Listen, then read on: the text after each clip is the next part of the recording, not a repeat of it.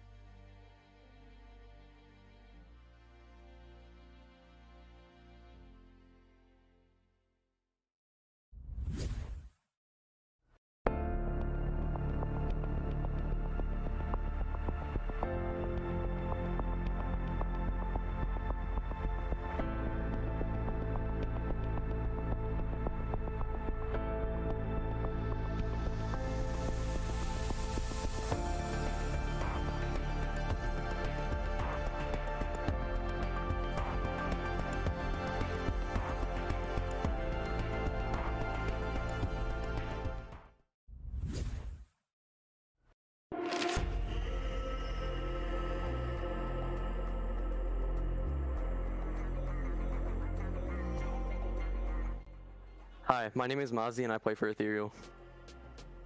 Hey, my name is Single Shot. I play for Team Ethereal. Hi, my name is C. Jason and I play for Ethereal. Hi, my name is Jiggy and I play for Team Ethereal.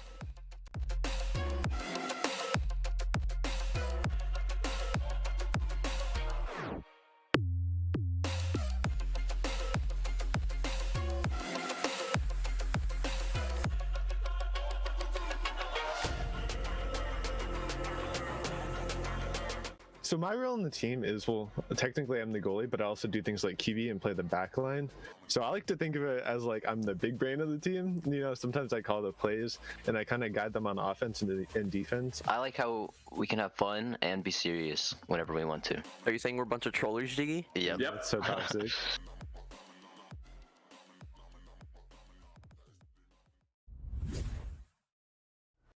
Palador here with VRML Top Plays, featuring a match between Synapse and Joker. And man, were these highlights great.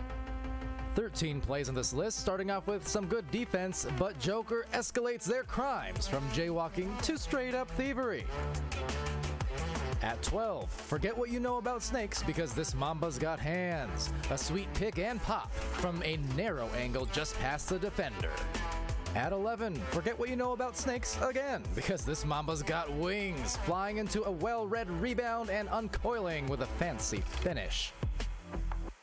Number 10, it's game from Joker doing what he does on the regular with a tight fadeaway as the clock fades away on round 1. Next up, it's game again with a Matador move as he bullies the defense. I know what you're thinking, keep those puns up and you'll be mad at door too. Moving on. At 8, it's Jaywalker trying to juggle, as Jokers do, but .com gets some revenge from earlier with the blockage. At 7, the Apex Predator is back. Mamba hunting heads, then hunting that disc with laser focus in spite of the jukes during round 1 crunch time. Forget what you know about snakes. What you need to know about Mamba is that he's right at home here in the Master Division. Cracking the top 6 and the top of several heads, this shot takes a fortuitous bounce off of .com's noggin, and then it's Zach going full Hulk mode to halt both of Joker's stacks, allowing his team ample time for an open goal.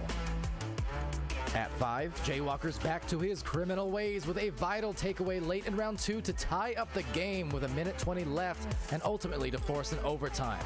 More on that later. At 4, it's Jaywalker in game with a nope to save what looks like a guaranteed goal thanks to that excellent stack. In your top 3, it's top-notch flash and function. First, Caption leads the perfect bounce pass to Mamba, and then Mamba hits a cutting Zach who styles on the finish with a smooth spin cycle. Number 2, look at this. It's Zach doing a full 180 into the save while simultaneously reaching behind himself to grab the goalpost, while also having the wherewithal to swing the disc low to prevent a potential self-goal.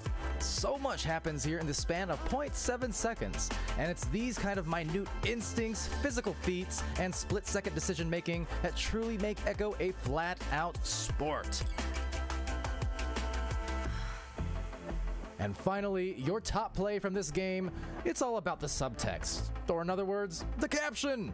It's sudden death overtime in round 2, and after a beautifully executed sequence of passes up the floor by Synapse, in which every player touches the disc, it's caption from the shoulder with the walk-in round winner. What's significant is that since the beginning of Season 1 on February 4th, 2020, this marks only the 7th time that Joker has even lost a round during a regular season match, and Synapse is only one of 3 teams to hand them a loss in that span. Now, Joker did go on to win the 3rd round, but certainly a handful of interesting developments here in the early season. But with that, I've been Palador, and this has been VRML Top Plays. Thanks for watching, and we'll see you again next time.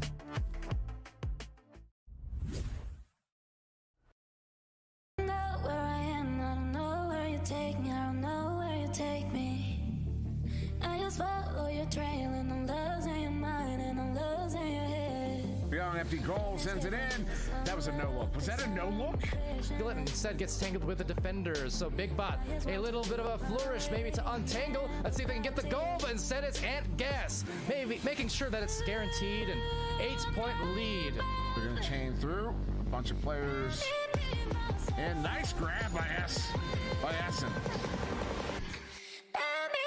Shotbot Norris hits those. It will bounce off that wall. High voltage, you can capitalize off the clear. Taking too much time, opting to slap it back. So Gorn Jr. finding that cross. So Law sending it right down to post. And Phoenix right in the bubble. Gonna go for another cross. The Fire Ninja to finish that off. There's 2 on the board there from Shotbot Norris as Essen goes crazy.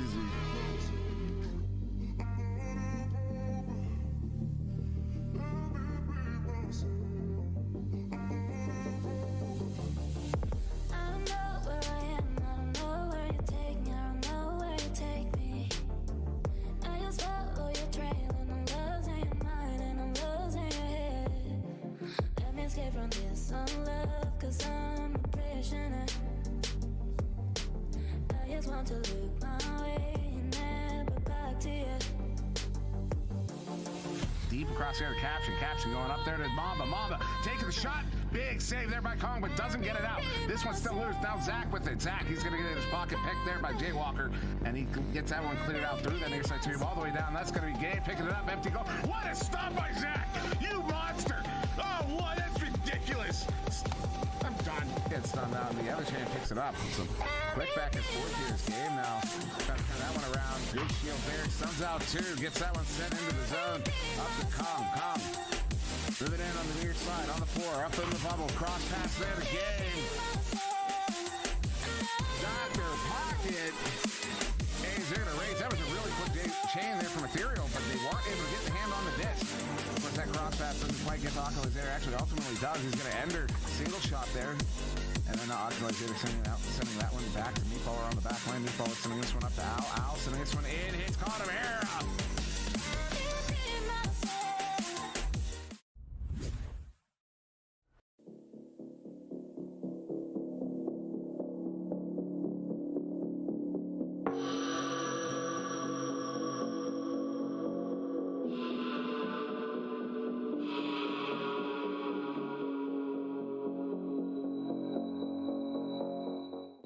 Yo, my name Andrew.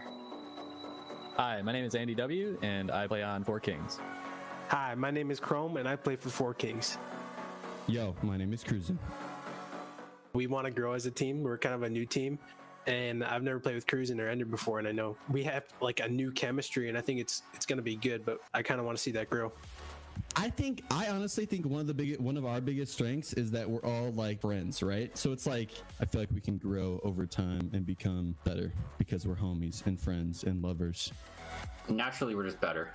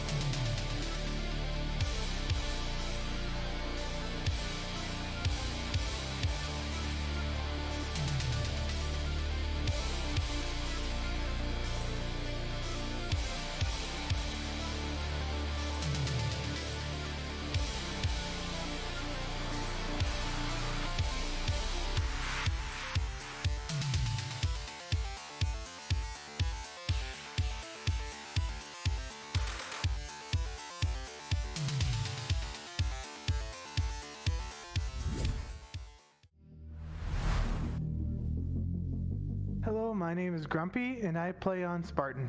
Hello, my name is Voodoo, and I play on Spartan. Hello, my name is Alduin, and I play on Spartan. Hello, my name is Titan, and I play on Spartan. Honestly, we have a really good shot coming up here. I'm very proud of the work that we've put in, and I really think that we can show everyone what Spartans can really do. Wrath is someone that we're definitely watching. They've been master in season 2. They're master again in season 3. I'm looking forward to playing them.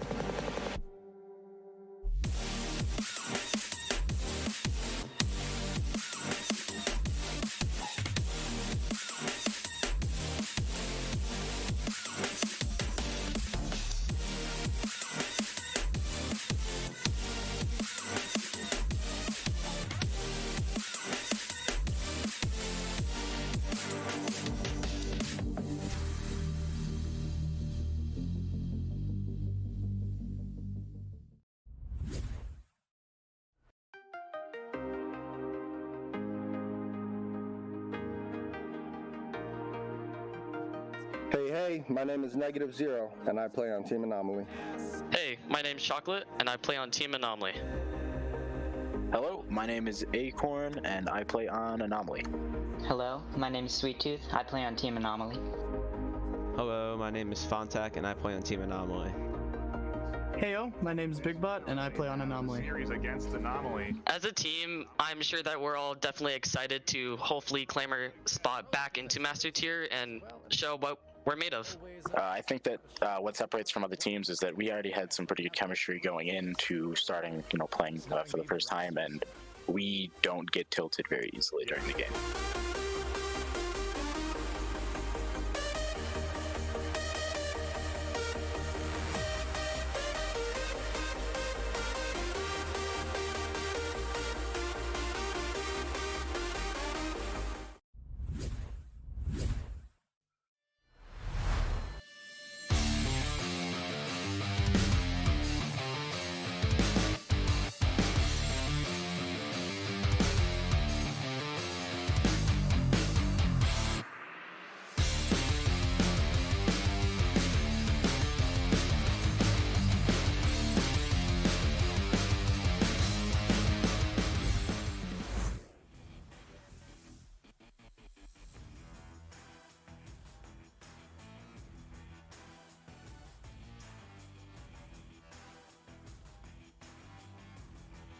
All right, hello everybody. Welcome back to VR Master League here in this Challenger Cup for North America.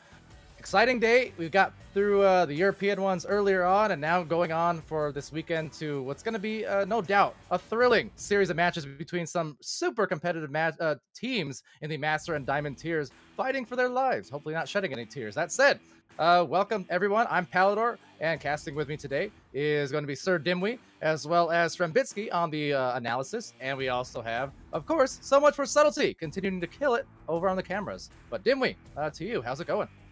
Oh, it's going good, and I'm so excited. The games we're gonna get today, guys. If you're not sure what we're getting into today, you're not prepared, because this is going to be some really, really good stuff. This is top level gameplay. Teams that are all in the same skill area. The skill gap between any two of these teams is not that big. These are going to be phenomenal games. I mean, we're starting with Anomaly versus Spartan, as you can see on your screen there, and these two teams, they actually have not played since week 1, and where Anomaly did take that into, but Spartan, a very different looking team since week 1. I have no idea what to expect from this game, except some fireworks, I'll tell you what. All right, Katy Perry. Well, how's it going, Strembitsky? Well, what's up with you, and how you feeling? That was mean. No, it wasn't. That was funny. Honestly, I'm doing really well. Casted the EU Challenger Cup as well. It was really, really exciting the whole way through. I'm excited for matches similarly in this NA Cup. Both of these teams right now in this match coming up, I'm really excited to watch play. You know, we've got Voodoo, who's been a really good up-and-coming player, you know, his whole Echo Arena career, and then namely Sweet Tooth. I was just playing some Gorilla Tag with him earlier, and, you know, I gotta wonder, gotta wonder how sore this guy is, but yeah, really excited. Absolutely, and yeah, shout out to Lemming and Gorilla Tag. Gotta do it. No, yeah, glad to have Strem here with us, doing a great job in the cast earlier. And again, over in Europe, it was a Hyperion and Blank moving up to Masters Division. A lot of those Diamond teams really came in and gave a huge fight, and it came right down to the last round. And I think, based on recent history, Dimwee, knowing these teams and the recent cast, I was kind of saying at the end of the EU games that how we've seen a lot of overtimes lately on streams, the weeklies. We've seen a lot of round 3s lately. We've seen some upsets. You know, talk about Rusty Robots playing here as well today. And I mean, there's a lot of intrigue going into this cup. Well, I mean, Rusty Robots, tangentially, one of the teams they beat to get here was Spartan. So yeah, we've seen so many upsets. We've seen teams that feel like they should be here for whatever reason, one reason or another, last minute or in the last week, or the last 2 weeks, really, we're not able to get in. But it's kind of a testament to the spread of skill, the depth of skill we now have in Echo Arena through this growth. Like you mentioned, those overtimes and those 3-round games. I mean, we're not just seeing that at the top level; we're seeing that everywhere. You know, from master to bronze, every single tier you go through, all the different MMR brackets, the teams are so close in skill from up and down the ladder. You get those close games all the time, and we're definitely going to get some close ones in this without a doubt. If we don't get a whole mess of round 3s today, I'm going to be not only disappointed but surprised. Yeah, absolutely, and that's when you know the league is healthy and competitive, is when you can basically come to expect the close games, the comebacks, the reverse sweeps, all the exciting, unlikely things. It just seems to be oh so likely in Echo Arena. The flow of the game, for sure. I know for these teams, and I know we bring this up sometimes here on these casts, of course, being in venues. Excited to have that opportunity again this season for VR Master League. Coming back to venues as well, streaming on our Twitch and Facebook Live, YouTube gaming, all the above, wherever you're joining us from. Glad you're here, joining us on the casting booth as we get prepared for this game. And of course we have former champions, and couldn't be me, but Strembitsky, certainly the most recent, technically speaking, world champion. And I always go to this Strem on these big streams. I gotta ask you, as a Kangos player, I kind of know the answer, but I'm gonna ask it anyways. Do you get nerves in big streams like this when you're competing to achieve a new level, or to hold on to something if you're one of the master teams? honestly, especially with VRML and all the competition being online, especially the big ones, the nerves have definitely come back for me. And I'm not kidding when I say I've even got nerves right now just for these teams. You know, I've got a lot of friends playing today, and it's actually really exciting to see, you know, because I can feel it for them. And it's, you know, it's a division lower than the highest division we have, right? But it's still got that same level of pressure. And I find that really, really exciting. Well, speaking of your best friends, what do you think of Grumpiest Broom and Spartan here? You know what? I would love to see Grumpy and his team take this one. That I think that would make my day, and I'm not even kidding. You know, technically, both of you guys are on the VRML casting roster. I'm just saying, one day. Anyway, with that, it looks like we got all the players in the game, so we're set to go. Ladies and gentlemen, you're going to be in for a good one. Welcome to the stream, everyone. I'm Palador. That is Strambitsky from the Kangarillas on the sideline commentaries. And so much for subtlety on the cameras. Go Gators! And of course, Sir Dimwee, right by my side, and let's go. Yeah, and real quick. Oh my god, are you serious? Well, guess what? We went. 2 seconds. 2 seconds. Are you kidding me? I don't have anything. That was Sweet, the headbutt from Sweet Tooth there. Is that the fastest goal we've had? I've seen a 3. Have we seen a 2? That's got to be a first. That's one of the fastest ones you will ever see, and coming from that team, not unexpected perhaps, as they will get the disc back. There's Sweet Tooth with it. What a hot start. They got some numbers for maybe an even hotter start. Ooh. Sweet Tooth. That's sweet tart. That one definitely off of a head there, as it's registering at 0 meters per second on the way in. But that wasn't a 19. It was close. That was a very, very quick shot there for that 2. They're up by 4 now. All right, well, back into it now. That's just a quick start for those who've not seen this team here in Anomaly. Well, you're gonna be hearing that a whole lot over the season. That has been the running theme with this team. They are fast, and they will keep all teams really on their toes. Oh no, yeah, for probably years at this point, Chocolate has earned the reputation of being a one-man speed multiplier. As that one gets set up to Voodoo, they have an opportunity here. Voodoo going under the goal. Look for that cut pass there for Grumpiest Broom, but just out of reach. Going to bounce to the far side. But yeah, Chocolate, he's so fast. Anyone that boosts with him gets faster. As another setup here over to Voodoo. Voodoo coming in once again on the bubble. Dots 1 bringing it in. And there it is. That's going to be Spartan's first goal of round 1. 2 points on the board, still behind, but cutting that Anomaly lead in half. Yeah, and good for them as we do get a timeout initiated here. That's good. It would be really, really easy for these teams for Spartan specifically, to be scored on so fast on those first couple goals. Those are the kind of ones where a snowball can develop in a hurry, but fortunately they did stabilize there, and we're able to cut it in half. And with that, yeah, timeout here, as it looks like one of our players over on Anomaly resetting perhaps.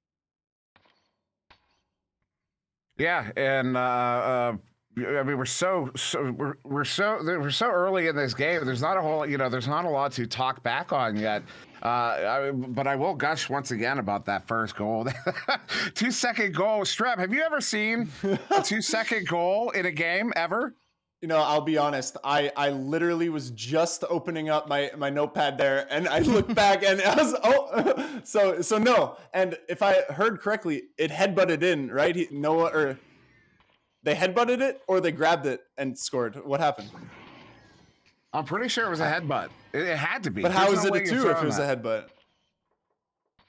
Wouldn't it have been a 3? Don't you bring math into this equation? It How dare so you? Fast, I'm thinking someone grabbed it and put it in right at the. All I want to say is, I see chat. I see fast. Chat there. They say chat says that someone got a hand on it. I think that is even more impressive, because a headbutt goal is just kind of like lucky. Of course, you could maybe practice it, but it's very inconsistent. But headbutting it and then grabbing it and scoring in 2 seconds, that is insane. And something that actually seeing that reminded me, I wanted to talk about Anomaly. They're known for their boosting around the community. Everyone knows, Chocolate and Sweet Tooth. They're fast, and I think that if anyone were to rival the EU chains, the level of speed that they have over there, it would be these guys. And yeah, we're really going to see that in this series.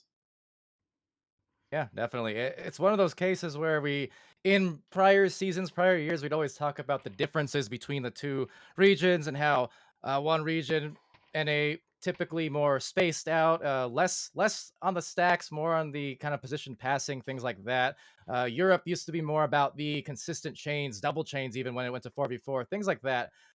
But as of recently, towards the last season as well as the start here of this season, you're definitely seeing it start to overlap in ways as well. And there's a lot of tremendously talented passing teams in Europe. There's a lot of tremendously fast boosting teams in North America. And then talk about our region in OCE, Oceania. It's they're kind of a interesting mix of both. Their games get crazy as well. So I think, like we said earlier, it's a sign of the health of the league, right? When you get to see these metas start to converge on each other and these contested matches and styles, in every single division. Oh yeah, I mean, and the spread of knowledge to what I really enjoy, at least where the meta currently is. This is not a solved game. I don't think it'll ever be a solved game. I don't think there will ever be a single dominant meta. Single dominant strategy that every team goes to, and the fact that there's so much information out there, and there are so many players gathering that information from so many different mediums, you're getting just a multitude, just a whole. I forget what word I'm looking for, but it's just a whole array of strategies that get deployed. They're kind of based around some core concepts, but the when you get to the granularity of it, it's so specific. The way you set your every team is going to attack the bubble, but the way they attack the bubble is so specific to every team.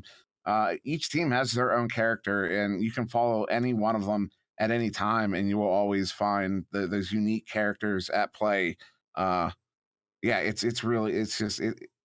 growth we've seen so far and how fast the newer players are picking stuff up. I've always been a believer in this game, but I've never felt more confident in that passion than I do in recent weeks.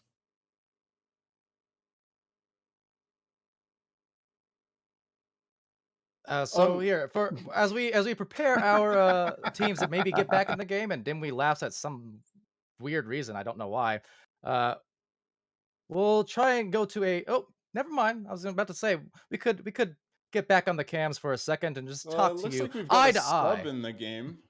But oh yeah, that's Now that might be also Big Bot in place of Sweet Tooth who dropped out. So we were just talking about that speed. That might be a big shakeup. Yeah, on the roster huge, here. that is a huge switch.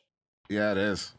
And well, once again though, sorry for the delay, but regardless, something that I can talk about, it's in my notes here, just from the scoreline so far, the first 2 minutes. Voodoo, like I said in the pregame, showing up, nice 1v2 to open up the scoring for Spartan.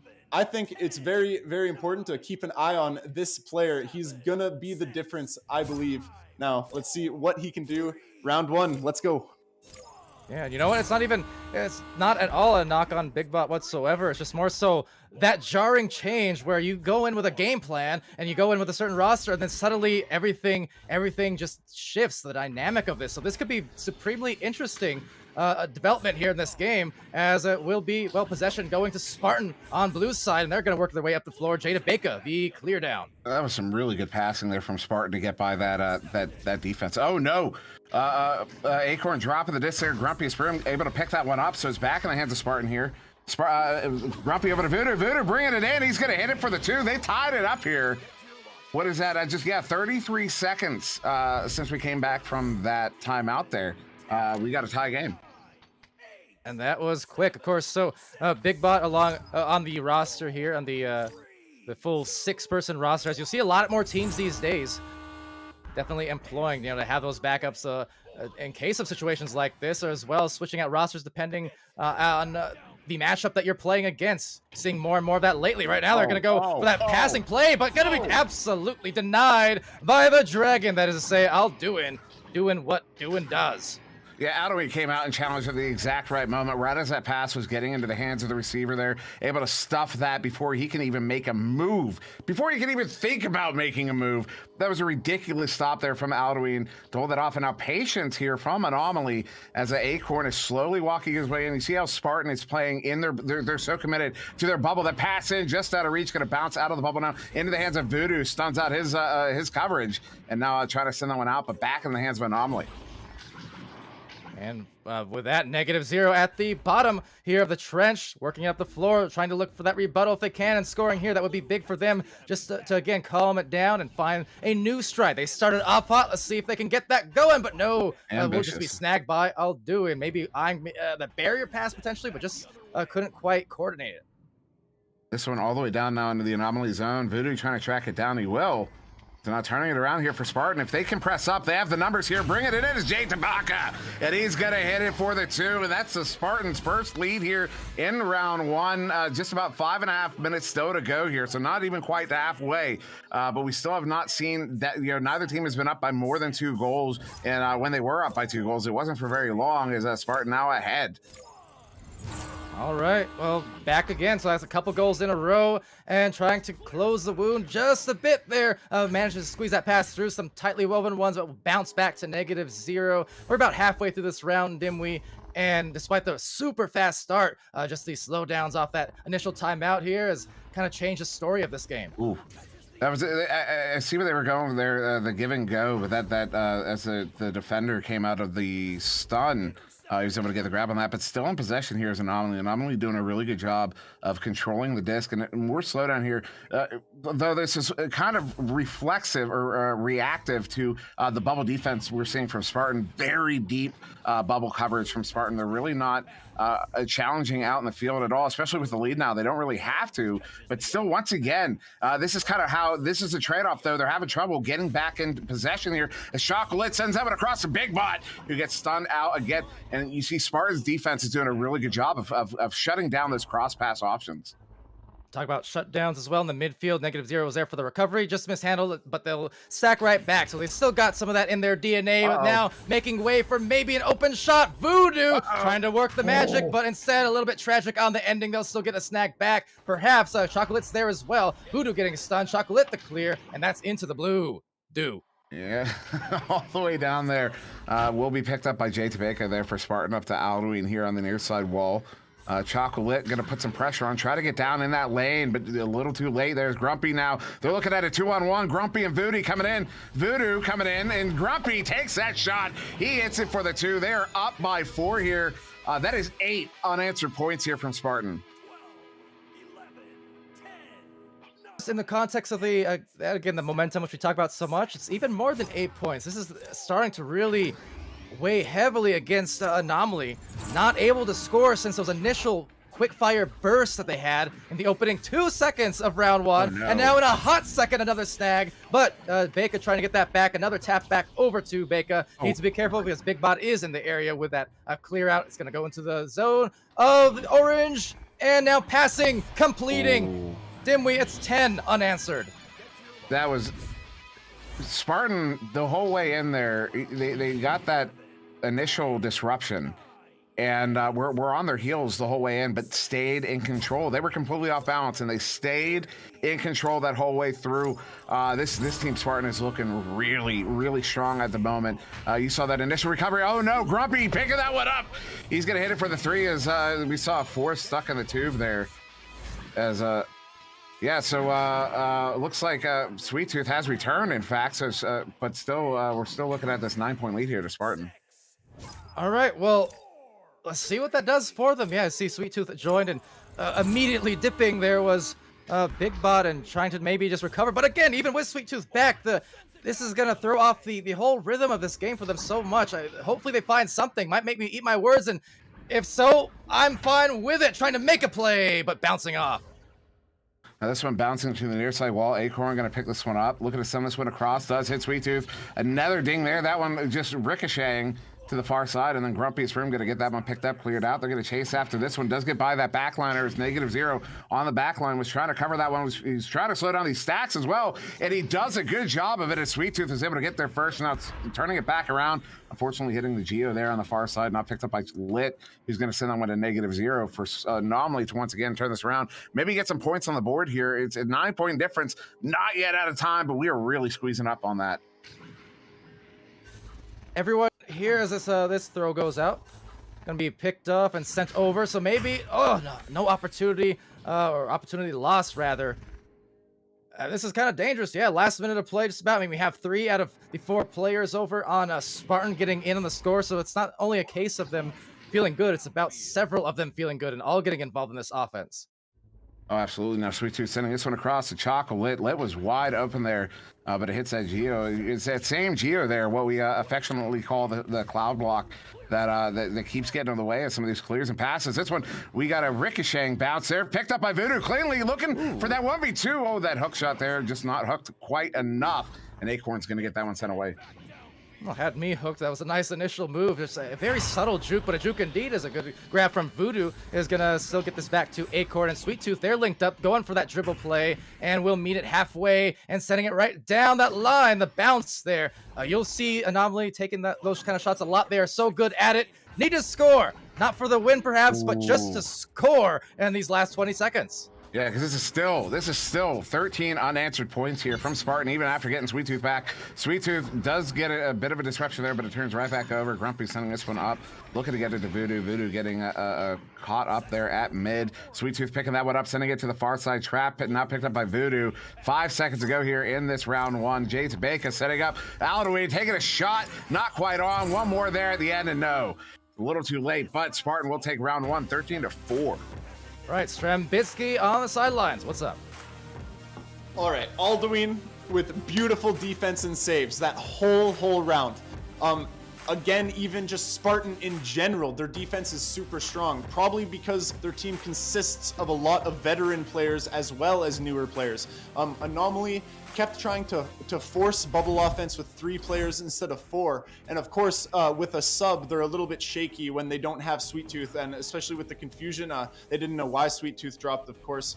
But definitely their speed was affected. And when Sweet Tooth came back, we immediately saw how fast they were, just right off the bat. However, I think they were a little bit too fast, a little bit panicked, giving into the pressure. I think if Anomaly takes a breath, slows it down, and plays their game like they know they can, they have a huge chance to take this next round and potentially reverse sweep. They just definitely gotta, take a breath and not worry about that first round, not worry about the crash, any of that. Just tackle this new one like it's nothing, and I think they'll have it. That's the most vital part. So very significant are these 1-minute intermissions. For sure, for these teams. It makes all the difference. Sometimes we see it at every level. When I talked about with Dimmy, those round 3s, the reverse sweeps, the overtimes and such, it's because the teams know how to utilize that minute, or sometimes a little bit more if they take little breaks there. But they know how to use it just to reorganize and see if they get it going again. There's another fast joust. They're going for that play. Nearly a success. Still might be yet, Dimmy. Still might be. It's Acorn looking to send that one up, set up Chocolate there. Chocolate does ultimately pick it up, but does get stunned out. Voodoo now with it near side. Looking at an empty net, I do believe. He's not going to take a shot. Go ahead, send that one back on a reset, but nobody there. This one's going to get chased down. Sweet Tooth hits it for the 3. And that is your first goal of round 2. Going to Anomaly, 27 seconds in. Not quite as fast as 2, but still pretty quick. Yeah, well, and you pointed out on the other side there for Spartan not opting to take the perhaps open shot. My question is, would you want to? Because I swear, nothing is open against Anomaly, because you think it is, and then suddenly, boom, stack, it's closed. No, it does make total sense. Anomaly is the sort of team, a chance. I mean, you see how quickly they come in there. They can track those down. If you take a shot that's too far out, that gives them enough time to actually get there. So you can definitely, your stacks are definitely can move and do often move faster than the disc's top speed. -0, picking that one up. A little ping pong here, a little deep ping pong. As negative zero now going to walk this one through that far side scoop, sending it in all the way down into the bubble and turning it right back around. Grumpiest for him there. He's going to look for that clear. Actually, I believe that was a pass attempt to Voodoo, just out of reach, still loose, and it will be Acorn from Anomaly there to pick that one up. So some more of this deep ping pong from these teams right now. A minute and a half into the second round. And breaking free is Chocolate, but eyeing down that stack as they come flying by. So instead, setting out to Sweet Tooth. Sweet Tooth has some options. Going for, well, the long one, and that is apparently the wrong one, at least according to Spartan, as they will get the recovery, they will get the clear, and they might have a goal in a second here. That one, I couldn't tell from my angle, but that one now far side, picked up there by Aldwin. Aldwin taking a shot. That one's going to ding. Picked up now by Jay Tabeka. He's going to recover and hit that one for the 2 on a bit of a downward fade there on the goalie. Beautiful shot there from Jay Tabeka to put that one in. Still down to Spartan, but only by 1. A little bit of an unusual sight there. It'll happen to all of us, but definitely talk about fantastic goalies and perhaps even underrated at that. Negative zero, definitely one of them. Fantastic in the goal. That said, they're not going to be too worried. They still have this fast rollout here. They're ahead by 1 point, and they might just have themselves this beautiful, beautiful rollout into the passing play at the bubble. That was just executed to perfection. And Acorn, yeah, as he brought that one in, you saw Aldwin come out to challenge, and he did that earlier on. Right. But Acorn this time, before the stun came, he was able to situate that shot above and around Aldwin's head there to get it into the open net. So good response there from Anomaly. Grumpiest room, far side, under a lot of pressure by that stack. It does turn over. Acorn's picking that one up. They have a stack to chase this one down. Chocolate there. Chocolate hits the shot. Are you kidding me? Wow, 13 meters out at that angle, dinging it on the way in. They're up by 6. Yeah, Chocolate with a Chocolate with a this is the kind of smoothness on offense you can expect with a Chocolate. Not only the speed, but I can't count the times between Chocolate as well as Sweet Tooth. Honestly, some of the shots they hit from those tight angles. There have been a few highlights that stick in my mind throughout the seasons. Right now, Spartan just trying to come back here and find something, but instead they just get another bite from Sweet Tooth. That was a good shot there from Sweet Tooth. He knew he had no time, so he's going to send that one in with a very long arm from 9 meters out. Excuse me. Yeah, good 3 points there. So now up by 9 is Anomaly. Very different looking round 2 here, but still 6 minutes to go. Oh no. Oh no, they disrupt that one. Sweet Tooth, he hits it. That's another 3. They're up by 12. Cross that line in a hurry to bother them at the snap of a finger. No time. Just there was no time, it seems like. Alduin, Grumpiest Room, Jade Baker, Voodoo here on Spartan trying to recover, but they're kind of in that danger zone of those snowballs, you know. Gotta find some points here rather quickly and gotta do something about these stacks, but I know, easier said than done. Yeah, oh, what a grab there by Grumpy. That's how you get in the way, but they get it right back. Lit is going to send that one out. They get a 3-man chain all the way down there. It's going to be picked up by Sweet Tooth. They are looking at a 2-on-1, but that defense all returning that to shoot. Now they do. Running out of breath I am halfway through round 2. It's a 14-point lead to Anomaly. Wow. I mean, shout out to, that Grumpiest Broom snag, even though it didn't turn into points, we'll say, Grumpy, for a very long time, again, one of the original players here in Echo Arena since 2017. Such a phenomenal defender in that bubble. Great hands. I mean, consistently is getting these stellar grabs and causing a lot of trouble with those hands, those brawls. But just so far, the shot's not falling and nothing else. All of them are falling for Anomaly. Although I am seeing some adjustment here from Spartan. They are getting very aggressive on these chains. I just saw Grumpiest Room hanging off of someone's toes just to stay with the chain, which is a tactic I am personally intimately familiar with. Of course, that's one of my favorite things to do, upsetting people by grabbing their toes. But anyways, this one sent in there. -0 had a hand on it. Excuse me, Grumpy had a hand on it. A couple people had a hand on it. Sweet Tooth out getting it back. Opportunity sends it in, and he's going to hit it as I see a few players grabbing some blocks there. Unfortunate. But that is not a 16-point lead. We still have 4 minutes to go here. Very different round 2. Yeah, this could be, we're, again, within that mercy territory at this point. Just a couple more goals in a row would do it for them. So trying to just stop the bleeding, cauterize it a little, because this has turned from just that molehill into a definite mountain in round 2 going against a Spartan here. And that one immediately turning over. Sweet Tooth gonna chuck this one, and it's gonna get very near, but not quite on, going a bit wide. And a quick fling there from Jay Tabeka to send it back out towards mid. Lit trying to track it down. It will be -0 on the back line, sending this one back in. Taking the ricochet down to the floor there. It's going to be a race for it. Acorn trying to get there first. He does, but he gets stunned out. And now it's going to be Grumpy Scream trying to get there. No, good leech there from Sweet Tooth. Sending it back to Lit. Lit's going to send this one into the bubble. Back out to Lit. And Lit's going to bring it in for the 2 off of that give and go from Acorn. That is suddenly an 18-point lead here in round 2. And did you see the little hesitation move for those viewing, again, over in venues, Twitch, Facebook, YouTube, wherever you're viewing that? And if you haven't seen Echo Arena, this is what it's all about. All that physicality you see, all the movements in the body, in the arms, that's all one-to-one what they're doing in real life. Pretty much, minus the flying perhaps, but everything else, it's all physicality. It's a sport, and just those little hesitation moves that frees up a defense so you can underarm it for a more casual shot. Brilliant, and very much like a sport indeed, as Echo is. Ooh, and that was a good opportunity there from Spartan, but they still only had 2 around the bubble, so not a whole lot of support for that for the passing sequence they were trying to get going there. But still in possession of Spartan. It's going to be Voodoo on the far side. Voodoo coming in inverted, setting that one behind the goal. Now picked up by Jay Tabeka and sent out of the bubble, unfortunately.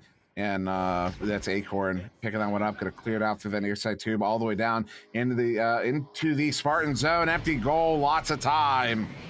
And there it is. Round 2 is gonna end in a mercy, 23-2. Yeah, it took about 8 minutes, and that was just a barrage from them. Strembitsky on the sidelines once again. Wow, we're going to round 3. Finally, a round 3. But yeah, so like I said, in between round 1 and 2, Anomaly comes out with speed, and Spartan came out, a little bit shaken this round. Spartan is clearing without getting pressured, and also they're clearing while they have players open for passes, due to the chain being so fast. Anomaly's chain is just single-handedly running the game. They're getting 3-pointers, they're getting space, they're stealing the disc, they're getting interceptions, they're getting almost every loose disc at any point. And Spartan's chain as well is just looking slow in comparison. The closest Spartan got, I thought, to boosting faster than Anomaly's chain is just by leeching Anomaly's chain, which is not the best way. They should just be boosting with each other. And I think they're just playing a little bit too fast. Spartan needs to stop clearing and start passing around. They're getting beaten by the chain and nothing else, like I said. So they can do, the sort of Kang style passing. I believe in them. They just got to pass around the chains, stun them out, take round 3, take the series. But of course, it's anybody's game, and let's see how both teams fare. Good luck. And have fun we will, because round 3 is about to start here, and oh, here we go. And again, shout out to So Much for Subtlety as well. You got those dual joust cams now. Awesome new feature for these venue streams, and with that, let's get to it, Dimwee.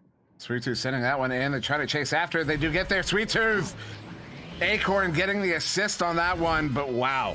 That one's 15 seconds. So round 1, Anomaly 2 seconds. Round 2, Anomaly 27 seconds. Round 3, Anomaly 15 seconds. Beautiful. Absolutely. Quick starts all around. And with that, back to Spartan here.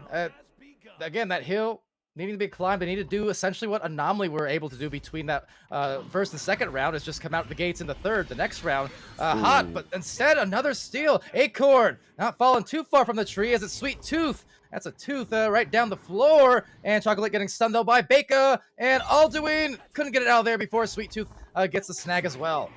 A lot of Anomaly success in this game. It's as Strem said, the chain, but also they're winning most of these 50-50s.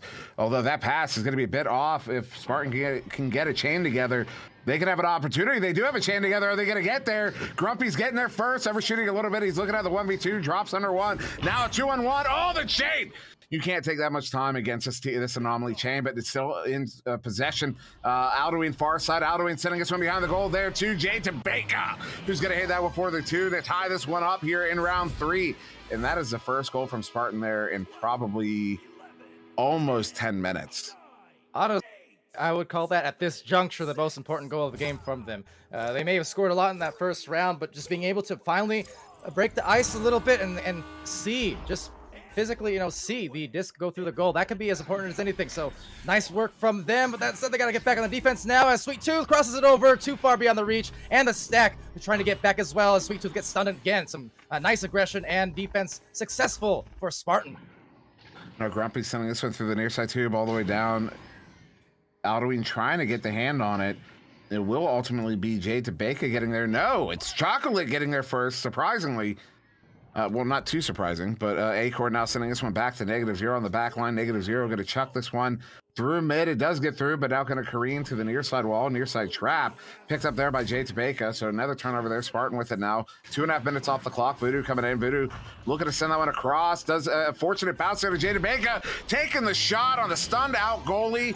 And Spartan has taken their first lead since round 1. And it all starts with one, right? All starts with just one to break that seal. That, like you said, about 10 minutes or so, they just couldn't score. And suddenly, just in the first few minutes of round 3, look at that. They got 2 goals. They got the lead. This is a strong and promising start for Spartan. And you know what? For Spartans, this wouldn't be the first type of, against all odds type of comeback for this team and in, well, world history. So let's see. 4-2, 6:40 left. This is turning into a really great one so far.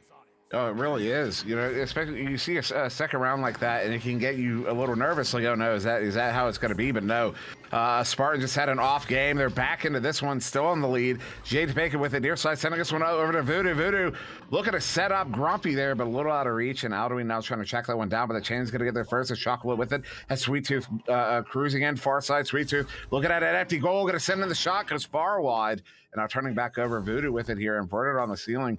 And that was a big opportunity there for Anomaly to retake the lead, but they didn't. They weren't able to capitalize on it, but they do turn that one back over. Lit setting up Sweet Tooth coming in, taking the shot. They're going to tie it up. 4-4, 4 minutes in. And the game continues to be just that.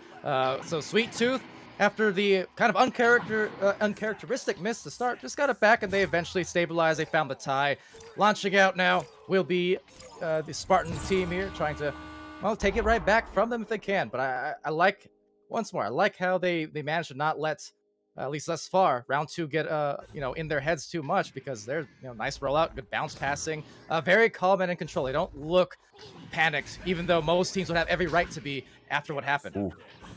That was a big interception there. Sweet Tooth, the Chain sending it in. Sweet Tooth gonna get there first. Are you kidding me? Sweet Tooth gonna knock a lot of teeth loose with a dunk like that, just swinging it through.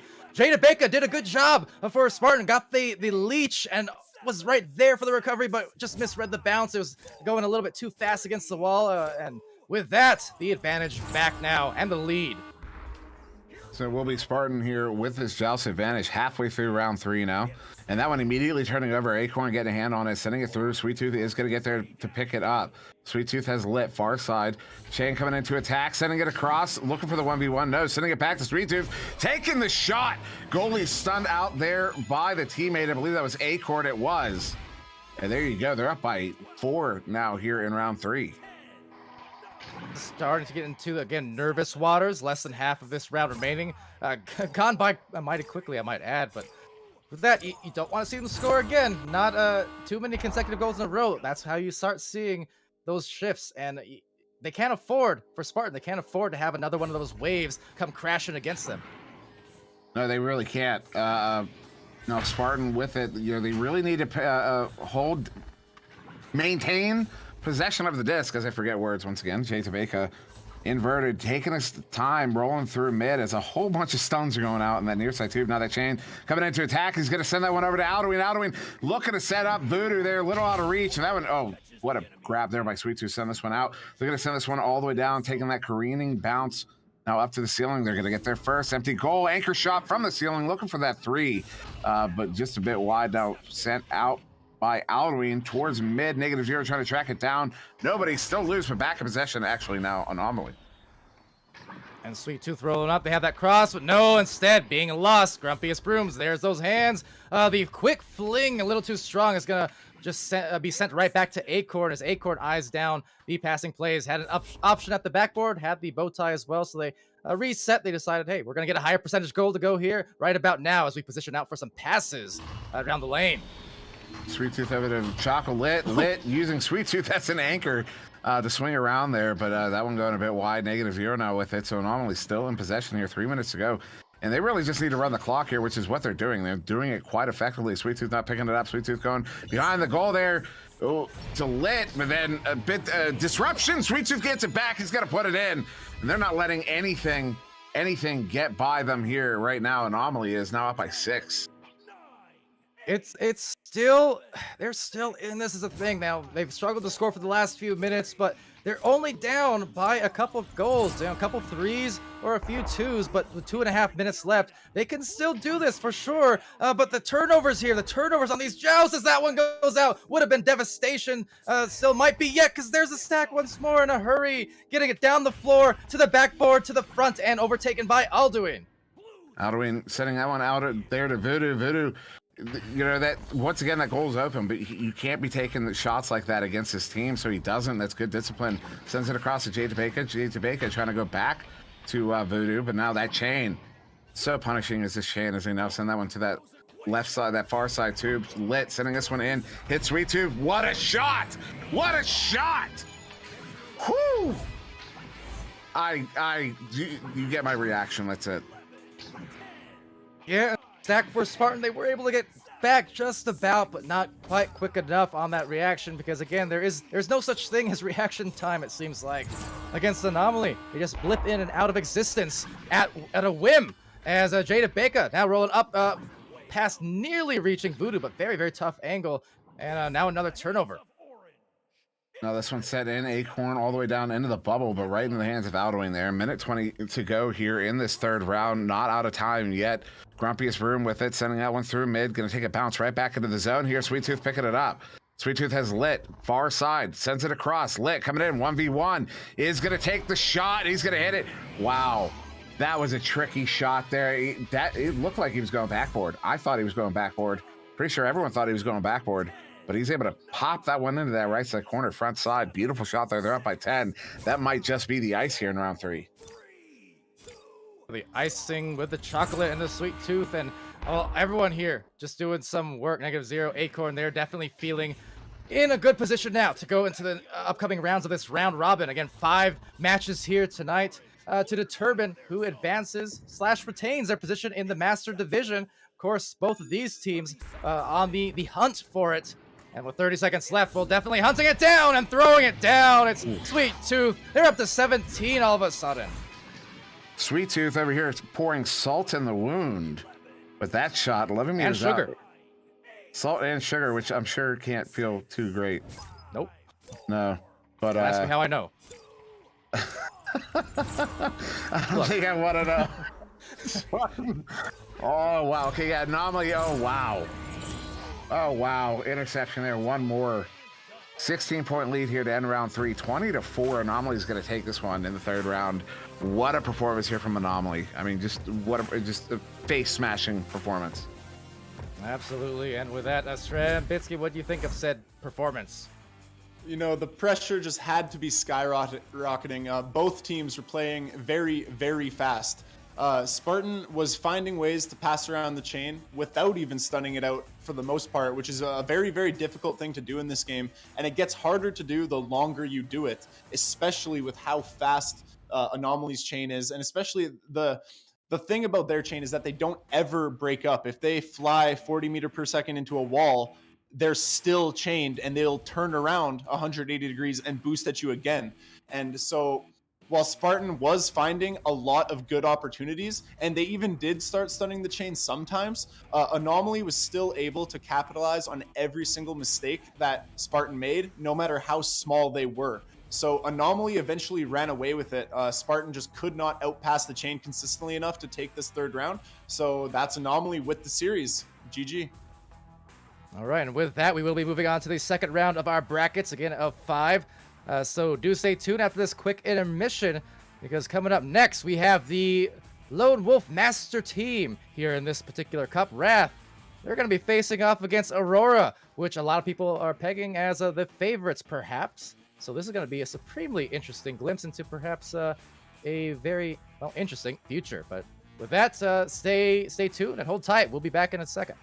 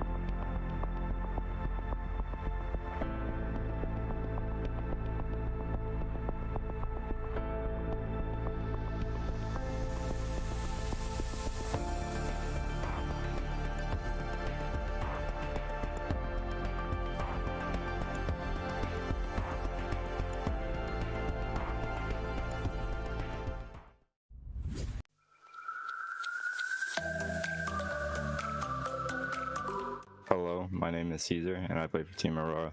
Hi, my name is Moonface, and I play for Team Aurora. Hello, my name is Steel, and I play on Aurora. Hey, my name is Luna, and I play on Team Aurora. Hi, my name is Burnsy, and I play for Aurora. Hello, my name is Netmaster, and I play for Team Aurora. I'm excited to show people what we can do and what other teams should be scared of. I feel like what separates us from other teams is our chemistry and determination to win. As a team of both experienced and newer players, we are here to show everyone that we belong in Master and ready to prove everyone wrong and put the league on notice. We are feeling pretty confident, and we're very excited to be participating in the Challenge Cup.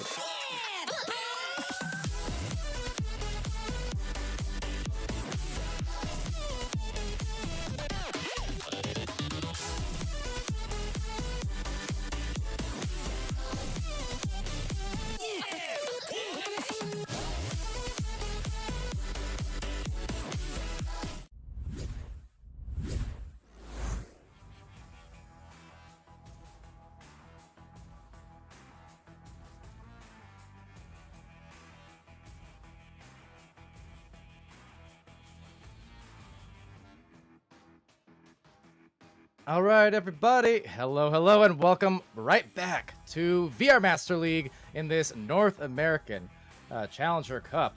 Gonna get this one going between Wrath and Aurora, the lone master team in this cup today for North America, trying to defend their glory against Aurora, who has just been absolutely a-rolling across the league these first 5 weeks of Cycle 1.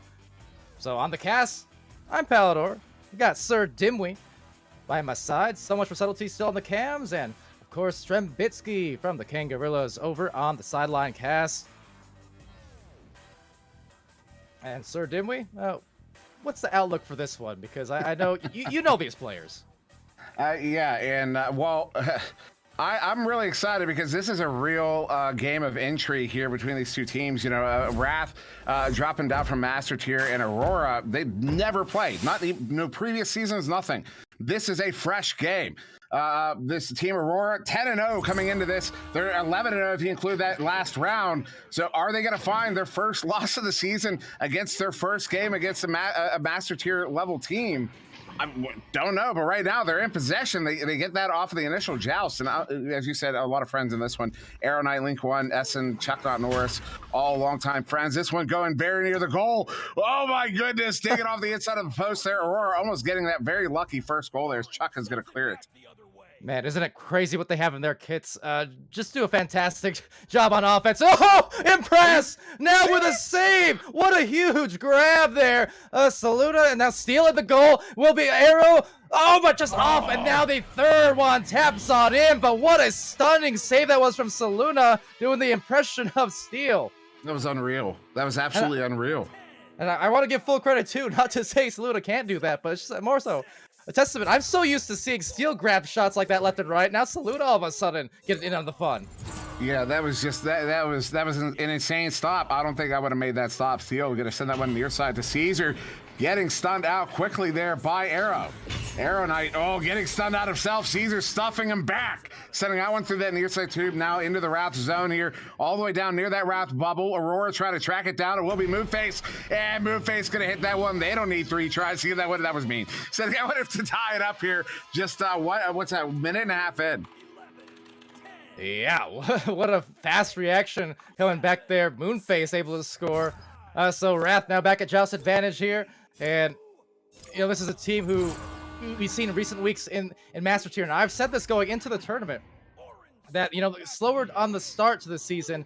Legitimately, though, casting their last several games, I feel like they've been in a pretty good groove these last few weeks. There's been a tangible significant improvement in chemistry, the shots falling, some of these defense. The thing is, their last couple losses were so close, going down to the end of games, the end of third rounds. I mean, I can't over accentuate that factor here. So I think they're going to be a fun story, interesting story to watch in this cup. I also got to point out over on the far side, and it's actually starting to crack me up. Chuck Norris is refusing to leave Saluna alone. He is on her toes right now, but they don't need her. Caesar over to Steel. Saluna literally dragged. I think they adjusted to it. So Chuck wouldn't let go of Saluna's toes. Saluna dragged him all the way to mid when that goal happened. You could see in the replay as she's dragging him off. Oh my god. Oh boy. Man, we mentioned that before. Bothersome on the offense there, on the toes. The dangers are, though, they were missing Saluna for one of those matches, or 1 or 2 of those matches, as Chuck lights that match for the tie-up. But the thing is, they can still strike. When Saluna was out for 1 or 2 games, Steel Sky suddenly was being the lead scorer and dominating on the offensive end, so they got some options. Yeah, and I gotta be. There was a debate the other day about grabbing toes, and I remember. Yeah, but you saw the effect of it there, using the toes there to shut down that player. Just completely shut her down, and that's why, but she's gonna ding it there. Saluna looking for that no-scope 360. Moonface there, gonna get stunned out, now picked up by Saluna. He's gonna send that one towards that back line. Now bouncing down the floor, good pickup there by Steel Skydiver. Steel previously have ding. Oh, what a setup! Oh, what a setup! Oh, buddy! Bunny. He's going to send that one out through the near side tube, all the way down in the bubble. And they're going to get there first. Link one, bring it in. Oh, another ding. That was outside, and Aaron Knight trying to track it down now under assault there by Caesar. Wow, what a series of events there. Well, we've seen two phenomenal saves in this game so far. One from Saluda, one from Ascend. That was incredible. Trying to make that cross pass happen, but couldn't quite get that. Ascend, definitely one of the heroes of recent games. That Illuma Duty game comes to mind. That said, going off and out of sight, out of mind, I guess it will be Arrow Knight taking it back. So missed opportunity for the side of Aurora. Now this one bouncing through mid there, picked up by Link one. Link gonna send this one all the way in.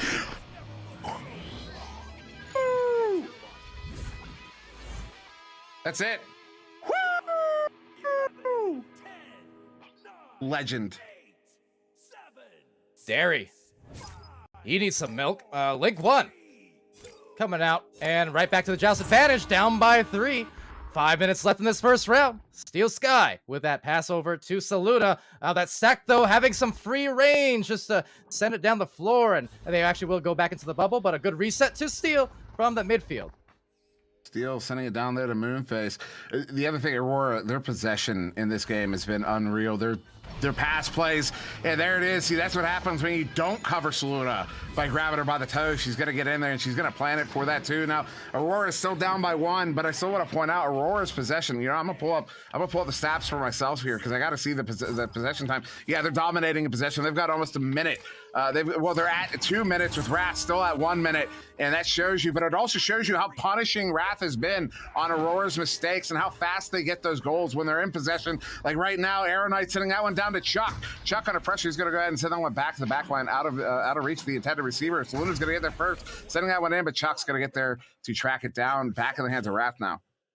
All right, Chuck Norris now working it up the floor. The defense not too close up. Caesar starting to approach, but trying not to get left too much in the dust there, as it will be a clear send through, and Steel we'll just pick that off nice and easy and sending it down Main Street through the ramp.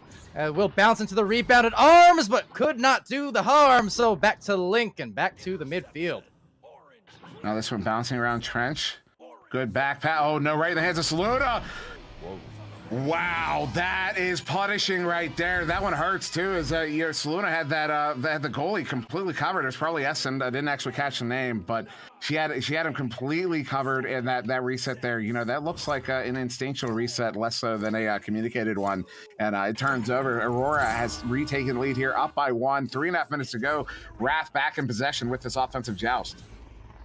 And Link one, I'm inverted up there, trying to get that pass to Arrow Knight. Arrow Knight just doing the dirty work instead on the brawls. Will immediately send it to the boot. Had the right idea, just a little too strong, perhaps, for the catch. But Chuck, a beautiful block on himself, but couldn't get the second one. That said, still finds Arrow Knight on that slicing pass. Now they'll reset out here into the bow tie in the backfield, approach the bubble. I like these dives. Everyone going in at once. And what execution that was from Chuck with a karate chop through the defense. Yeah, goalie was under pressure. Chuck comes in, ducks the one defender, and then sends it high corner pocket on the goalie. Just a beautiful shot there, just out of reach. So they're back up in the lead here, up by 1, 9-8. 2.5 minutes to go here. Aurora with this joust advantage. Steel Skydiver sending that one to the near side tube there to the teammate. Now all the way down in. Saluda trying to track it down. Essen is going to get there first.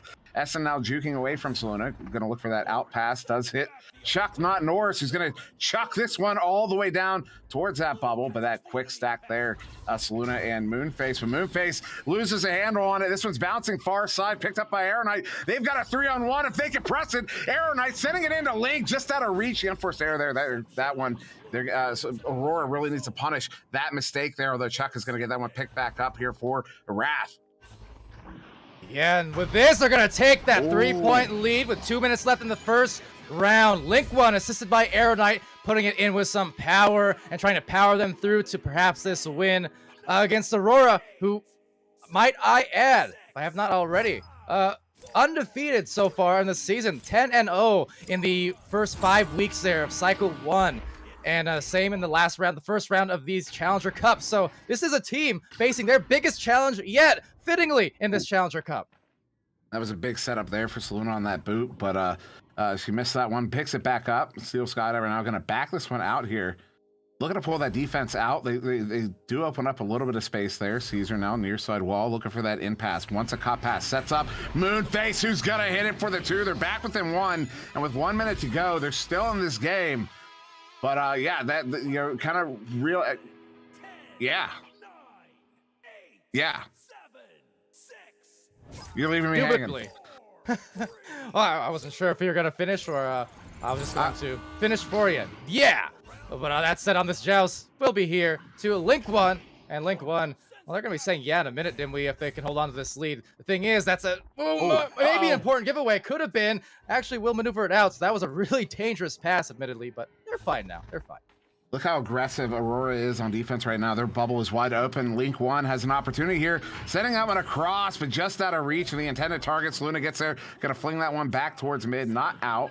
Chuck is going to get there first, less than 30 seconds ago here. There's Wrath doing a good job of running the clock here, looking for one more. Arrow Knight coming in as Link high, sends it in, hits it for the 2. That's going to be the ice. Wrath is going to take round 1, 13-10, probably. I think we might have like 1 second left. Yeah, it's kind of one of those cases where technically possible. There have been some very, very fast jousts we've seen, but this would have to be an almighty one for sure. So let's see. 1 second coming on in, and no, we'll just be the headbutt out. So with that, first round going indeed to Wrath and Strembitsky on the sidelines now. Yeah, so I was expecting both of these teams to visibly play a little bit nervous, just from inexperience in a tournament with high pressure like this. But I did notice that both teams actually looked really good, namely Moonface. It didn't look like he was affected by nerves at all, and I know that he is a newer player to the competitive scene in general, and especially being on a higher tier team. Aurora has very nice back passing. They know when to slow it down. They're definitely looking like a master tier team. Wrath as well, scoring with some very textbook plays, nothing too fancy. It just looks like they knew and know how exactly to break down Aurora's defense. As well, Esend and the rest of Wrath, if you want to talk about fancy, the defense of their own is incredibly fancy. The steezy saves, heard Dimwee get very, very excited. Me as well. My mic was muted, however. Link 1 hitting some crazy snipe shots, but again, the whole duration is just back and forth, back and forth. That very last crucial play, it was a really good bubble offense by Aurora with a minute left to bring it within 1 point. I thought it was a really good call to not go for 3 there, even though they still lost this round. It showed that they're smart. They made the right decisions. They're thinking clearly. But anyways, round 2 is about to go underway, and let's see which team ends up running away with it this time. And not to preempt you, Pally, but something I just want to expand on, just worthy of note, is here on Aurora, not a single one of these players played it any earlier than Season 2. All of them started last season in Season 2. And over here on Wrath, you're talking players that have been around since Season 0. At least everyone on the team. Chuck is the only one on the team that started in Season 2. Everyone else Season 1. And it's Link 1 and Essen started in Season 0, that preseason. So you're talking, veteran competitive players and new competitive players playing on an even level here. You love to see it. Oh yeah, absolutely. It's a new day, Dimwee. Yes, it is. And off into Chuck Norris's hands, and there he is. Yes, it is. It's a 3 from Chuck, doing what he does. The legend, this dude. I've been playing with this guy. Well, I've been basically everyone on Wrath for a long time now, and Chuck is a known legend. You can't give that dude lanes. He hits them as good as anyone. He hits them as good as Saluna. He hits them as good as Strem. Right, Strem? Anyways, he can't respond right now. Steel sitting over to Saluna. Saluna going up there to Moonface opportunity. What a stop! Eston gets another one. And this one now caught in the trap there. Arrow Knight's going to forward this one out. It's going to get all the way down the bubble. Flat bounce off the back wall. And no plan, no games there. Just going to fling that one out. Moonface far side going to get stunned out. Back in the hands of Wrath here. Chuck sending this one in. Essen with it. Essen going to send that one over to Arrow Knight. Arrow Knight trying to go back, but off of a head. There and back in possession is Aurora. Uh-oh. And Arrow Knight. Uh-oh, indeed. So Arrow takes it away here, looking for that play off the trap. Caesar coming to contest lightly there, and that pass will bounce. Ascend trying to tap it back, but Caesar instead taking it. I gotta say, this is a tense start here. That round, we got another fantastic save from that man, but needs to maybe do it again. Otherwise, it's a tie with those eyes. It's Steel from the sky. 3 apiece. The steel curtain himself setting that one in 13 meters out to tie this one up. And you know, you often see, you know, when the first team scores a 3, it's hard to tie that up. Usually you're going to see a 2, you know, statistically speaking. But no, they tie it up with that 3. It will be Wrath back in possession, though. Link 1 near side wall, excuse me, Arrow Knight with it. Arrow Knight going to send this one across. Unfortunately, hits the Geo there out in front. Good stun there, good recovery. Wrath maintaining possession here. Essen on the back line going to get a double stun there. They've got some numbers here coming in. Link 1 setting up Chuck Not Norris, and he hits it for the 2. They've retaken the lead, 5-3. I'm not so happy about that, but on the score there, kind of dancing around in the goal. Again, you can see the intensity, the physicality. You know they're playing to their heart's content because every single one of these matches in this 5-round bracket, it matters. It matters a whole lot. It matters to these players here. This round, for that matter, matters. But that said, it's Moonface sending it to Saluna. They need to score, try to tie it up back again. As we approach, what, 6 minutes and 50 seconds still left in this one, and very competitive all the way through thus far. Oh, quite so, as this one's going to get bounced towards that far side, too. Does turn back over. Steel Scott ever gets a hand on it, not before he gets stunned out. Saluna touches it. She gets stunned out, sending it to the back line there. Caesar with it now. Caesar slowing it down here, gonna walk this one up as he has space, but Arrow Knight's gonna come out to challenge, so Caesar sending this one up. Wrath, knowing their strategic situation, they need to pressure this. They can't let Aurora just run the clock right now as they are, well, actually, no, I'm sorry, I had that backwards. Wrath is in the lead. They're just being aggressive. Sending this one in, Moonface, they're gonna take a juke off the Geo, getting stunned out by Link 1. Now this one's loose, near side wall. I see a couple players coming in for it. Link 1 trying to get there. He's closest to it. It will be Moonface, though, getting the grab. Link 1 getting it right back. Link now going to send this one all the way down to the Aurora zone, bouncing down to the floor. We're going to have a race for it. Wrath getting there first. They're in the area. Chuck has it, but Moonface with the steal going to send that one away for Aurora. All right, back to the other side. Going to be snagged here. And the trap, like 2-on-1 essentially against Caesar. Caesar does block the first, trying to hit Link with the second, but could not. That said, Ascend is in the area as well as Steel, and some more taps, some volleyball play going on as the stacks come on through. Arrow Knight, though, and Chuck gonna try and collect that one along with Link 1, and now backing it up, but another grab by Saluna this time. The midfield is super menacing from both these teams as that bouncer will be rebounded, and yes, sir, it's Steel. Yeah, they needed that. We're getting that back and forth now. A 3 for a 3, a 2 for a 2. We're halfway through the second round. We're tied up here 5-5 with 5 minutes to go. This is a game. You know, what I'm really enjoying about this is, you know, we have yet to see. Aurora has been undefeated for the entire season thus far, and we're finally seeing their measuring stick game here against Wrath, as Wrath is really, as I saw someone say, Wrath really does not want to give up their spot in the Master Tiers. Essen now with it on the back line. Just 10 seconds past that halfway mark over there to Arrow Knight. Arrow Knight now coming in off of the Geo, doing some jukes, doing some moves, doing some dings, and Moonface going to recover that one and send it out through mid into that far side tube. Another race for it here. I see a few blue players getting away.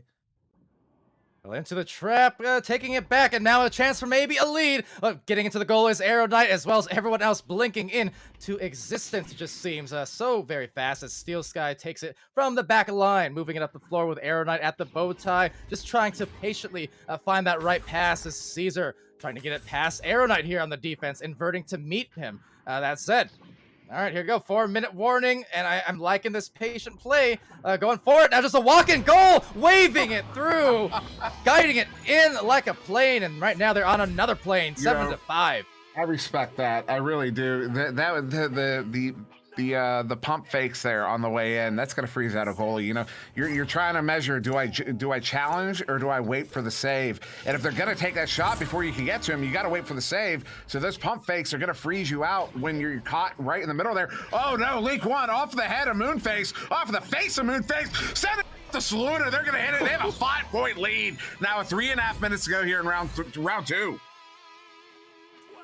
Yeah, well, you almost said it there. Round 3 could be on the way, Tim Wee. At this rate, that's a couple goals and a 5-point lead. That is solid. Now, if they can just, again, show some of that control, deny some 3 points of their own. I mean, if they just force Wrath here into those 2 points the rest of the way and then can stall on the other end, I mean, this is going to put them on their heels. That said, the 3 was open, but not able to convert, and that may come back to bite Wrath. Yeah, and that was a Chuck shot. Chuck don't miss those. He missed that one. Chuck sending it across. Unfortunately, Arrow Knight there was stunned out. Wasn't able to get the grab on it. Essen now trying to track this one down, but he's draped by blue players, and that one is going to get shoveled through mid all the way down. They get down there. Steel trying to take a shot, but it's off of the head of Moonface. It wasn't the face this time because it was the back of the head. So we can't call it the face. That would be a lie. Caesar sending this one up to Moonface. Little give and go here to get around Arrow Knight. They do get in front of Arrow Knight now. Moonface coming in as Steel to the left on the ceiling. Just going to go back to Caesar here. They're going to run the clock. They're running the clock right now, although that one not quite on. Chuck is going to punish Chuck, sending that one all the way down to the Aurora bubble. They're going to get to the area first, so they're going to be able to convert on it, sending it over to Arrow, who comes in like an arrow, spinning on the way in, hitting it for the 2. They're back within 3 here with 2 minutes to go. Man, talked about planes of existence. Well, I can't deny the aeroplane here on the orange side, on the Wrath side. I saw the intention. It looks like first I didn't expect it, so I was confused on that extra pass. But yeah, Arrow Knight was there and just they're looking for that 3, I think, but just caught it kind of inside the line. This chain from Wrath here being very aggressive. They really do. It is a strategic situation. You see how aggressive they're getting. I mean, they were aggressive earlier when they were in the lead, and now being this aggressive. I mean, so if you're that aggressive in the lead, how aggressive are you going to get when you need some points here? A minute and a half to go, and they want to end this one in 2, but Moonface bringing it in, hits it. They're back up by 5 here. A minute and a half to go. We're not out of mathematical time. A 2 and a 3. There's enough time to get 2 goals here at least. There's enough time here to get 3 goals. But Wrath, they got to be quick here on this Jealous advantage. Hey, I say it a lot in these situations. Worst enemy, well, 1, the clock for Aurora, but second of all, the 3s. Just no 3s. Do not let them pull that much closer. With that take back by Chuck. Chuck is just gonna look up high. Maybe a self bounce trying for that, but instead a turnover, and maybe even it's Caesar! Oh my. Boom again! And they are absolutely bonkers. Are you kidding me? 67 meters. What's the arena? 75? Somebody go look it up. 75, pretty sure 75. Yo, Tina, go look that up for me real quick. There's no Tina. I'm not talking to anybody. Sing up to Link sending that one out. That was the ice though. This one getting very near the goal. Moonface trying to track this one down. We're going around 3, ladies and gentlemen. And what a stop! He doesn't stop. He doesn't stop in the goal. No. And he tries to get that one there, but that will end the round. We'll have about 2 seconds, 2.5 seconds once we come out of the tubes, but just about ending it there. 17-7 here, Aurora in the second round. Wow. My head hurts. Strembitsky over on the sidelines. Talk to me. I actually don't have a ton written down. Both teams are playing so well. The defense, you've got Steel Skydiver. He's one of the best newer goalies in the game. And then we've got Esend, like Dimwee said, one of the best veteran goalies in the game. And Esend just showing us why, right? Like some of the saves he's made are just like insane, and as well with Steel. And in addition, besides just the bubble defense, both teams are boosting very well, which is forcing a lot of clears. Because your offensive stack is so good, the defense is forced to clear it. They have no open passes, or they're not willing to risk passing around the chain because it's so fast, right? And this is dangerous because you could fall into the trap of playing too fast. But again, both teams are handling this very well, playing slow when necessary. And I think that's just really cool to see. Like you said, Dimwee, the contrast from the experience, just sheer play time from each of these players on each team. They're playing, the same game. They're playing equally smart. They're making the same good decisions. And the scoreline does not do this round justice. It was so close. And the fact that these rounds are so close and we're going to round 3, it's got me really stoked, and I hope it does for you as well. It's been exactly as advertised, suffice to say. Look, Wrath showing why I was, again, mentioning their recent performances, and it's misleading. The thing is, you look at Master Tier, and yeah, they got off to a slower start in the season at the Master Division, dropping some games, but you got to take the bigger picture in here, because you say that, hello, you're talking about a top 10 team among a couple hundred teams in North America, okay? You're talking about the best of the best at Master Division, no matter where you are, what rank. For Aurora, strong round, but they are seeing exactly the difference, what the difference is and has been. competing against a team like Wrath here for the first time this season, again in a sanctioned match. So it's not a coincidence that we're going to a round 3. It's because these teams are that dang good. No, it is. It absolutely is. And, you know, we do have a pause here in between rounds. We have a little bit of time. So, you know, I'm going to take a moment to those of you, I can't even get it out. To those of you watching in venues right now, I'm talking directly to you. Yeah, you're pointing at yourself going, is that me? Yeah, I'm talking to you. If you have not checked this game out yet, seriously check it out. Your first time in is going to blow your mind. I still remember my first day in. I've been saying it for a long time. A whole bunch of people who've been watching for a long time are about to quote me as I say it, but you make a discovery on that first day in. This is the next level. It's not like anything you've experienced. And as we pointed out, I mean, this team Aurora, who's doing this good, none of their players played in VRML before last season, and they're pushing their way into Master Tier right now. So if you want to get that kind of action, you want to get into this, you can pull up your you hit that the Oculus button. I actually know how to do this now. I don't even have to pretend like I know what I'm doing. I actually know how to do it now. Hit that Oculus button, pull up the menu there, go into the store, Echo VR, search it up. It's free. It's 100% free, and there's actually a big patch coming out soon, bringing in a whole bunch of cosmetic stuff, a bunch of quality of life changes. It's going to be really, really cool. Now is the best time to get into it because the growth right now is amazing. It's amazing. Palador, it's amazing. Is that my cue to go on my spiel? Because you know I will. I love the fact. Look, for a lot of us here in VRML, not aware, this is community built and community ran here. All of us do this based on just the love for the game, the passion. We've been here for, seasons and seasons, years and years. For a lot of us, we've been here 2 to 3 years. For me personally, since the first minutes of PC beta back in 2017, just so to see the game grow as much as it has, not a surprise, but the pace is what's been a surprise because it's just exploded. We expected to get here eventually, and here we are now. 1 year ago, about 13, 14 months ago, when we started VRML in Echo Arena. We're talking about 32-ish teams combined across the two regions. Season 1 managed to go up to about 42 or so. And then suddenly, Oculus Quest. You get the Quest Beta, you get Quest 2. We go into the next season with, we ended it at about 180 teams, started at around 120 or so. And then now the third season, which we just started on January 4th. Well, guess what? We've grown week to week even then. And we're already at around 300 teams now. Thousands of players, dozens of hours of matches casted every single week. We've got around 40 to 50 casters. We got a dozen or more creators. Shout out to Rosie Hope. Of course, you saw those interview videos before this match. I have a crazy number for you. I have a crazy number for you. We have been pushing about 100 new members in the Discord week to week since the start of February. Yeah. The growth is insane. Seriously. We had 10%. We grew 10%. We hit 3,000 members. Yeah, we're over 3,400. We hit 3,000 members on February 2nd. We're over 3,400 already. I was hoping you were going to say. I said 100. I think it's actually 200. I don't even know. I have them written down somewhere. It's insane, though.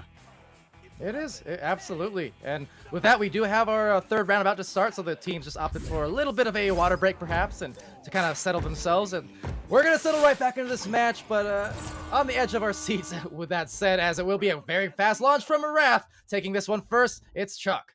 Look at that. Look at that. They're already pressuring on that bubble. Chuck sending it in. They were looking for a redirect.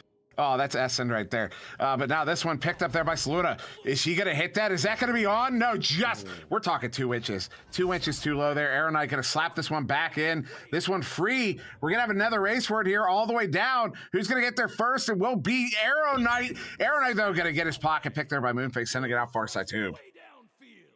Good work by Moonface to knock that loose, and even better work to actually get the boost. Back to the wall. Saluda is there.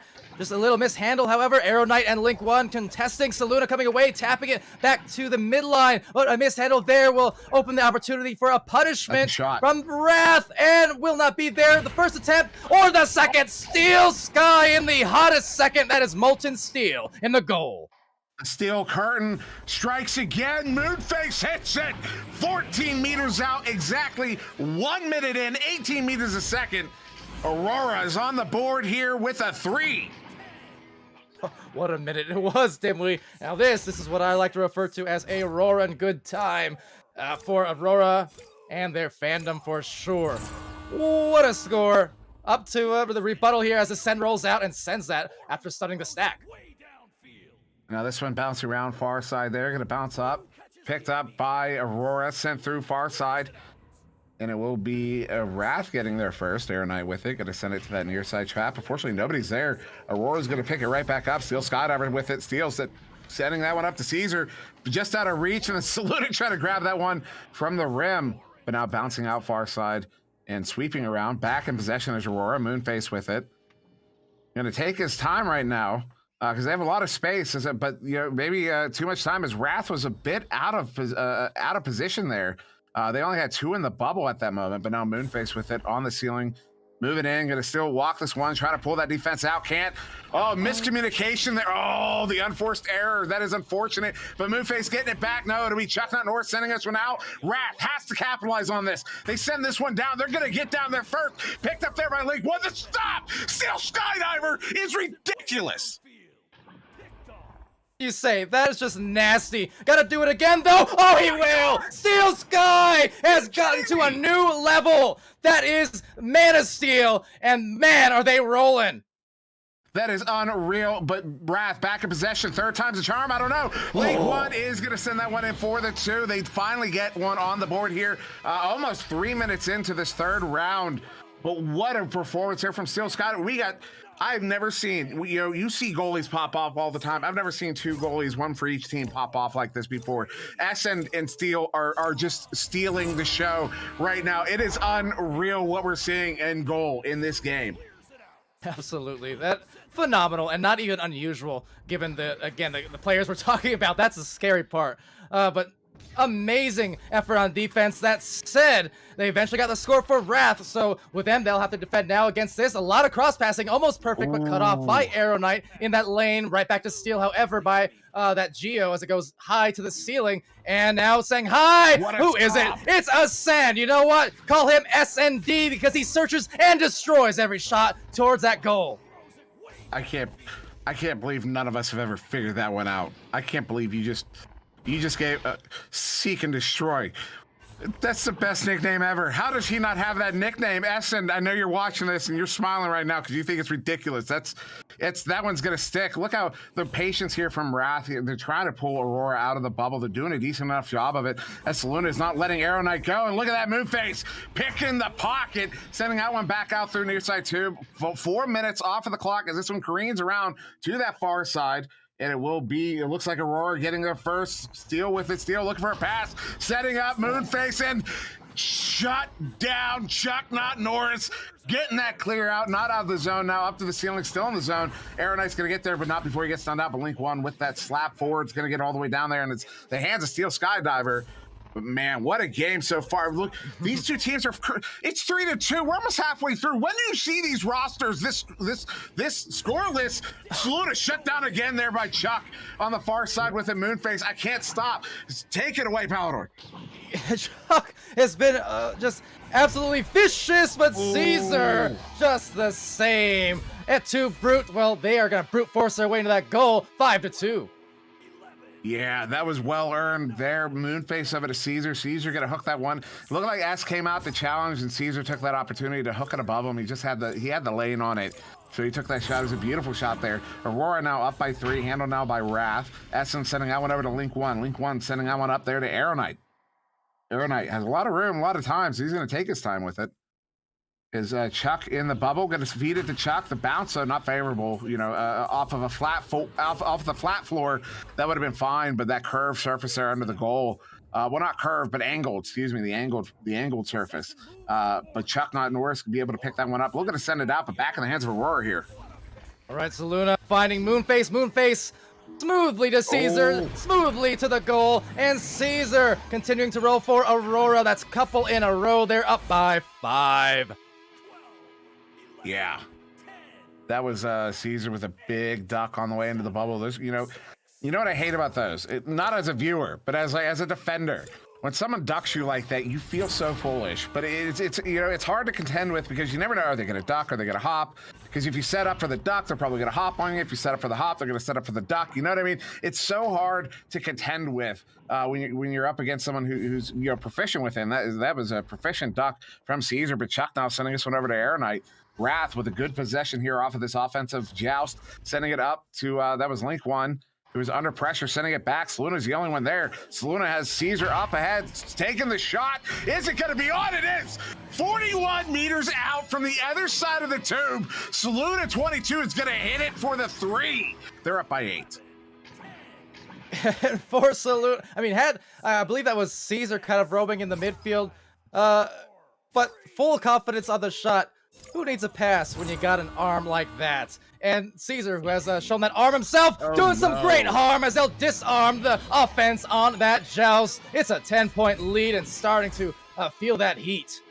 Yeah, that one hurts there. That, you know, an 8-point lead, 10-point lead, you're only talking a difference of 2 points. But when you start seeing that, you know, the next order of magnitude there, a 10-point difference, that you start, it really puts in perspective how far behind you are.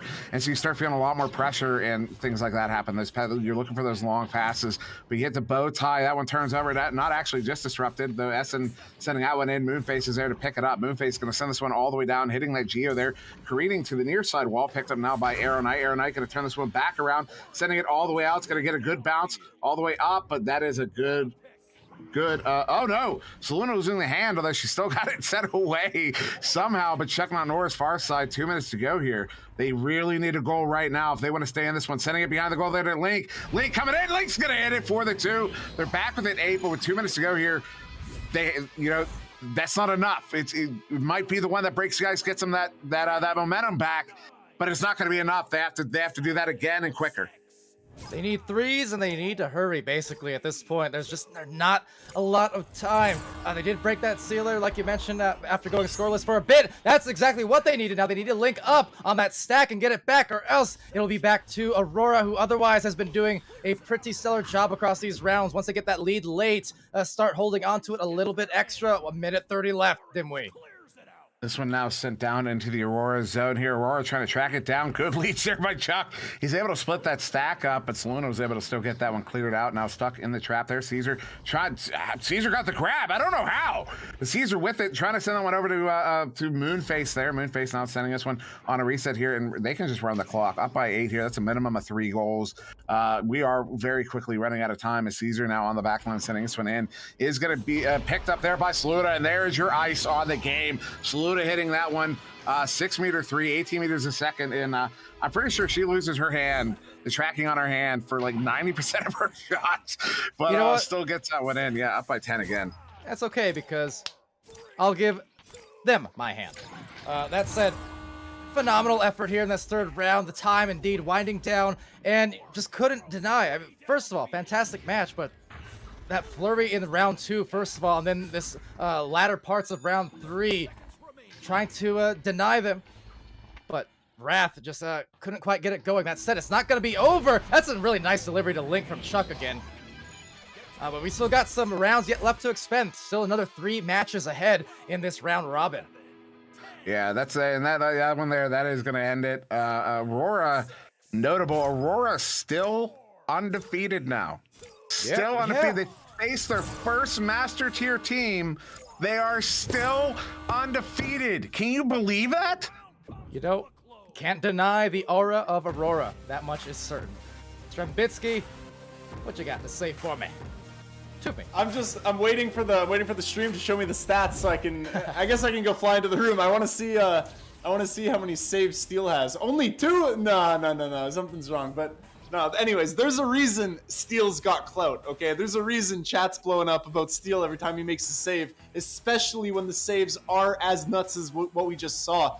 And not to take away from Wrath and, you know, Esend, he's also still making crazy saves even in this round. But yeah, for round 3 in general, Aurora just came out so hot. The saves and the shots to secure the first points, just absolutely phenomenal gameplay. And with Wrath as well, we saw a lot of instances of them getting a stop because their boosting was so good and they got back into their positions, and their defensive positioning was always so tight, even on their recovery, even on the back foot. However, it did seem like Aurora was always playing with the momentum. And like I said, Wrath was on that back foot for so long, and it kind of looked like they just sort of ran out of steam there and just got rolled over a little bit by Aurora. And yeah, this last round was definitely a bigger score disparity. And yeah, they played really, really well. They made the 3-pointers they had to, and they extended their lead. And honestly, that game was crazy. And I just can't express enough how much I want to just talk about the bubble defense and those saves, because wow, there's so many clippable moments in this game. I want to point out Link 1 has the game high points there with 13. That is accurate. Link 1 got game high points in that. That is notable. Love that guy. Yeah, absolutely. Like I said, can't deny Wrath, and I told you, I mentioned a minute ago, they're not out of it yet. It's a thing. We've got still 3 more matches ahead across this round robin series, and if you want to know how close it is, well, while Aurora does remain undefeated now at 2-0 so far, well, guess what? Places 2, 3, 4, and 5, they're all 1-1, including Wrath, Ignite, Anomaly, and Rusty Robots. That's how tight it is, so every game, all the more is going to matter come this next round. And with that, we're going to be back with the next round. Actually, before we go, I just want to say, because I don't think I'm going to be on the next game. If I'm not, I'm going to be hopping into venues. So if you're in venues, look for Sir Dimwee. I'm going to be hopping in probably. All right, well, go get your autographs for sure. And with that, we will be back around the end. So stay tuned.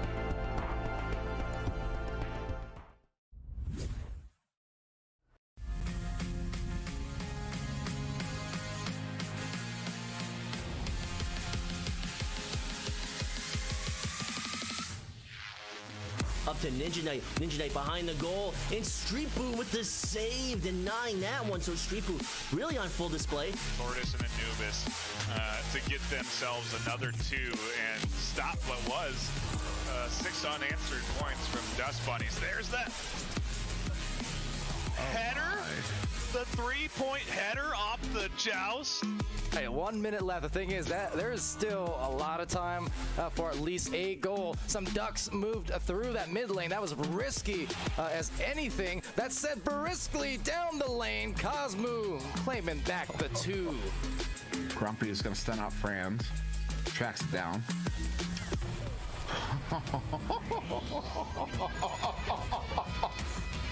It's all the way down towards the bubble. A good chain there. Andy with it. 2-on-1. Again, single shot. What a stop. He sends that one away, and JL Graham's going to pick it up, turning it around here for Ethereal. Back to Aiden. Aiden now sending it over, but vacant. The steal picking it off, and Breezebo trying to walk it up the floor here for some more offense. 4 minutes left. Yeah, Phoenix really doing a great job of passing, working it along the baseline. Jason now on the baseline. To Titan looking for that crossover. Oh, just a fake. Titan, the take. Oh, but not the make. A grab here from Grumpy's Broom. Can he do it again? No. Steel Sky, the heroic grab, and Steel Sky. Not letting this league get carried away. And they're applying the pressure into the zone of Extinction as Extinction gets the clear. Only that, the shot. Dazzling here off of...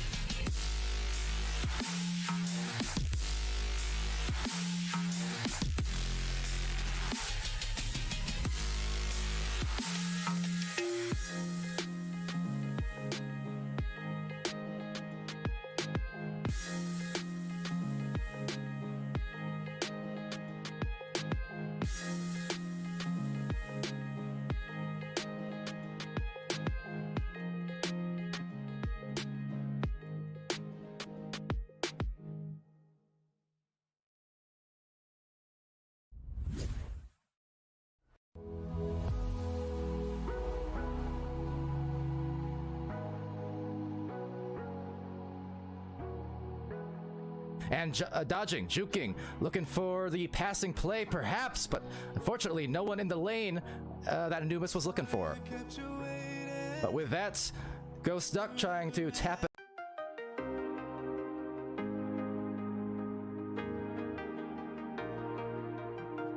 Hey, my name is Negative Zero, and I play on Team Anomaly. Hey, my name's Chocolate, and I play on Team Anomaly. Hello, my name is Acorn, and I play on Anomaly. Hello, my name is Sweet Tooth. I play on Team Anomaly. Hello, my name is Fontac, and I play on Team Anomaly. Heyo, my name is Big Bot, and I play on Anomaly. Series against Anomaly.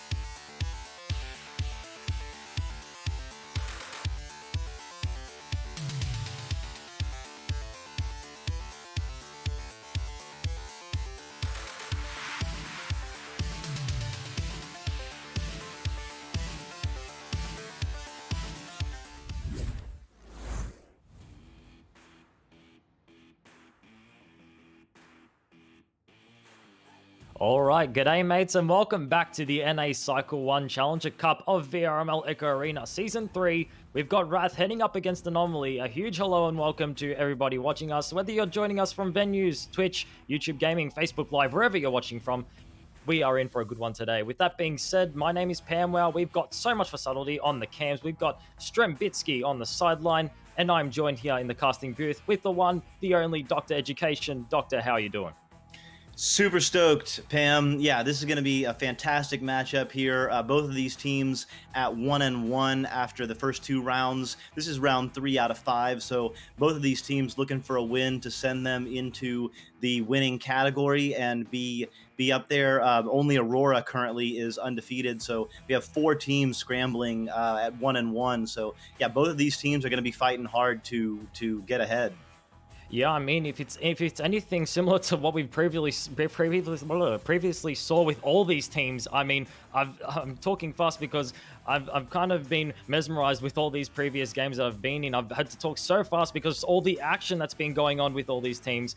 I mean, it's gone back and forth, and it's just hard to keep track of sometimes. But you know what? We try our best, and that's all I can say. It's also to my understanding that you've had quite a few games from the EU region earlier for their cycle where Hyperion and Blank took their place in the Master Tier. And viewers, if you're like me and weren't able to catch some of these games because of time region stuff and other things, these games will be uploaded to VRML's YouTube channel as well as the Twitch VOD. So be sure to check all the good stuff from there.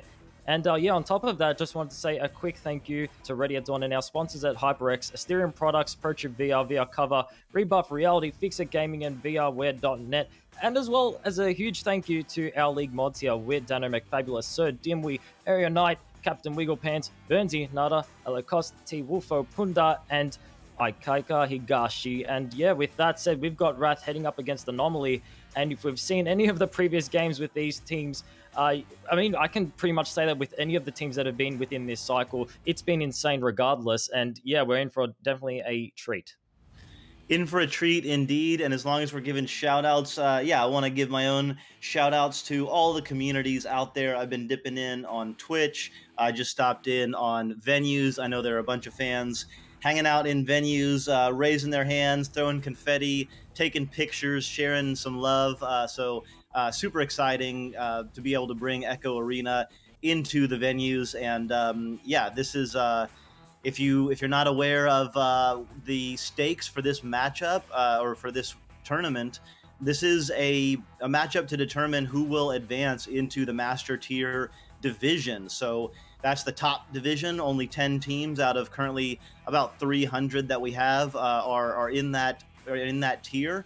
And Wrath, the orange team on this round, is one of those currently Master Tier teams fighting, clawing to keep their spot. And we have Anomaly on the other side, the very tip top of the teams not in the Master League, and they are clawing in their own way to get into the Master Tier. So super exciting, and yeah, if what I've seen from both of these teams in rounds 1 and 2 is any indication, it is going to be high scoring, high flying, lots of fun. Yeah, you're exactly right. Even taking a look at the previous games with Wrath and Anomaly, I mean, Wrath earlier in the first round, a 2-1 lead on Rusty Robots in terms of rounds. And I mean, I was able to watch that game. It was quite the game indeed. It's very close, very back and forth, a lot of action coming here. And yeah, I mean, as you said, if it's an indication, we've got a lot of action heading our way. And although, however, Wrath did encounter that with that second round with Aurora, I mean, Aurora have been starting very strong, especially with the first round against Ignite. So you have to put into factor where you have to factor in that as the rounds progress, these teams are going to be progressing at the same time. They're going to be adapting to each other's playstyles. So it's all about, in the end game, which team is able to just maintain that game posture, you know, maintain their lead, and, you know, just in general, just resist the amount of persistence from these other teams that desperately want to get that place in the Master Tier. So with that said, we've got Wrath heading up against Anomaly. And I neglected to say a quick hello to Strem Bitsky on the sideline. I forgot to say a quick hello and how he's doing. So Strem, how you doing? No problem. I'm doing pretty good. I'm just hanging out, Yeah. you know, really excited to see this game in particular, because Wrath coming off a very tough loss. And then we've got Anomaly here, and I mean, they're just really fast. And I said that before the whole stream, right? And honestly, I'm just really excited to see how Wrath does against the speed of Anomaly, because I know that Wrath is consistent of veteran players. So I want to see these veteran players use the veteran tactics on how to deal with this chain. So yeah, that's pretty much what I'm looking for. Yeah, I mean, good stuff all around. Just hearing some rumors here and there about apparently a attempted possibly a host switch here due to maybe some ping issues. Whatever it is, we're going to be heading into this game. It's not going to be long, but with that said, still might have to wait a bit as we see the players. Just taking a look there on the stream for a second, had a bit of a bat figure there, but hanging upside down. But yeah, we might be swapping relatively soon to a new server, possibly to cater for a ping or whatever it is. We might be swapping around relatively soon. But yeah, with that said, I mean, if you did tune into the previous streams, I mean, Anomaly and Wrath both definitely giving their all. I mean, Anomaly in the first round taking that win over Spartan 2-1. And now within the second round, although they did take that loss against Ignite 2-1, I mean, Anomaly certainly giving it their all. So this game definitely has a lot of potential, especially considering how Wrath are in a similar position in terms of win and loss. And yeah, I mean, especially that last game. If you were on this channel watching that game between Wrath and Aurora, like, honestly, it's like it's a dream, honestly. Like, the amount of action that we've been getting here has just been crazy. I love it, and I'm glad to be here. I'm glad to cast this next one, hopefully, potentially. But yeah, with that said, I'm very glad to see that everyone is stopping by, however. So thank you for everyone stopping by and watching. And I know that Dimwy made his way onto the Oculus Venues app. So if he's in there, if he's listening, how's it going, Dimwy? Big shout out to Dimwy. And yeah, Strem, I heard you mention kind of using some of those veteran tactics to stop the fast stack. Obviously, stunning out comes to mind, but what are your thoughts on how you change your tactic a little bit when you're dealing with a team that is just incredibly fast with their stack? Well, a really common mistake that people make, and something that Anomaly is really aware of, is the QB will pass before he's actually pressured. Because Anomaly is so fast, the QB has to make a very, very hard split-second decision to see if he's getting pushed or not. And if he is, he's not always going to have time to throw a pass before Anomaly is going to steal it from him. So there's a lot of times that the QB will make the pass without being pressured just because he thinks he is.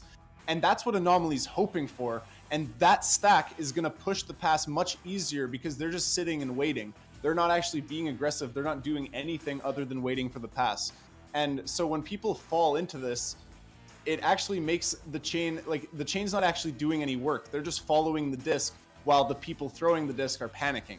And so if you're able to slow that down and make sure that you don't throw the disc unless the chain commits on you, you can get a lot of space, and you can also stun the disc out or stun the chain out as well there. So if I'm the QB, I'm going to grab Nest or something, I'm going to grab the disc, and if the chain's coming near me, I'm going to make sure that they're within a certain distance before I let go of the disc. Otherwise, I know that I'm giving my teammate a hard time because it's like a pass that if you give someone, they can't do anything with it. They're just going to get stunned out by the chain. They have no options. It's just there's not enough time, right?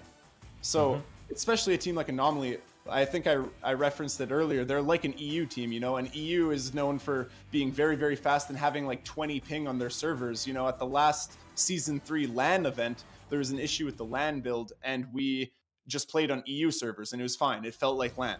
Everyone had like 15, 20 ping.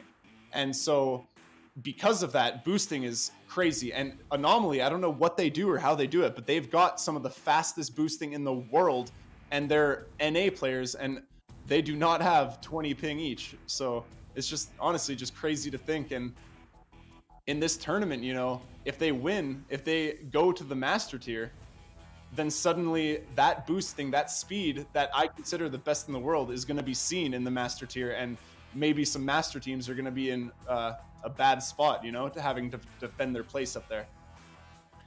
Absolute master class from a master tier player on how to deal with master tier stacking. Thanks, Strem. That was, I mean, super educational for me. Kind of makes me think about blitzing in the NFL. You know, you send the pressure early, you get in the quarterback's head, and then maybe you fake the blitz and you drop back, and the the quarterback tries to throw a short pass, and instead of the linebackers being committed to the blitz, then they can try to intercept that pass or just stop that player. I think that's kind of what you're talking about with Anomaly getting in the head, sending their stack fast, getting the quarterback to try to react and get rid of the disc and maybe make a mistake. So Echo Arena, a game of incredible speed, a game where the disc can change complete sides of the arena multiple times in a matter of seconds.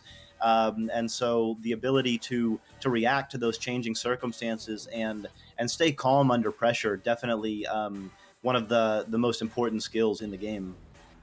Yeah, I couldn't agree any further there, Doc. I mean, even just taking a look at these previous games with let's just say, for example, Wrath, okay? You can talk about the practicality of what a player should do in a certain situation, but as soon as those regrabs come into play, and Anomaly have definitely shown us how they can definitely create a lot of pressure with those regrabs, it changes the situation just so much more. And yeah, with that said, I do believe we may be swapping to a Chicago server here. So just going to quickly swap over to on this. Yeah, we might have a quick break here, but it will be short-lived. So stay tuned. We'll be swapping over.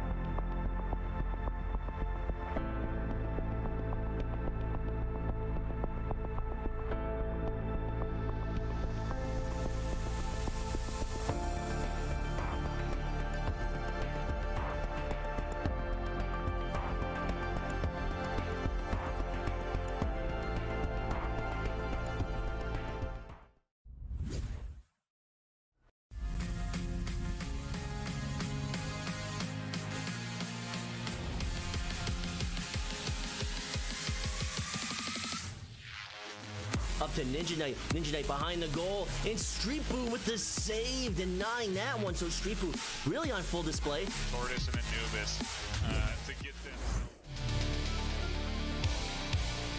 Alright, g'day mates, and told you it wouldn't be that long. We have Wrath heading up against Anomaly with swap servers. Everything is all green here. Wrath heading up against Anomaly. We're going to be starting off relatively soon. Both teams looking already up now. And yeah, I mean, I've been thinking about what we've heard earlier, previously from Strem. I mean, yeah, a lot of it makes sense in a lot of situations, but then it feels like as soon as you get into that game, and you're playing, it feels like you enter a new world, and like all the logic that you used to have sometimes doesn't make sense anymore. But you know what? These teams are professional, these players are professional, and they know how to keep their heads in a lot of these circumstances.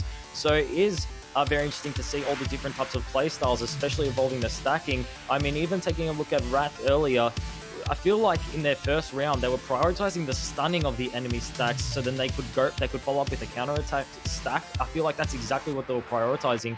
But then as soon as they dropped that and they went for just focusing on their own stacks and trying to get towards that disc as fast as they can, they were able to take that lead in the first round. And I feel like that might be something you have to consider in some of these games. Just, do you want to prioritize, foiling the enemy's stacks and the people that are making their way towards the disc, or do you want to focus on your own stacks and get there as fast as you can, because that disc ain't gonna catch itself. So yeah, with that said, we got Wrath and Anomaly. This is Pamwell.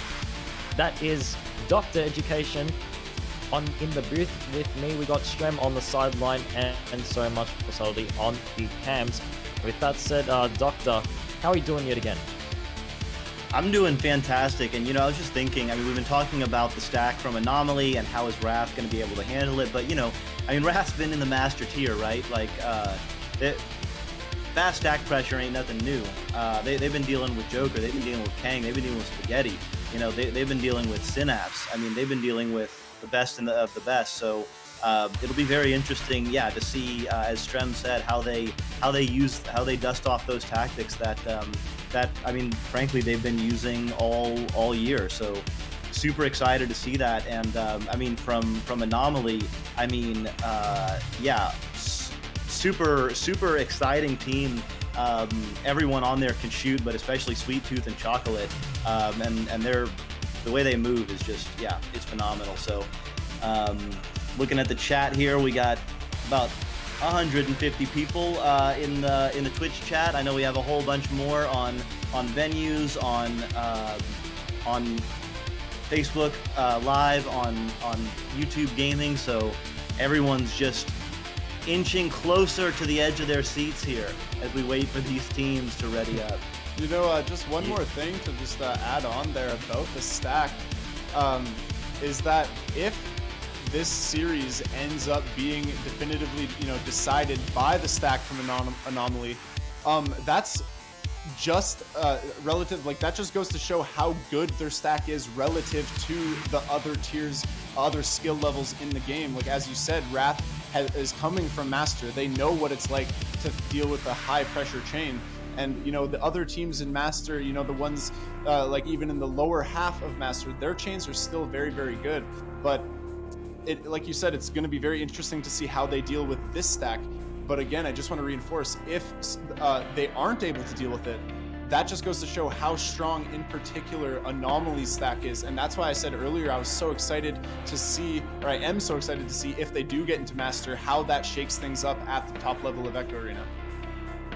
Strem getting a little bit of advanced intel, for his own team, looking to see, been watching Anomaly all season, but this is a chance to see Anomaly against, the Master tier, and so it's a little bit of a test, a little bit of checking out the competition, Strem?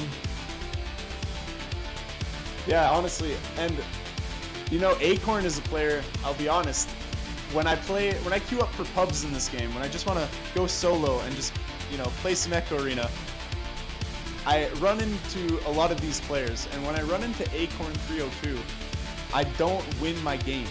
And when I queue up for pubs, I like to win my games. So watching this player, work his way up the tiers, and now his team competing to get into Master Tier, I'm gonna start having to see this guy in actual league matches, and I wanna win my games, guys. And couldn't agree more.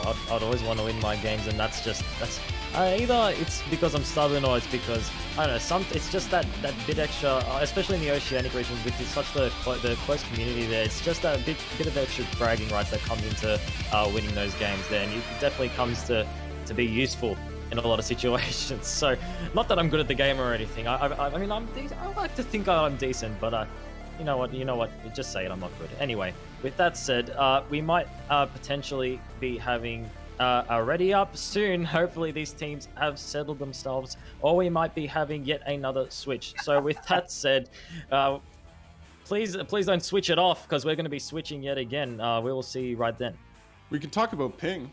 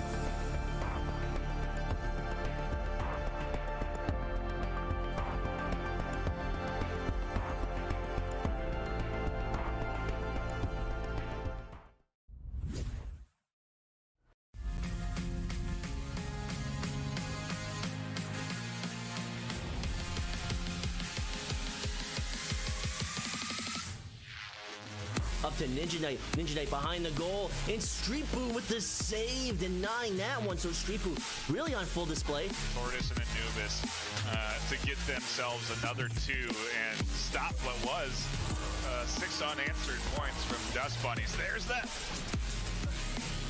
header, the 3-point header off the joust. Hey, 1 minute left. The thing is that there is still a lot of time for at least a goal. Some ducks moved through that mid lane. That was risky as anything. That said, briskly down the lane, Cosmo claiming back the 2. Grumpy is going to stun out Franz. Tracks it down.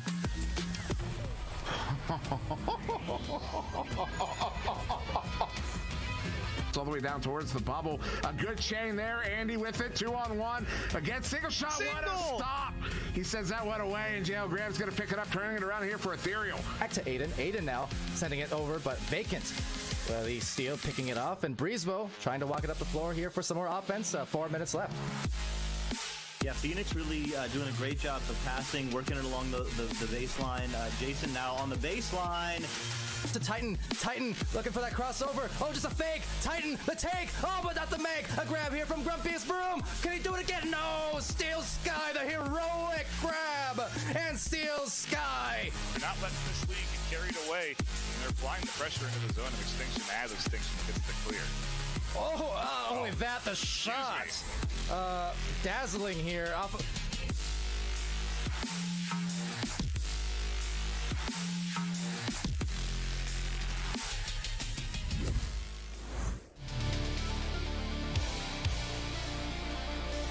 Alrighty, g'day mates, and you know what they say, third time's a charm. We're back here now. Anomaly going up against Wrath, and yeah, sorry for those server changes. It's a bit of a ping issue there with the plays, but it is now. I promise you, don't leave me. It's resolved now, please. Anyway, we're fine. It's fine. I'm here in the casting booth alongside Dr. Education and Strembitsky on the sideline, as well as so much for subtlety on the cams. Both teams gonna be readying up now. It's a blessing to us all, but trust me, it's if you think that was good, the readying up, you've got a lot heading your way with these two teams heading up against each other. So now Anomaly and Wrath readying up. Let's get into it. Let's get into it. Yes. All of the anticipation has been building up, and now here we are with the 5-second countdown as the teams are about to shoot out of the tubes, and here they go. It will be Wrath hitting it first. Disc is bouncing around on the ceiling. Chuck Not Norris gets it. He taps it over, but it cannot be picked up by Link 1. It'll be on the floor. It'll be sent back out toward the midline. And that stack for Anomaly that we've been talking about so much is just right there. The disc is bouncing in. Chocolate sends it off the backboard and in.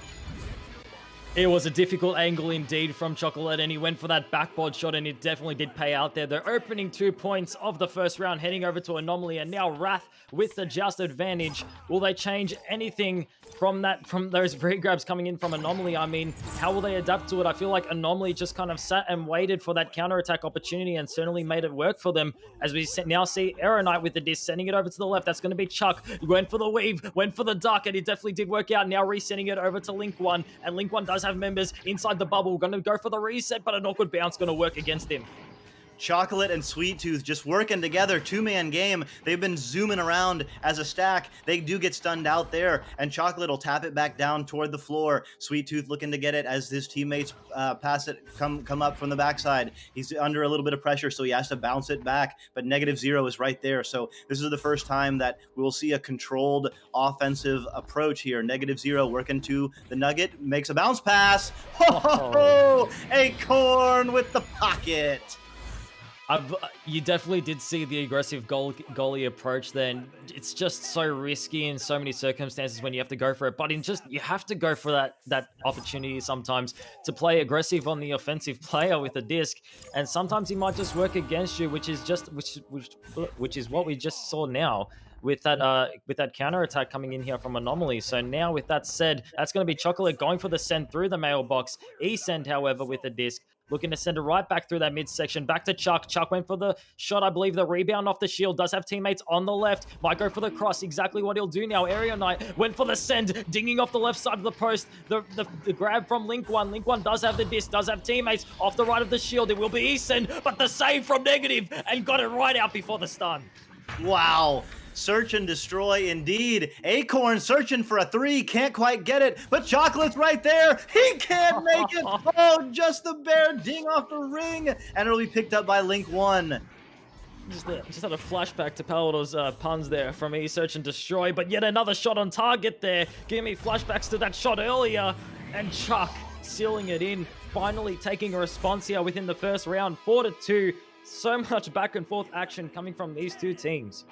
Wow, we knew this was going to be high flying and high speed, and sure enough, it has been. Lots of scoring immediately, lots of saves immediately.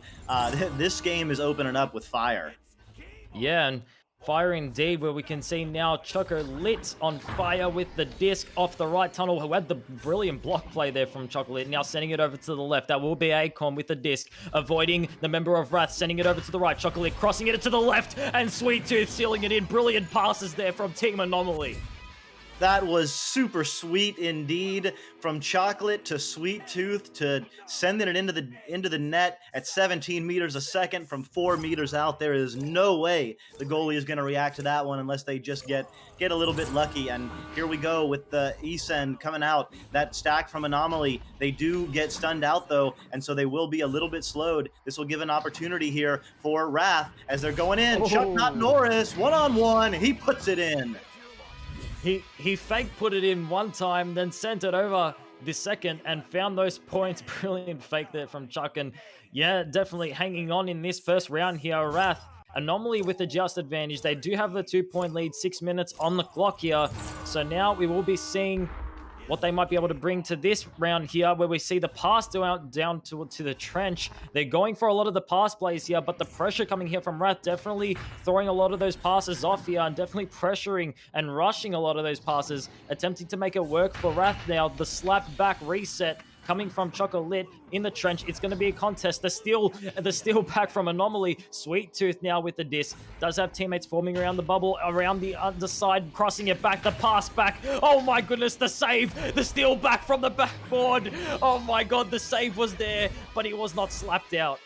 Wow. Wrath giving Anomaly a little bit of taste of their own medicine with an incredible flying stack in the beginning. They weren't quite able to get that steal, and it was Anomaly just tapping it, just getting there, just moving the disc along, and eventually putting it in. What a perseverant effort from Anomaly as their stack now comes back together.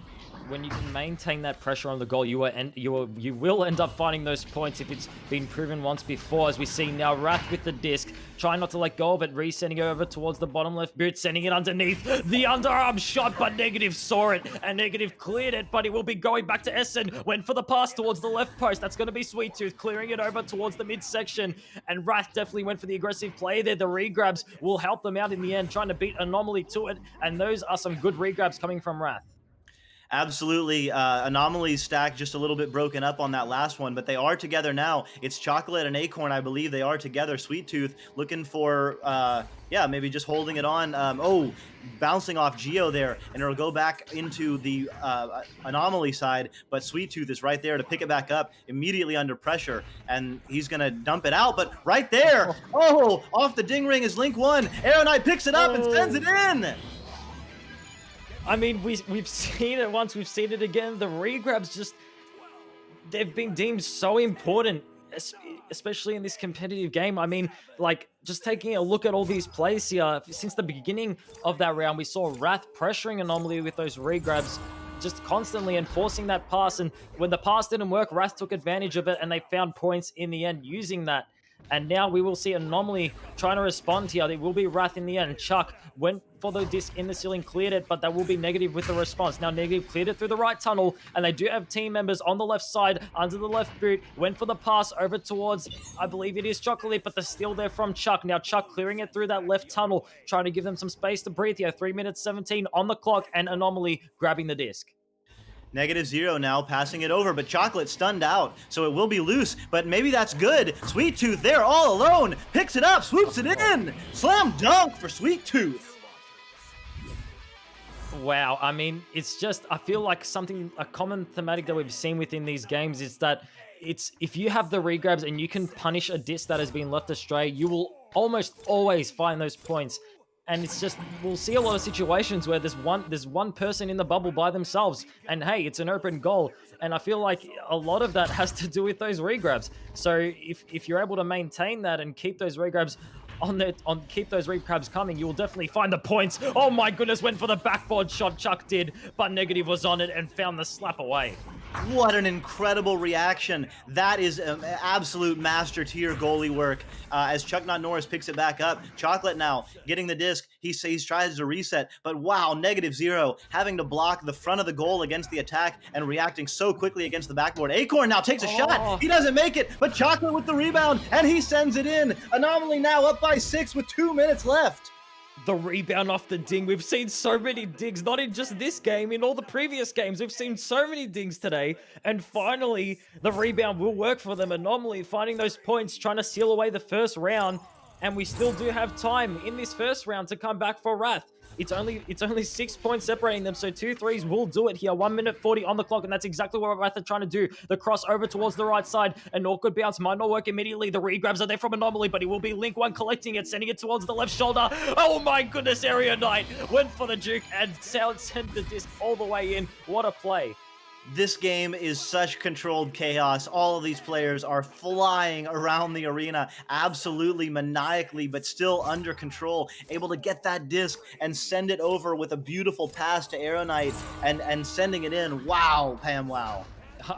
Yeah, you said it. Wow, Pam, wow. And Chocolate now with the disc, grabbing it, send it towards the right. Wrath definitely still in it with those 2 points added to their score. Sweet Tooth, however, trying to shut it out over that left shoulder. Has the disc, has a teammate crossing over towards the midsection. The pass, he went for the pass, but it didn't quite work out. Just over his teammate there. And now it will be Wrath looking to counterattack here. It's only a 4-point lead. They'll need to find a point relatively quickly here. It will be Link 1 sending it towards the trench section. Not going to find the teammate immediately, and that might just cost them this first round here, because now we see Anomaly taking their sweet time with the disc. With that point lead, the clear not going to work out immediately, however, and now Link 1 off Pac-Man does have the disc, does have the teammates off the left pole, went to send it in for 3, dinging right off the top. What did I say earlier? These dings have been insane. Oh, and that was the one they absolutely needed in order to have a chance. But instead, it's Sweet Tooth sending it in off the head of Link 1. That'll do it for the round. Anomaly winning by 6. Wow. Yeah, I mean, wows is all you're going to get from me as well. Strem, what are you thinking about it? That was an awesome game. So Wrath's chain is actually giving Anomaly a run for their money. There's really great stunning, as we talked about, of the chain from both teams. Even Anomaly, who we actually didn't see do this in the previous games they played today. So that just goes to show, like, when you need to stun the chain, you need to stun the chain, and both teams are doing a really, really good job of it. And another thing that we have to touch on is the saves from each team. Honestly, like, insane. The saves that we saw in this round were the types of saves that you only make like once a month. And they made, I think, Esend and Negative each made like 6 or 7. Like, I don't want to exaggerate too much, but truly, the saves were nuts. And I believe this is a fact. If not for -0 and his clutch saves in the 1v1 scenarios, in the 2v1 scenarios, Anomaly would not have won this round. So in round 2, and maybe at the potential round 3, we have to see if -0 and Esend, if they're going to be the pivotal game changers in this remainder of the series. I mean, by all means, Strem, exaggerate away. Those saves were definitely crazy. I can even recall that one situation with Chuck under the goal and the one-on-one situation with Negative. And everyone would have assumed Chuck would have gone for that overhand right directly to the goal, to the front of the goal. But he swapped towards the underhand, towards the backside, the backboard, and went for the bounce shot, and Negative just completely just snapping back to that backboard and sending it out. The reactions are definitely on point, so I completely agree with you there, Strem. And we're going to be heading into the second round now. Anomaly have taken the first. Wrath looking to respond here, especially with those regrabs. Anomaly hits it first, Wrath rather gets there first, and the disc is now loose on the low side. Oh, again off the ding ring, so many close shots. Esen picks it up, he can't get it. Sweet Tooth, no, Link 1, he's gonna pass it off to Arrow Knight. He's gonna swing, and he's gonna reset. It's a little bit of a bad bubble with all 8 players in the goal, it looks like, and Sweet Tooth clears it out. I mean, if there's one way to try and throw off -0, that might just be it. Let's just send all of our players onto him. But that's going to be Acorn with the disc now. Those regrabs, we said it earlier. Anomaly definitely keeping on top and trying to force themselves onto that disc as quickly as possible and making it work for themselves. The Anomaly taking the lead here in the second round. Absolutely insane start to this round as well. Yeah, can't wait to see what happens here as Anomaly stack comes out. They do delay a little bit there, or just Stack didn't quite have as much pressure as they normally do, but Chocolate and Sweet Tooth are together, so they are harassing the Wrath players as they do make it back over across mid. Link 1 now styling along the ceiling, giving a little bit of time. Back pass to Arrow Knight. Arrow Knight delivers it back to Link 1. Link 1's going to work by the shoulder. Passes down to Easton, and he sends it in for 2 to tie the game. With that play, there's so much to count for. I mean, in the beginning, even Link 1 just juking and giving his teammates time to move their way in, and then the follow-up with those passes, especially in the bubble there. I mean, it gives you a shiver. It definitely does give you a shiver when you see all those passes. It's so satisfying as well to see it in the bubble at light speed. So with that said, Wrath evening up the scores here, 2-2 now, 8 minutes 16 on the clock. It will be Sweet Tooth looking to respond, juking it out, sending it towards the left. That will be Chocolate responding, sending it back. Brilliant 1-2 action there from Sweet Tooth to Chocolate. And I mean, Sweet Tooth just doing very well to execute it in the end there. I'm trying to think of a pun to put with Sweet Tooth and Chocolate because, you know, I'm a Sweet Tooth for Chocolate. They're all over each other, that's for sure. And that was a beautiful give and go. Sweet Tooth passing to Chocolate and then, you know, not stopping, but continuing to move, continuing to cut toward the disc. As cutting toward the disc is Chocolate again. Him and Sweet Tooth are together, and they've got an opportunity with an open goal. But right there is Chuck Not Norris, and right back is Acorn putting it in. Chuck with the brilliant save there, but the thing is, when you make that save, the pressure from the team members of Anomaly are on you, and you're pressured into making that clear immediately before you're stolen off from. But it almost feels unfair with just when you're forced to make that clear out. You best believe that Anomaly are going to be ready to collect that disc that you frantically clear, and they're going to make it work against you, as we just saw there. Now 6-2 on the board, and Wrath looking to respond. It will be Sweet Tooth grabbing that disc, and a very good grab indeed. That was very close to a possession of Wrath. Now the regrab follow-up on that clear. Sweet Tooth with the disc does have a member of Wrath who did find the stun there. They're looking to find that clear, trying to force it out through that left tunnel, and it will be Anomaly. Stunned down again. Chuck doing very well with these stuns, sending it over to the left. Great pass to Esen. Send does have the reset over towards the bow tie. There will be Area Knight, and a brilliant reset play here coming from Wrath, trying to take their time here with this play. They're only 4 points down with 6 on the clock, and they went for the send, but Sweet Tooth said not and sent it through the mid. Wow, disc is now bouncing around. Sweet Tooth is all alone. He does have a 3 open goal, and he's not going to miss those. 16 meters a second from 10 meters out. Sweet Tooth bringing Anomaly up by 7. Anomaly challenging Wrath, the master tier team, and I feel like they definitely are giving Wrath a run for their money here. Now Wrath with a joust advantage. I mean, Anomaly have taken away the first round, and they're definitely on the right path to taking the second. 5 minutes 58 on the clock. 9-2 here. Anomaly with the disc, went for the slap clear through the left side. It will be Chuck grabbing that disc, has teammates on the left. The pass play through the bubble, a bit too fast for the liking of that pass, and it will be Wrath attempting to grab the disc. Acorn found the slap just in a nick of time. They're trying to send it through the midsection. An awkward bounce, beating those regrabs from Wrath, and now the counter-attack play. The regrabs aren't going to be directly on it, but Wrath will have it in the end. Wrath picks it up, sends it through the right tube. Can't quite get there, but picks it up off his own bounce as Chuck Not Norris sends it through deep into the Anomaly zone, but -0 is right there. And stunning out is Acorn on Arrow Knight, so that could have been really dangerous. But, man, Chocolate and Sweet Tooth doing a little dribbling drill. They clearly know how to work together. They're moving down the entire arena all by themselves, but right behind them, and oh, wow! Oh, I didn't quite make it. Wow, Chuck Not Norris with the save. Wow. I'm telling you, there are so many shots where you assume they're going to go in, but it's either the pressure of these teams, it's the pressure of this tournament where it's just, it feels like, well, there's the redemption there, first of all, 11-2 now for Anomaly, but I feel like even if it's a slam dunk, I feel like it's just, you want to rush it in, you don't want to ruin the shot, and then it's just all that pressure that might just even ruin the shot. So with that ding off the top post, they're going to redeem it, however. Chocolate doing well there. 11-2, Anomaly looking to take it away from Wrath. Eason now holding the disc, forcing that chain from Anomaly to commit. The chain from Anomaly does end up committing, and one of them gets stunned out. So it's 2v2. They're hanging on in the background. A little bit of fun happening in the background with some players Joker training off the other team, but picked up by Link 1 and sent in. So not over yet, says Wrath. We've still got 4 minutes to go. We're only down by 7, and we're a master tier team.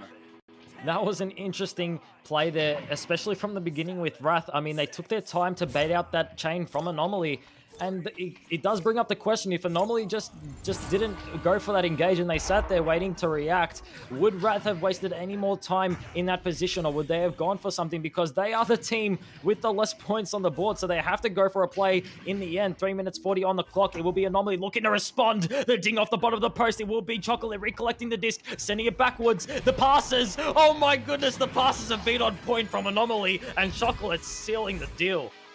Chocolate and Sweet Tooth, an incredible pair. You know, Sweet Chocolate, they're going together right now. They have a connection on the stack, on the regrab, on the passing, on the give and goes. They're working front and back. They're working side to side, and they've really got it going right now. It's just like that. Chocolate gets it, but he does get stunned out. It looks like there's a little bit of a dubstep disc, and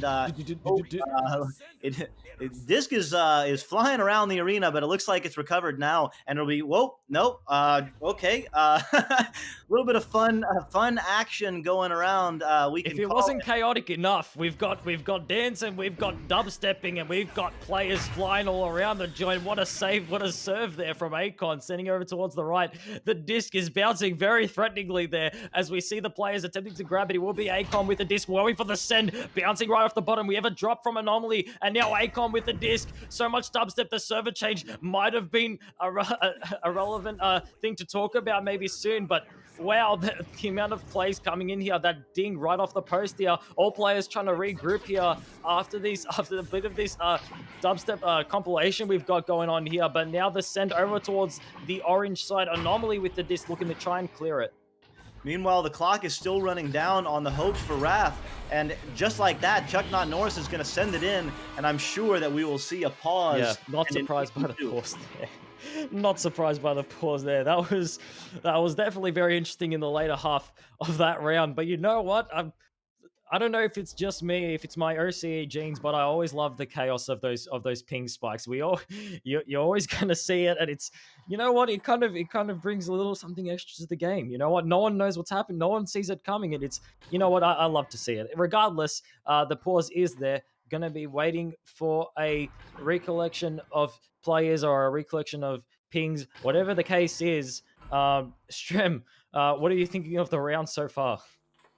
Honestly, so far, I really thought that Wrath was finding their flow with their passing. They're splitting defenders. They're getting open and finishing with just beautiful cuts. They're noticeably feeling good. And the comms from both teams were really clean. I noticed that they're not yelling. They're very, very calm. Everybody was playing super well and talking like it. Once Anomaly found a comfortable lead, Wrath started playing really, really fast and started making a lot of mechanical mistakes, at which time Anomaly was able to extend their lead further by just capitalizing on it. Even something as little as a missed pass, again, because of how fast their chain is. And then, the dubstep disc appearance, and now anything could happen. I'm a little bit confused, but yeah, apparently that was apparently the Texas server actually kind of had a bit of a freak out there. So yeah, that happened across all games that were being played in Texas. But I mean, regardless, I feel as though if the damage from that shouldn't entirely affect this game. I feel like although Wrath did create that momentum, like you're saying now, hopefully this time of this pause now that we have won't kind of cut it off and kind of reset it, because Wrath definitely were trying to get themselves back in this round here. Anomaly have taken the first, And I mean, yeah, a great round indeed. Doctor, yeah, what are your thoughts on the round in general? It's so exciting. I mean, I've just been watching the combination of Chocolate and Sweet Tooth, just the how tight they are. Especially, I mean, we've talked about their stacks, but their ability to dribble. So that's where they're stacked together and they have the disc and they throw the disc forward and then they regrab to the disc. They were able to do that across the entire arena, and I don't know that I've ever seen like that level of dribbling happening at this high of a VRML match. Just super exciting. And then the give and goes, the ability to work as a 2-man team to pass the disc and then cut back. Yeah, Strem, what are your thoughts on that pair and how they're working out? Honestly, Chocolate and Sweet have been playing together for so long. I think they actually started playing with each other just by like meeting in pubs. Forgive me if I'm wrong, but I don't think that they're friends, in real life. I think they just, met each other. They're like, "Hey, you're pretty good at boosting. You want to boost together like all the time until we're the best in the world?" And yeah, no, you're right. It is really exciting and entertaining to watch because I said this earlier. They're the type of chain not to just crash into one spot and then split up.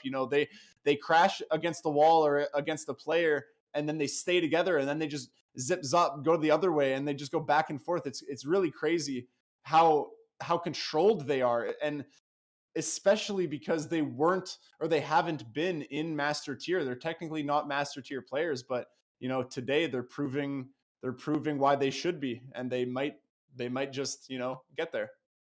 I mean, the legacy of the pair that you just stated there. I mean, just simply meeting each other and just saying, "Hey, do you want to boost? You're really good at boosting." I mean, obviously, it's definitely hard to find that magic duo, but I mean, you definitely find a lot of friends in this game when you're playing, and it's always great to play with everyone. So if you're watching right now, venues, I mean, I know you're watching right now. Dimwit's probably forcing you. I know he's in there. He's forcing you guys. You need to get this game. And quoting Dimwit, he said people would quote him. It's a discovery. This game is a discovery, and you discover a lot of people. You discover a lot of friends. You discover a passion for the game, just like many of us here. That's why we're watching. It's a brilliant game. And yeah, with that said, what a brilliant game we've had here as of yet. Anomaly taking the first one. And they're looking relatively strong within this second round, although not completely over for Wrath. In general, even when you are points down, even if it is confirmed it's mathematically impossible to win the game, you still want to go for points because it's been proven in the European cycle that points do matter. Because we had a tie, we had a tie up in the European cycle, and it was due to the point gap that the teams had made in their games, which separated each other from the other teams. So with that said, never give up and always go for those shots because it'll always count. So with that said, both teams definitely readying themselves up here. We're going to be heading back into the game. Sorry for the wait, folks, but I can tell you now, if you've seen the start of this game, you can definitely tell that it is worth it as we head into Anomaly's Just Advantage. We got 2 minutes left on this game, and Wrath is sending their stacks. They know they have to pressure. They know they have to take a little bit of a risk, and now they're going to take a little bit of a risk there with, Esen saying, "No, my friend, that is not a risk. I'll stop that every time." And they do have a chance here with an open goal, and just like that, they are only down by 2 goals with 1.5 minutes left. They are not out of this game yet. Brilliant save from Esen, and the follow-up with those regrabs, Chuck sending it in. Brilliant picture-perfect play there from Wrath, certainly proving themselves to be the master tier team here. 1 minute 10 on the clock, still some time here for Wrath, but Anomaly do have the just advantage. The question is, how will they make it work for themselves? Will they try and burn some time with this possession here? The disc bouncing a bit awkwardly there, so it will be Wrath taking advantage now. This is their opportunity here. The sending towards the left, it will be Link, has a shot on goal there, but the pressure is there from Anomaly, and now Sweet Tooth looking to send it out, looking to buy some time. Too much time, however. Wrath went for the steal, the back and forth action, the pass back over the nest, and that's going to be Chuck for 3 points. They're still in the game. Oh my God, Pam! Wow, 1 point difference with 30 seconds left. The Wrath stack is just absolutely going nuts. If Anomaly cannot get the disc out of the mid, they could absolutely be going to a round 3. I'm not hiding it. I'm pulling for Wrath. I want to see a round 3, Pam. Wow. Now is the time to show that you have the better regrabs than Anomaly. You have to pressure that disc right now. The disc is being sent to the left. It will be Anomaly with the disc. They're looking to seal the deal. Those 3 points might just do it. Anomaly have taken it away from Wrath. What a finish. Wrath sending the house, knowing they have to just do whatever they can to get the disc. They left the goal open, and closing the gates is Anomaly to take the game in 2 rounds. Strem, what do you have for us? There wasn't even that much really like game time that we saw. Like just Esend with an amazing save, ending up with his team scoring 3 points. That really opened up the possibility of his team taking the round. And then we just saw like the most insane toss-up ever. Everyone in the game was in the same spot, all fighting over the disc. And it felt like there was like an otherworldly like force assisting Wrath. Yeah. They just kept on getting the disc, and just they ended up with another 3 because the goalie ended up getting baited and he jumped out for the disc as well. And it was a 1-point game. It was so close, but of course we've got Anomaly taking it. Everyone can calm down and just breathe a little bit, and yeah, what a game. Don't tell me to calm down, mate. We've got a full 2 rounds left. So many matches heading our way relatively soon. But yeah, exactly what you said. What a game. I mean, I'll need to take a break to calm down here, because yeah, that definitely got my heart racing. Those last few seconds there. I mean, what a turnaround there. I mean, Wrath definitely had the potential there to come back in that second round. Whether you want to say that pause of the time might have reset the momentum, whatever you want to say, Wrath definitely did come back in the later half of that round. But unfortunately for Wrath, fortunately for Anomaly, just sealing away that first round, answering back with that final joust advantage and taking away the game. And what a game indeed. Anomaly 2-0. And yeah, with that said, I hope everybody here that is watching now has enjoyed it. And we still have so much more to show you guys. So stay tuned, and we'll be heading off to a new match relatively soon.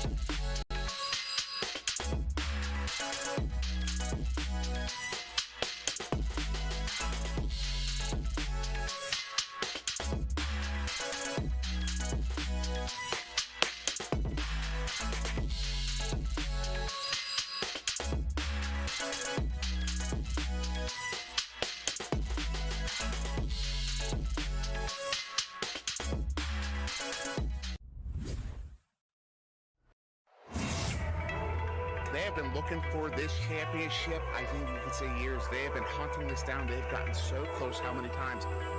They got knocked out in the semifinals in ESL 3.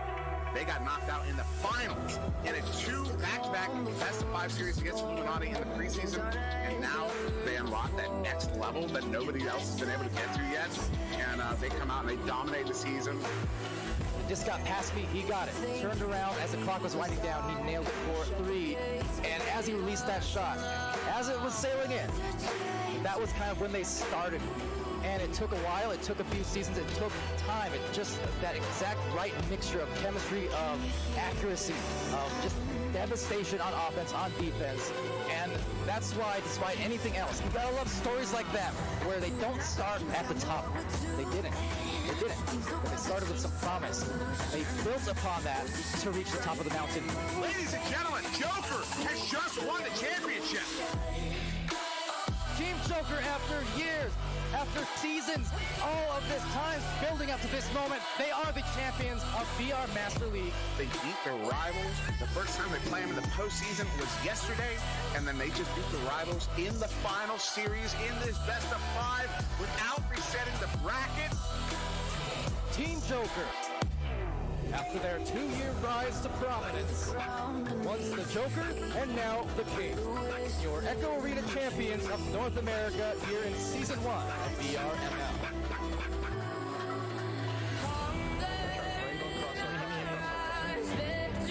Oh my god, that was sick.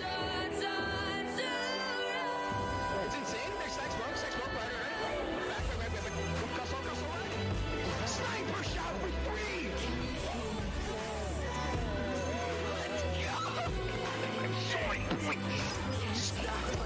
Let's get it, boys. We're down, but we're not out. I have so much hype running through my veins right now, you don't even understand. No one's close to us. No one's even close.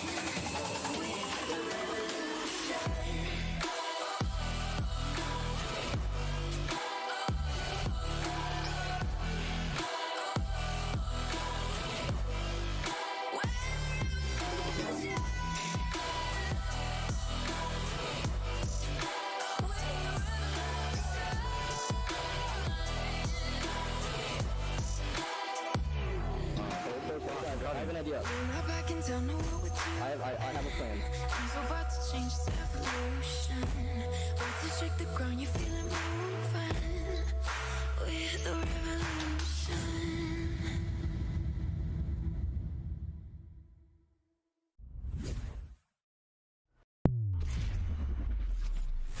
So Joker in Season 1, they didn't go undefeated. Every single game they won, they did it in 2.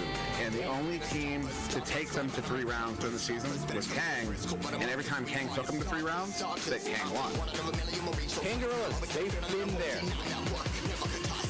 Ladies and gentlemen, Kangaroos is back. They found it. I don't know where it went, but they found it. One more championship team to officially Big guy Trubisky trying to find that pass, and Kango's bread butter cut through. Rain from NA. This is Kango's game. This is what they do best. Kangarillas. All Kang needs to do is clutch it. Oh my, hold on. It's Trubisky. Was he even looking? Between disc and the rim. Striker, strike that to the bank. Whenever Kangarillas, this roster, is playing Echo Arena, they're going to always be at the top. Mark my words. Converting that last winning goal, that last touchdown, is the most nerve-wracking thing you can do in your entire esports career. And not just skill, but planning. These guys play chess. This is not your grandma's Echo Arena. The be-all and end-all, when you are the guy with the disc, you have to make the goal, and knowing that if I let this in, that's it. I don't feel like it's a job. I don't feel stressed. I'm looking forward to it every single day. I love this.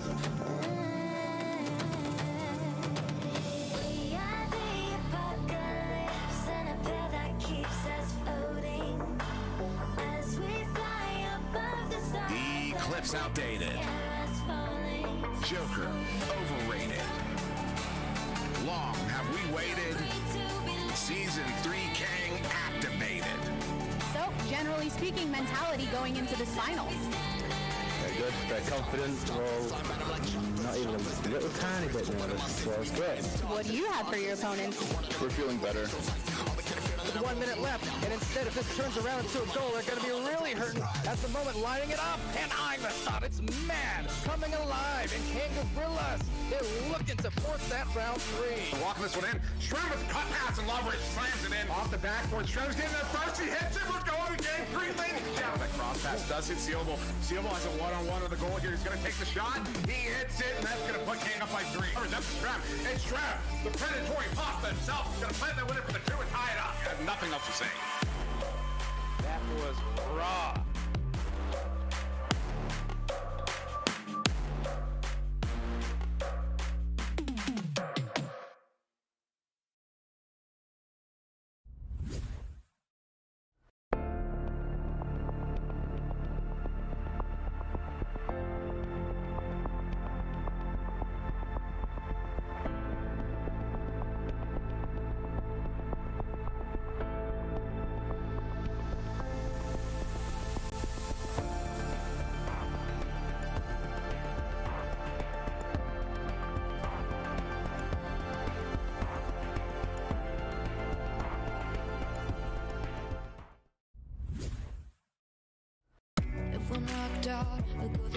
dance, pound for pound. We're a perfect match, pulling punches. We're toe to toe. We're always on Spaghetti, the move. this is their life. They need to win, flat out. They're back within 3. We have a minute to go here in round 3. Spaghetti season is on the line. They have a minute to defend it here. Looking to bring it in. Wants to, is going to take it in. So they have to score right now. They cannot hesitate any longer. Bringing it in. Cross pass out. Coming in. What up? Oh, God. You'll see the stack pursue it all the way down and sinking it will be Oculusator. And Oculusator absolutely on fire. Triple coverage. Here, going to send it up to the ceiling there to Oculusator. Going to upset somebody in the bubble. Bringing it in. No way. Oh, God. Able to maneuver his way through triple coverage. This team is absurd. Who in the chat said that Spaghetti has no goalie? Who said it? You're banned. Their long shot. Oh, no. No. Who was that? From long shot. What a bait by Meatballer. That was dirty. That was disgusting. Long shot. No. That block and the shot to finish the round. That's the coup de grace. That is the mercy blow. It's impressive. It might be stuff of legends, and I'm speechless. Spaghetti is just that good. Yeah.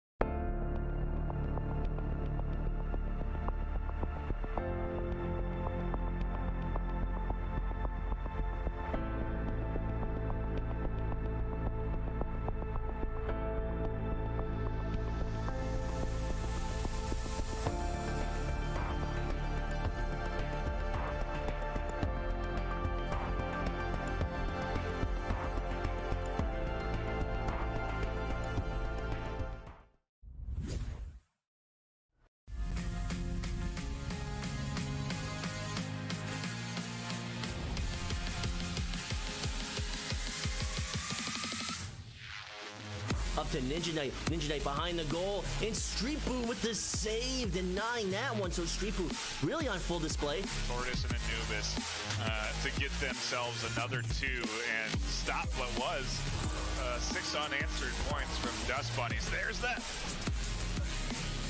header. The 3-point header off the joust. Hey, 1 minute left. The thing is that there is still a lot of time for at least a goal. Some Ducks moved through that mid lane. That was risky as anything. That said, briskly down the lane. Cosmo claiming back the 2. Grumpy is going to stun out Franz. Tracks it down.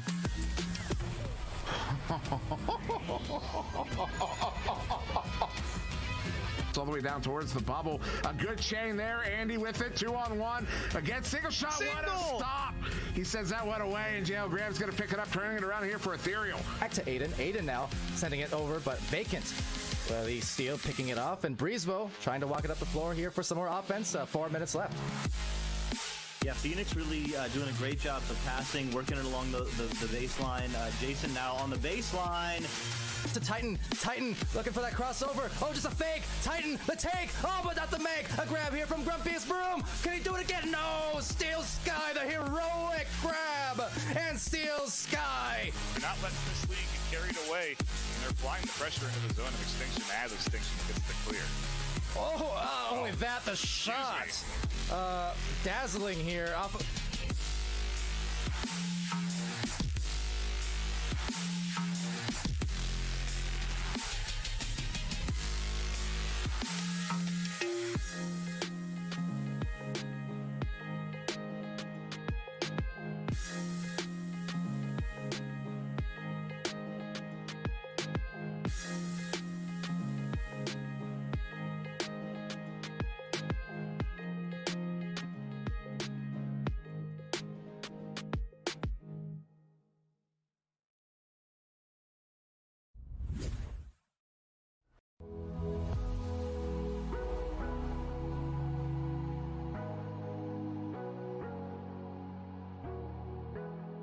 and dodging, juking, looking for the passing play perhaps, but unfortunately no one in the lane that Anubis was looking for.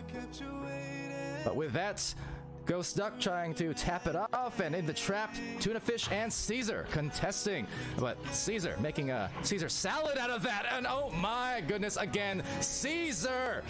All the way from Rome. Pass to Zenith, and Kango's really taking their time here with the bounce passes. Oh, and the really slick pass, and eventually ending up in a goal for Kangaroo and Strembitsky. Caps are not able to get there. Oh, that's. Oh, hold on, Dimwee! Hold on, Dimwee! It's a shot from Ender, way deep down. 54. What a hit! That was crazy. It's got to be a record. Oops, so Charlie 13 now with it, sending it across to Swift. Swift trying to find him and finding Alikos. Alikos making an attempt happen and making that goal in the top pocket. The disc gets over to Mozzie here. Mozzie going for a cross the single shot, and single shot, just looking for a single shot and puts it in with 8 meters per second on the shot. They're going to be forced to compete up against them. And if they want to have a chance, they got to improve. They got to get good enough to beat the likes of Phantoms or Gravity or anyone that's at the top. That's a ridiculous across-court bounce shot. The goalie, you should definitely do it. So yeah, you have to be careful with that sometimes. But anyways, here coming back into the game here, Camjam is gonna go for the deep, nice crop pass. Who has a 1v1 opportunity here, just denying any chance here for Leviathan to come back, and again makes it a 3-point game. Rocktor saying possession must be super in favor of Illumiduty, and right now the possession back to Illumiduty. Good dive from Burbs. Recovery, possibly from Burbs. Has the angle. It's tight, and it's there! Shocknot Norris gets it out, and kiting. Otherwise, a great goal from that pizza slice. As it will be taken here by Newton Dad.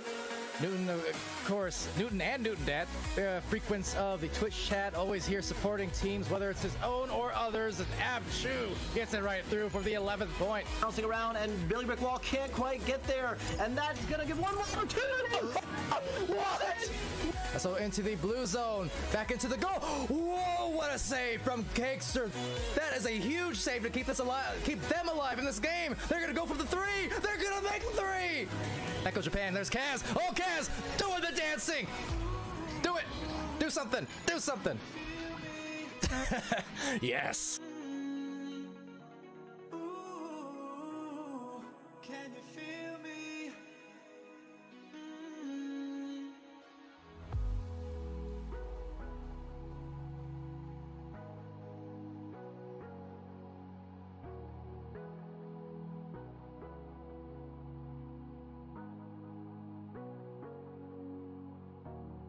Sorry I kept you waiting forever and a day, but now we're out here together with nothing standing. They said, don't fall, don't forget all the things you've been taught, you've been told, don't blink. From getting going, and that's a good move from Ignite. The pass there, slowly rolling the way of VTS King. VTS slapping it over, a catch by Duel. Duel sending it to the sideline. Now will be Franz, rolling it up the floor to Wolf. Wolf on the approach, handing it out to the corner. There's the team play, but there is the save away, and Phoenix through to bring it within 1. That was a nice one. Oh no, and the dab. Oh no, and the double dab. I'm done. BTS King working his way along the left side. There's no pressure right now. He can take his time. He passes to the right.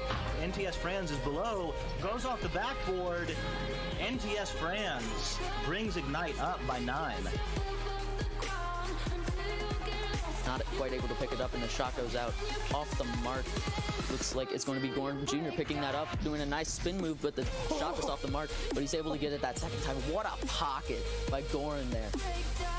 With it at mid, sending it in, is going to hit Meatballer. Meatballer encroaching on the bubble. Al coming in. What a stop there by Com. Going to be picked up by Al, and Ryan coming away with it, but Arco's in, no Com with another grab. Connor Chaos with it now. Connor Chaos going to back it up. 17 seconds, sending this one off, but red there by Jay Walker. Jay Walker with the clear. Mozzie. Mozzie, he's going to get his pocket picked. Ryan with it. Ryan Hager's shot there from Jay Walker. That was disgusting. Keep on, I shine. We'll surely get ground if you reach out and touch. My mind is a battle, I'm trying to hide it. Getting these voices inside to stay quiet. All knew the place where all this began. Start again. I'll see the light until the dawn breaks. No, till it's all said and done, you won't know what it takes. Can't get the grab. 8 seconds. Excuse me. And now 8 seconds in that far side, the near side trap. Fish just gonna chuck this. Whoa! Oh! Oh! Worst just won it at the last possible second. Bounce off the backboard and off the back of the crossbar. Be picked up by Simon. Simon under pressure now, able to avoid that defensive player and put it in. Trying to run back up on the Great British Empire here, and they're able to get those 3 points. And I think that's exactly what Blank needed momentum-wise. You know, it's now a 1-point game, a little over halfway through. This is definitely doable for them, so that was very important to hit. Yeah, absolutely. And Howler will take the disc here. Some good passes back and forth here, getting around that defense. Difficult passes as well. They're not easy passes under pressure on the table. It's kind of one of the most difficult passes to make. Zeko Zero will make a couple of ducks here. In fact, get past the defense. Gonna hit Zenith up to Mad, setting it up, hits Sealable does not have a lane there as that is .com all the way back to the goal. He does play very, very deep back, and Zenith is able to play it. Back and forth and stunning coming out from both teams as Voodoo gets a nice, oh my god. A clear from Caesar. Losing his arm a little bit there, but not losing the disc. Saluna dropping it, but Moonface taking it right back, sending it over, and oh my goodness, Moonface making a crater into the goal. 16 points, 25 meters deep.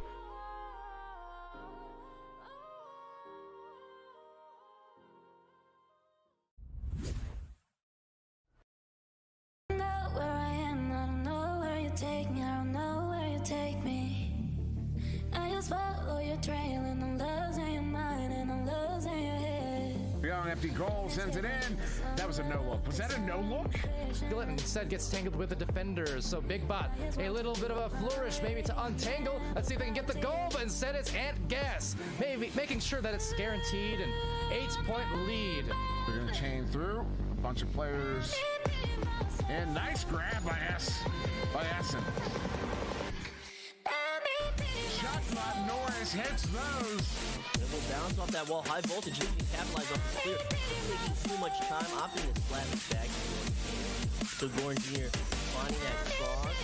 So Law sending it right down to post. And Phoenix right in the bubble. Gonna go for another cross. The Fire Ninja to finish that off. There's 2 on the board there from Shotbot Norris as Essen goes crazy.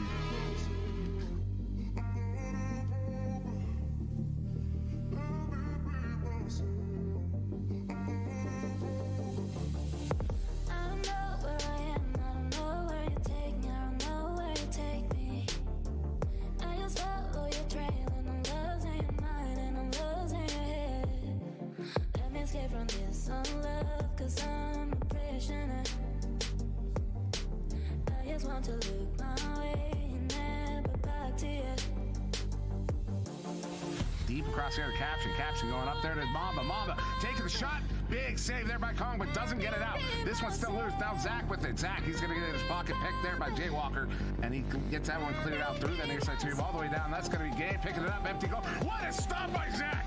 You monster! Oh, what? That's ridiculous. I'm done. Gets done now. The other champ picks it up. Some quick back and forth here. This game now. Trying to turn that one around. Big shield there. Stuns out too. Gets that one sent into the zone. Up to Kong. Move it in on the near side. On the floor. Up in the bubble. Cross pass there to game. Dr. Pocket. Hayes there to raise. That was a really quick chain there from Ethereal, but they weren't able to get the hand on the disc. Of course, that cross pass doesn't quite get to Ocula's there. Actually, ultimately does. He's going to end her single shot there. And then Ocula's there sending that one back to Meatballer on the back line. Meatballer sending this one up to Al. Al sending this one in. Hits Connemara.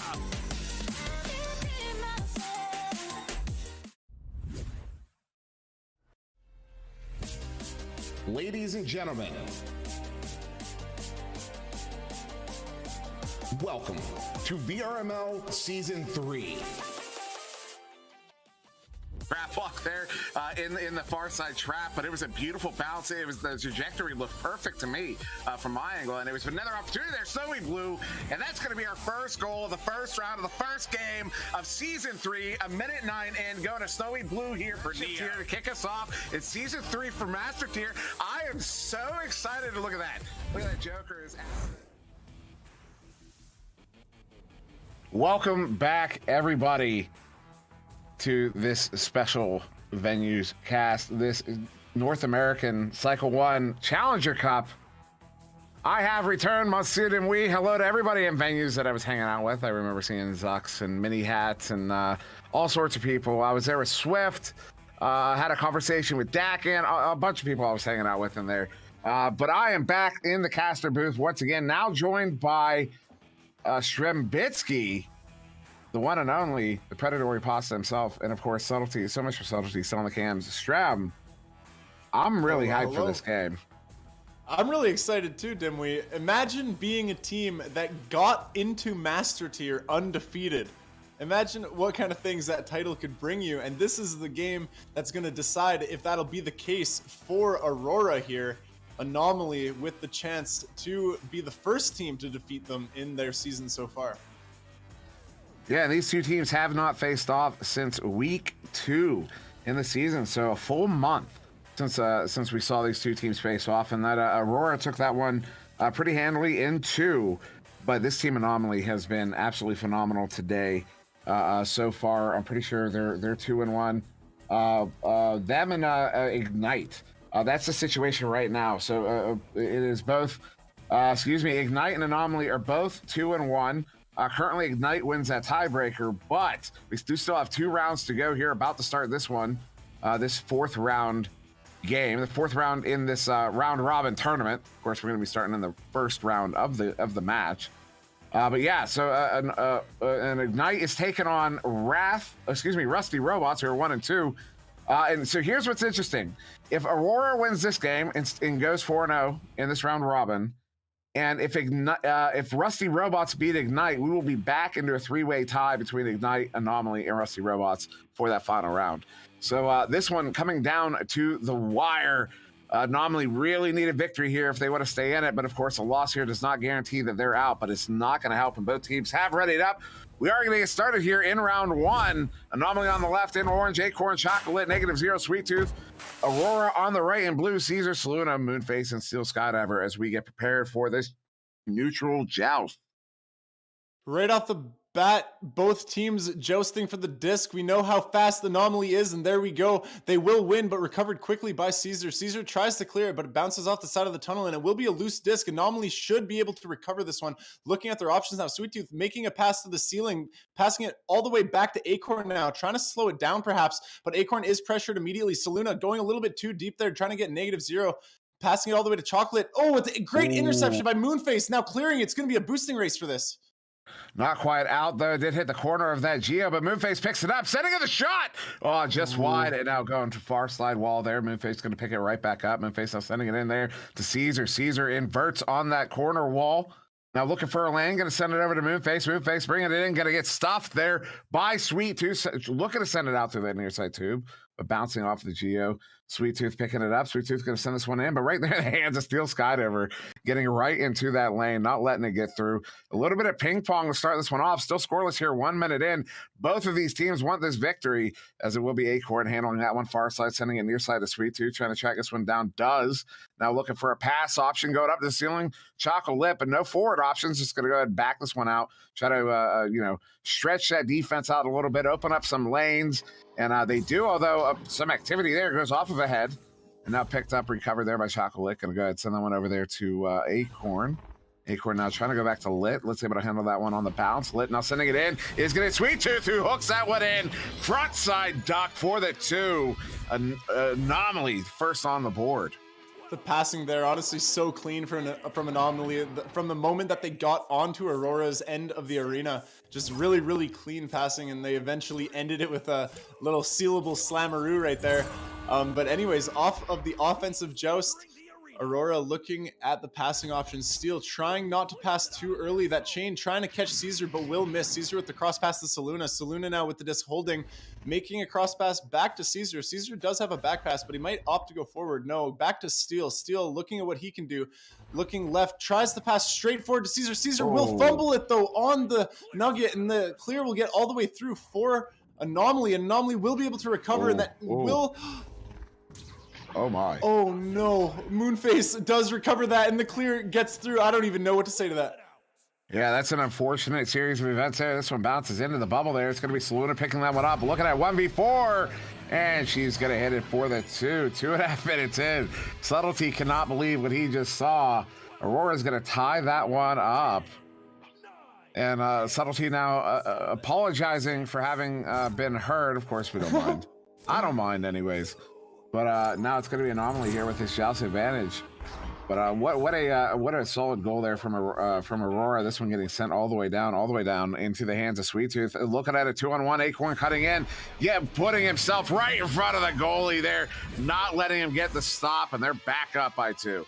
Really good play there from Anomaly. You know, Steel is going to save those more often than not, and you really got to stun him out. And already, you know, in the first round, just 3 minutes in, they're already stunning out the goalie. It's just a good showing. They're making the right decisions. But anyways, off the initial joust, passes to Saluna. Saluna cross pass to Caesar, just barely missing, but will recover the bounce. Caesar looking for the back pass to Steel, always at that safe back pass. The chain, though, is running uncontested, unfortunately just scraping by, not getting stunned out. But the passes are coming through still with really good tap passing, but unfortunately it will get loose. Chocolate and Saluna fighting for it. Chocolate does stun out Saluna. Saluna is gonna be boosting with Moonface. Moonface trying to get, or Steel Skydiver trying to intercept the disc, but the disc is gonna be loose. It looks like Anomaly will get there first. And they have a shot, and that will be 3, and that's 7-2 now for Anomaly. That is huge. What a play there. That chain comes in. Sweet Tooth comes away with it, hits it from 16 meters out under pressure. What a goal there from Anomaly. I'm just blown away by what we just witnessed there. So still 5.5 minutes on the clock here in this first round. Steel Skydiver sending out to the near side tube there to Caesar. Caesar now sending this one back. Gonna bounce off the roof there. This one's gonna be loose. Gonna look for a chain here. I see the chain getting away there from Anomaly. They're able to pick that one up. Sweet Tooth and Chocolate coming at 2-on-1 against the goalie. What a stop! But Sweet Tooth is able to recover that one, put it in for another 2, and they're up by 7. That save was crazy, and it sucks that he, you know, when that happens, you make the save, but you get stunned, so the disc gets dropped. But even still, Sweet Tooth, the way that he grabbed that disc and still scored, it was like a reverse dunk. That was still really, really well done. But back off of the offensive joust here, Steel looking at his options. It looks like the chain's been stunned out, so this should be really open here. Saluna can just carry it for as long as she wants. Looking at the cross passes, choosing Moonface. Moonface to Caesar. Caesar now looking what he can do. Might just score off the backboard, and there he goes. Just dunks it in effortlessly. And now it's going to be 9-4 in favor of Anomaly, and with the possession of this. Goalie was kind of dead to rights there. Caesar was set up. He was taking his time behind the goal.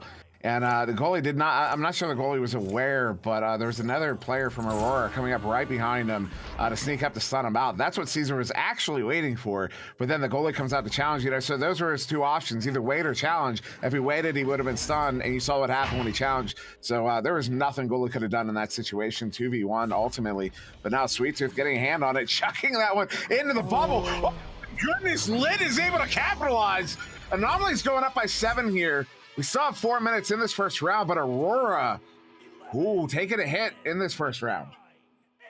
That is a crucial goal there, Dimwee. You know, Steel had a hand on it. He got so close to that recovery, but just barely missing, and now it's going to be another 2 points for Anomaly.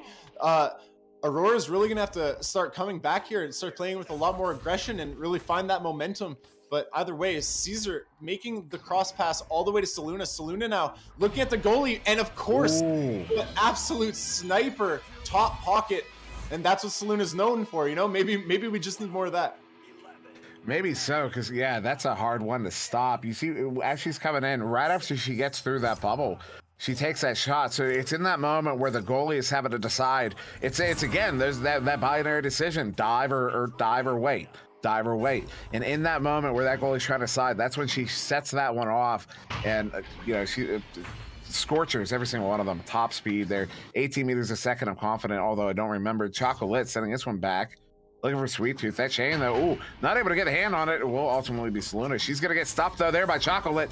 Coming in 1v2, so he goes ahead. He's sending that one back to nobody. This one is alone. The Chocolate gets there first, but a good stun there by Saluna. Saluna, she wants to take that shot. No way. Oh, that was a shot, though. That was 100% a shot. That was calculated. Yeah, I really thought that was going.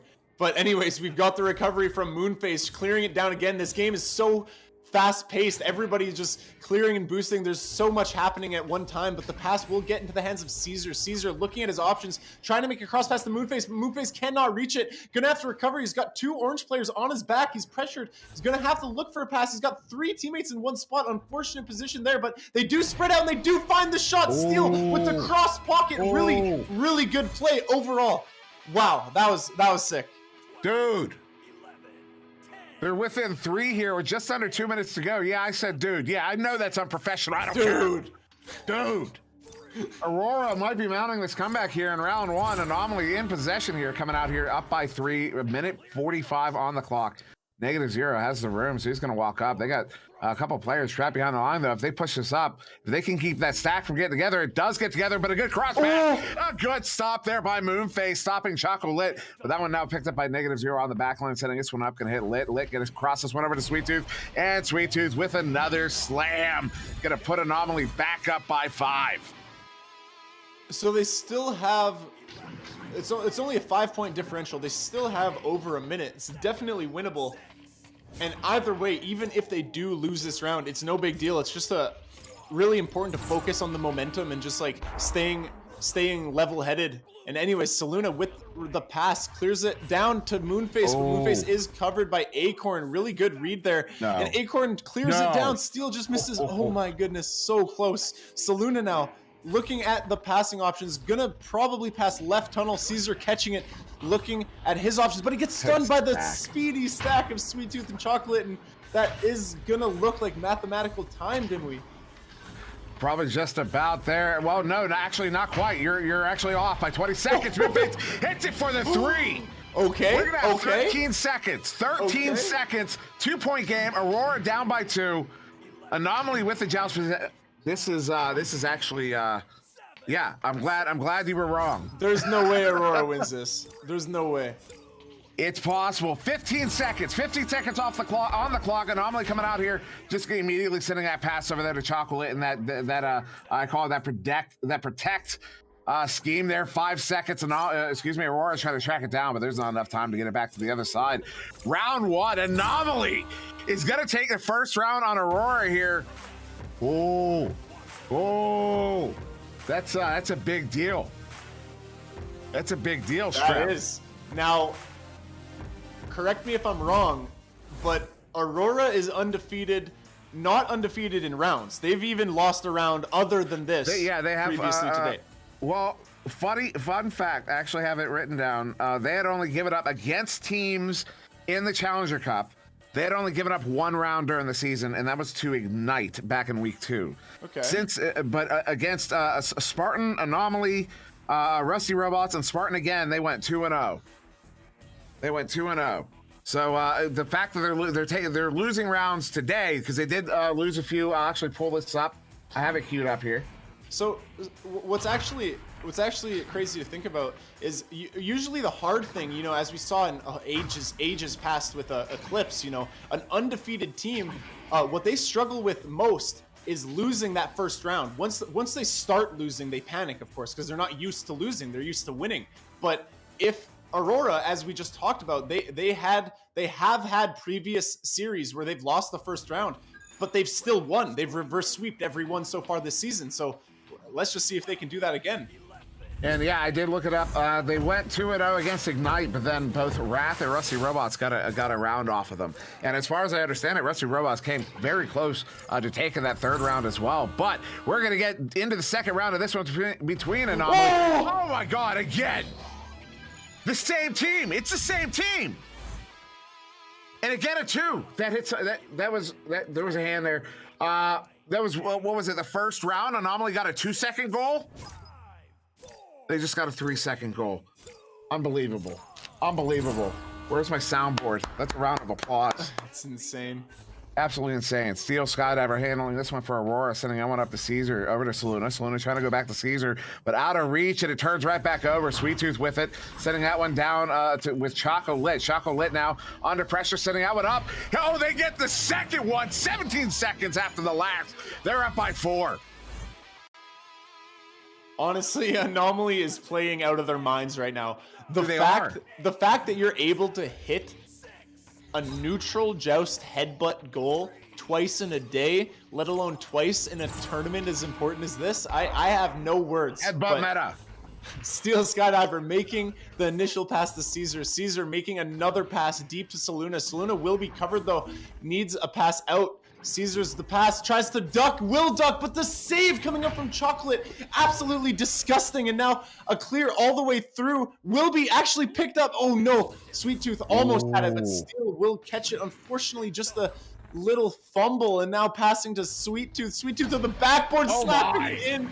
Looked like a headbutt goal, but no, a great anchor slap into the goal, and now 6-0, Dimwee. That's their goal. As we do get a timeout here, but that's I've seen Anomaly pull that off a handful of times here throughout this season. That's one of their set plays, and it looks gorgeous every time I see it. You know, I did see Jaywalker. It was Jaywalker or Kong. Pulled off. It was Jaywalker pulling off those one-timers from the shield. I never gave Anomaly enough credit for pulling off the one-timers on the backboard because that's a set play they have, and it's always Acorn. Acorn sets up for that anchor shot. I don't know.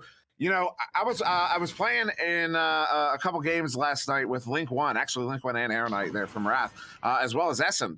No, Essen was casting, but the way you guys and Shrem, you included, because I know you've got the anchor, especially particularly off of those the frame blocks, the boots in front of the bottom left, bottom right for anyone not familiar, right in front of the bubble there.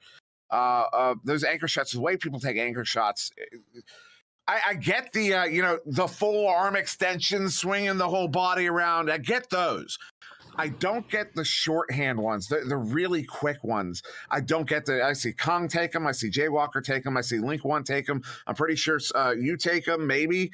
But those where you're barely moving, it looks like wrist movements to get those anchor shots off. It's unreal. Yeah, it's like where you hold what you're anchoring with, say with your opposite hand, your non-primary hand, and then you hold the disc in your primary hand, and you sort of move both of your hands together, like you smash the controllers together, and that's sort of the quick movement that you're talking about. And I've tried to practice that. I've tried to learn that because of it being done to me so many times, and I can tell you I am not good at it either, Dimwee. Yeah, it really blows my mind. But since we do have this timeout here, for those of you watching in venues, this is one. I did actually hear this question a few times. We might actually, because I heard it, we might look into addressing it. But we are live right now. It is 9:12 p.m. here on the East Coast of the United States. February 13th. It is February. Yeah, February 13th, 2021. Yeah, so this is absolutely live. If you want to check out the game, it is 100% free. Just hit that the Oculus button on your right controller there. It's a flat button, and it'll pull up your Oculus menu, and just go into the store there. Search up Echo VR, and like I said, free game. There's actually a really cool Echo Pass update coming here shortly, bringing in all sorts of cosmetic stuff, a bunch of quality of life improvements, and some really cool visual stuff, like your banner will be showing on that far wall there. Well, I can see it. You guys can't see it right now. You're in the locker room. But on the far wall, when you're looking at a sideline camera, you'll see like your own banner will pop up when you score and stuff. It's actually really cool. Some of the updates coming. So definitely go. If you haven't checked it out, check it out, because my first day in, back August of 2017, Shrem. August of 2017 was my first day. I don't remember the exact date, but I know it was August of 2017. I still remember my first day pushing out of those pods in the old lobby. I still remember it. I still remember just being blown away by what I had just discovered. As I've always said, it is a discovery your first day in, and I'm sure you feel a similar way. Do you remember your first day there, Shrem? I remember my first day in the old lobby, spawning in, and you're in like the pod, and the the handle comes down. You used to have to pull the handle. Yeah. I couldn't pull the handle my first day. I was so confused. I was stuck in that pod for way too long. But fortunately, I had a friend to help me through my introductory stage, let's say. And this is one of those games where you fall in love. I mean, you don't just fall in love with it; you fall in life with it. Like the moment I started playing this game, I wanted to be a part of it. I wanted to be a part of it. And you can ask Strem. I was, back in ESL. Nobody knew my name, Sir Demery. Nobody knew the name. Nobody had any idea. Now I'm a caster for VRML. Like, you know what I mean? And that's the beauty of like VRML and the way everything's been growing. It's all so community oriented. And I mean, VRML run largely almost entirely by the community members. We got to give a shout out to the VRML moderators. And actually, we can go to the sideline princess. No, I'm just kidding. You can calm down. But big shout out to the moderators, of course, governing mods there, Princess Gilligan, Dacument, technically, although he's a founder of VRML. I see Arrow Knight, Captain Wiggles, Dano, Keika, a recent addition to the mod team from the Japanese region. Also, big shout out to our Japanese players. If there's anyone from Japan watching right now, thank you. We love having you guys being a part of the community as we continue to grow here. Also referencing, we're over, Paldor referenced earlier, we're over 300 active teams around the world from Europe, from North America, from the Oceania region, Australia, New Zealand, Japan now. It's amazing what all has transpired over the last going on 4 years now, 3.5 now. But it's so awesome to see the growth, the continued growth, and the continued success of this game that we're all in life with. And if you're just joining us on the stream, whether it be Oculus Venues, YouTube Gaming, Facebook, or even Twitch, of course, we are currently paused, but we're also currently unpausing. A player just had some tech issues, had to restart their headset or PC otherwise. But yeah, we're right off of the offensive joust here for Aurora with disc possession. Let's see what they can do, didn't we? Yeah, Aurora currently down by 6 here in the second round after losing that first one. I believe it was just by 1 goal. But now Caesar with it here near side too. We're going to send them across. What an interception there by Acorn. Anomaly. Have they not lost a beat here?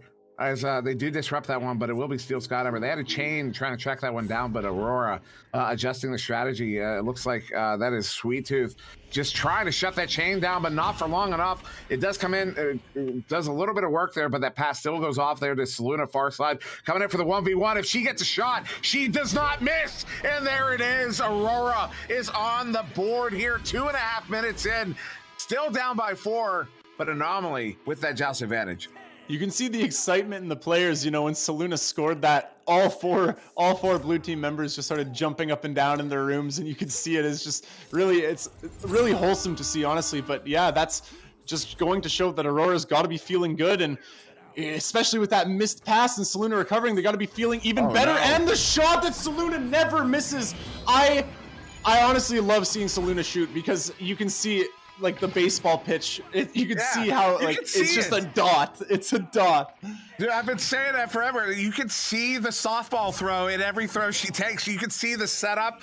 There's like a whole rhythm to it. It's wild. It's the most reliable shot in the game. If you want to throw like Saluna, learn to throw like a girl. Learn to throw like a softball player. This one gets sent into the Aurora zone there. This one now in the hands of Steel Skydiver. So turning it right over. They were in a 2v1 situation. What a pickup! Sweet Tooth, the madman.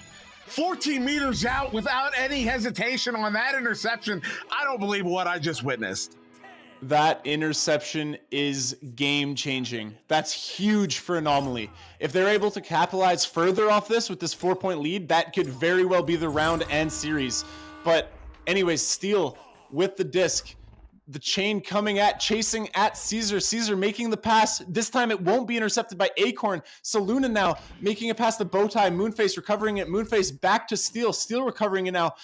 Dodging the chain. The chain's still flying for free. Not getting stunned. Pass back to Steel on Bowtie. Back to Moonface on the ceiling. Moonface will be able to score this. No, the pass back to Steel. Great play there by Aurora. That there reminds me of Kang. Thank you. That's a Kang style play right there. That sending it right back. That one more pass. Yeah, just the one extra one. Fool the casters. It's that one more pass where most teams would be taking. Most players would take that shot, but certain teams have that discipline to send that one more pass. That was almost intercepted as well. No, I thought that goal was open. I was about to freak out. This one is going to be reset. Oh no, it gets past. You got to watch out. The chain is together. They're racing down. Are they going to get there? They do. It's picked up by Steel. Bringing it in. He's going to hit it. They have tied it up here halfway through round 2. And now you know that they're feeling good. Even though, Steel just tried to do a bounce pass to a teammate. It got intercepted and a 3 gets scored against them. And then, immediately after, they waste no time. They get that lead back. And now it's a 9-9 game. Both teams are playing out of their minds. -0 handling this one for Anomaly, sending this one down. This one's going to bounce up towards the sky trench there. Now Caesar intercepting it, getting this one, trying to send it over to Saluna. Saluna's trying to track it down. This does have a lane only for a moment. Going to take the shot anyways, but they were ready for that one. Sweet Tooth picks it up, sends it up to Chocolate. Chocolate sending this one out. It's going to get all the way down towards the bubble, into the bubble, picked up there by Acorn, who is able to hit it for the 2. They're back up in this round 2. Anomaly is up by 2, 11-9, but still with 4 minutes to go here. So this is definitely looking very, very scary for both teams. Such a close, it's just back and forth, back and forth. We never know which team will be in the lead. And, one 3-pointer really could make the difference for the entire series. But Caesar again with this, no, Acorn will intercept that one again. And the clear does not get through. Fortunately for Steel, Steel will recover, make the cross pass to Caesar. Caesar again trying to make a cross pass. It will bounce off the wall to Moonface. Moonface looking at what he can do. Passing to Caesar. Caesar is looking back to Moonface, but good thing Steel got that slap. Oh my goodness. What a pass. Moonface making the pass to Caesar. Caesar back to Moonface, but it will intercept, but it still will connect though. Moonface back to Steel, trying to slow down. Steel passing to Saluna. It was so close, and Caesar looking for a back pass again, ideally, but Moonface, that all he has to do is score, and the backboard just barely missing. Steel trying to slow it down again, going into the bubble, passing to Saluna. Saluna to Moonface. Moonface trying to dunk it, but it will get. It's gonna get. Oh wow! I gotta watch this one back on the stream delay. It was in the hands of Moonface, and then it was in nobody's hands. I tried. You couldn't even call. There was nothing to call. Nobody. 3 minutes left. It's 11-11. We've got. The disc was not even moving. We've got Anomaly off the joust here, -0, not stopping on any Geo, just flying forward, getting himself covered. Sweet Tooth, Moonface actually gets some speed. That could be crucial with that boost. The pass back to negative, Sweet Tooth actually catches it. Sweet Tooth looking at his passes, little bit sketchy looking, but it's okay. He's getting some space for himself, playing a little bit slow, trying to make sure he does not make any bad mistakes here. He's just going to fly forward. He does now have a cross pass, which he will choose. Negative. Back to Sweet Tooth. Sweet Tooth now with a potential 1v1 on the goal, and he will get the top pocket shot. That is huge. What? He was looking for that cross pass, but both of the passes were covered, so he walked in. You know what they did there? So they both cut in for that cross pass, but they're both aimed at the goal. The pass never comes because they're covered, so they both just pile on the goalie there. One stunned out the goalie, one got in his face. There was nothing the goalie could do. That was a beautiful play there from Anomaly, but Aurora now down by 2. There's just under 2 minutes to go here. What a stack. What an interception there. Sweet Tooth sending it. What a dribble. They do it again. That's the play. They're going to score. Oh, no. They do get it back, though. Acorn sending this one in just out of reach of Sweet Tooth.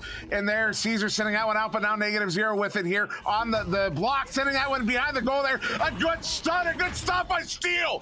The Steel curtain raises again and sends it out towards that far side, too. But now Acorn with a minute and a half to go here. Still a 2-point game. If they score another one, it's not over, but that'll help. Sweet Tooth coming in. Sweet Tooth looking for that cross pass, but cut off there by Steel Skydiver. Clearing that one out. It's going to go all the way down the bubble. They're going to get there first. It's Steel Skydiver. Oh my god. They tied it up here. Steel Skydiver just put his team on his back there. He just did everything. He made so many saves, and that last play, he made the save, made the perfect clear all the way through, and he's the guy to boost all the way down and score. Let's see if they can win this game. Anomaly with the Joust advantage, 50 seconds to go. Sweet Tooth with it, sending out, negative with it, sending out one across the near side tube. Picked up now by Chocolate, sending out one up to the actual Sweet Tooth. Sweet Tooth now trying to get Chocolate a boost here. They're going to look for a dribble. No, Lit's just going to peel off. Sweet Tooth sending out across. What an interception by Saluna. She's lining up the shot. No way! No way! She does not miss those. As soon as she got the disc, I knew she does not miss those. This is insane, Dimwee. I don't know what to say. Okay, hold on. I gotta breathe. This is insane. They're up by 3. There's 11 seconds to go here. Anomaly's trying. They're pulling off. They're doing all the stops. They got a leech. This one is loose. The pass was not good. Saluna has it.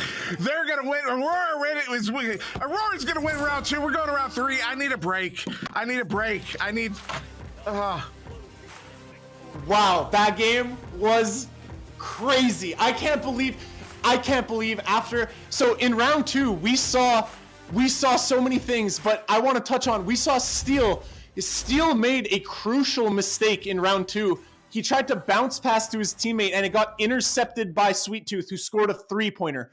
So when Steel is in round 2 of a series that is his to lose, and he makes a crucial mistake like that, costing his team 3 points, they end up taking a timeout and talking it over, calming down. Steel comes back and he pulls off the most clutch saves and the most clutch plays. And even Saluna with the half-court mail slot, like, she held her hand up. She wanted to shoot. She took that extra just second of hesitation to make sure she didn't miss. And what an insane game. And now we've got round 3. I cannot wait to see who takes this. I'm still trying to gather myself here. I can keep talking, Dimwee. It's okay. I can't believe the round we just got to witness there. I want to say thank you to Anomaly and Aurora for what we got to witness. That was probably the best game of Echo, the best round of Echo Arena I've ever seen, literally ever. The headbutt joust there from Anomaly. I gotta get back into this. Moonface with it. Moonface gonna send it down. Are they gonna get this one off of the joust? Not quite. Steel trying to get there. He's under assault by Acorn. And now Chocolate gonna pick that one up here. They're looking for a dribble. Unfortunately, no one stays together. They send this one all the way down. It's gonna get the flat bounce off that back wall into the hands there of Sweet Tooth, who gets the first goal of round 3 here. 20 seconds in. Good for the 3.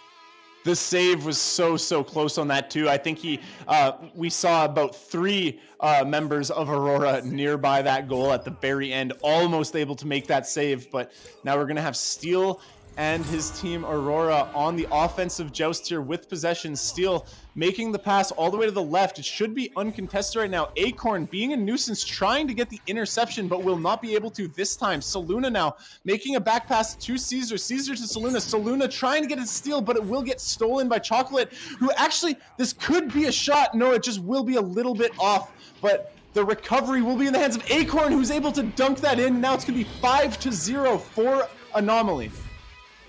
A couple of people in chat have said Dimwey's broken a little bit. I can't get over that last shot, man. I'm sorry. Anyways, we're in round 3. Acorn getting that one. Anomaly's up by 5 here. Oh my goodness, I'm just overwhelmed. I'm seriously overwhelmed. I can't wait to see that clip. Steel Skydiver sending this one up. Unfortunately, takes a bounce there. Gonna be picked up there by Moonface. Someone DM me that clip, please. Moonface now. Moving in, looking to send that one in, hits Saluna. Saluna takes the shot, bottom corner pocket. Every shot is just on from her today. I don't even know. I mean, look at the placement. Yeah, that's what I mean. Every shot, she's placing it perfectly, no mistakes. Watch that replay. Well, the replay's probably over for you now, but like every single one of them are just on point and good. Oh, Saluna will actually get the intercept and another 3-pointer, and that's going to be 5-5 now. Out of nowhere, just one tiny mistake from Anomaly, and Aurora's able to capitalize. Saluna with the half-court shot. Just give it to Saluna every time. Unreal. Anomaly, joust advantage. Game is tied up here. 2.5 minutes in. Anomaly coming out here. Both of these teams have something to say. They have something to prove. -0. This one, oh, another interception. This time it's Caesar. Caesar said, the single bounce. Oh, it goes wide. That would have been, if that was on, that would have been in. Caesar gets it right back. Looking to send that one up. Does get it up into the hands of Saluna. It's getting stunned out. Now Caesar trying to get it back. It will be Chocolate coming away with that one, sending it out through that near side tube. Everybody breathe. This one's all the way down in the bubble. We're going to have a race where, but nobody can get away cleanly. Nothing but stuns in the backfield. Nobody's getting away right now. They're just moving. They were inching down, and it's going to be Sweet Tooth. How did they get away? How did they get away? Watch that. I'm telling you, go watch that one back, but only watch the mini map. The way they look like a little worm moving across the mini map, they was moving so slowly. It was unreal. That is definitely devastating, but down by 3. Aurora's gonna have to make something work here. Saluna looking for the pass, tries to ender block the chain, but will not succeed. Chocolate looking for a back pass, opts to just shoot it forward. Will be in the hand of Steel Skydiver. Steel will actually clear it all the way down. This is looking good. The chain overextends and the... Wow, I thought that was gonna be a 3-point anchor, I'll be honest, but 7-8 now for Aurora. Anomaly with disc possession. What do you think they're gonna do? Well, they're up by 1. I don't expect the dribble yet. I don't think they're desperate enough for the. I think they only pull out that special dribble when they're in a desperate situation. It's such a gorgeous play. Look at that. They all come out to mid though. That is an interesting setup. You see how all 3 of their receivers, and now they come down with the chain. Chocolate sending this one over to Sweet Tooth, coming in, doing the jukes and the swing, and they're up by 3. So that's Sweet Tooth doing Sweet Tooth things, of course, with that dunk we've been seeing all day. But now on the offensive joust with possession is Aurora once again. Over half the game still. Steel Skydiver gonna have to grab the disc here and make a pass. The chain comes at him quick. He passes quick. Caesar now looking at what he can do. Passes it gently up to Moonface. Moonface catches it. Looking at Saluna. Saluna will catch, but the chain's on. Oh no, she loses tracking. Gonna have to recover by Moonface. Moonface will get stunned out. Or no, Sweet Tooth gets a hand on it, but Moonface stuns him out. Stuns out Chocolate. The disc is loose. We'll get in the hands of Steel. Steel now looking for a cross pass to Caesar. Caesar to Saluna. Saluna looking for the shot on the goalie, but it will get stolen from the chain. Lightning quick. I didn't even see that chain, and the clear gets all the way down. Now Moonface with it here. They're going to send it back into the anomaly zone. They're back into the hands of -0. Zero going to send this one out there in the hands of Acorn. Acorn going to take a shot. No, it's just going to be for the rebound. And Saluna's just going to scoop that one away. Does find the hands of Moonface. Now sending it up to Steel Skydiver. Steel wanted to take a shot. He is going to take that shot. But it's going to bounce off of that cloud block there. Sweet Tooth now with it. Going to anchor it into that tube. Trying to get it down to somebody down there. Choco Lit.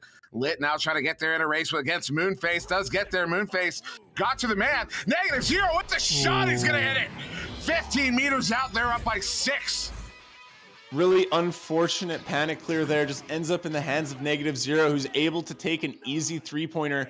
And now we have a lot of time in this game. What's crucial is not getting ahead of yourself, not panicking, not losing your calm. But let's see if they're able to do that off the offensive joust here. We got Steel with the disc, takes his time. Wow. Sweet Tooth pressures more than I've actually seen him all day, but the chain is still able to get away, but not very quickly, but it's quick enough as it will stun Moonface. Now Sweet Tooth with the disc looking for a clear, perhaps a dribble. They already have another chain going. One Orange Team member's there, but the bounce does not favor him, but it favors Sweet Tooth. And he's able to get a 3-pointer. That's 16-7 with 3.5 minutes. Aurora's got to be feeling real down right now. That was a great pickup there. Yeah, that's a 9-point difference. But you know what? I have full confidence that they're fine because they could score 9 or really fast. They just got to find those slots there. Steel Skydiver handling this one, sending it over to Caesar. That chain, this anomaly chain is out of control right now. Somebody call the police. Chocolate sending this one up there to Sweet Tooth. He's gonna hit it. They're up by 11. I need to take a math class.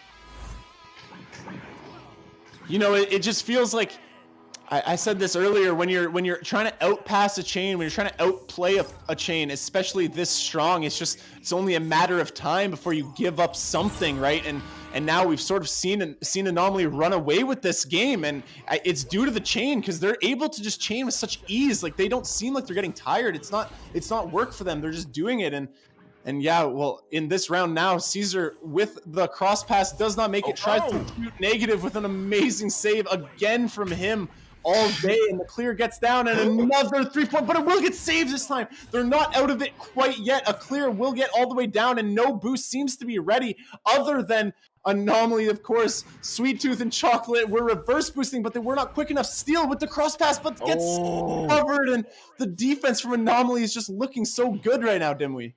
And I was literally about to say the same thing as they come in here. 2v1, that one's going to go a bit low. I believe there was a stun as the shot came off. But yeah, Anomaly has Aurora's card right now. Sweet Tooth is going to hit that one. They're up by 13. I don't know where this came from. Anomaly figured something out, though. And it's not just, you know, we saw earlier Wrath versus Aurora. I made a big deal out of Chuck was hanging on Soluna's toes, keeping her completely covered to the point that she literally just floated out of the bubble and completely pulled him out of the play. But, you know, in this game here, it's not just covering that one shooter. There every time in this third round that Aurora has had an opportunity, they almost get a shot off. They get stunned out. It's the stuns. It's something to do with the stuns. But a big setup here. Oh, Saluna gets stunned out again there. Like I just said it. It's the stuns.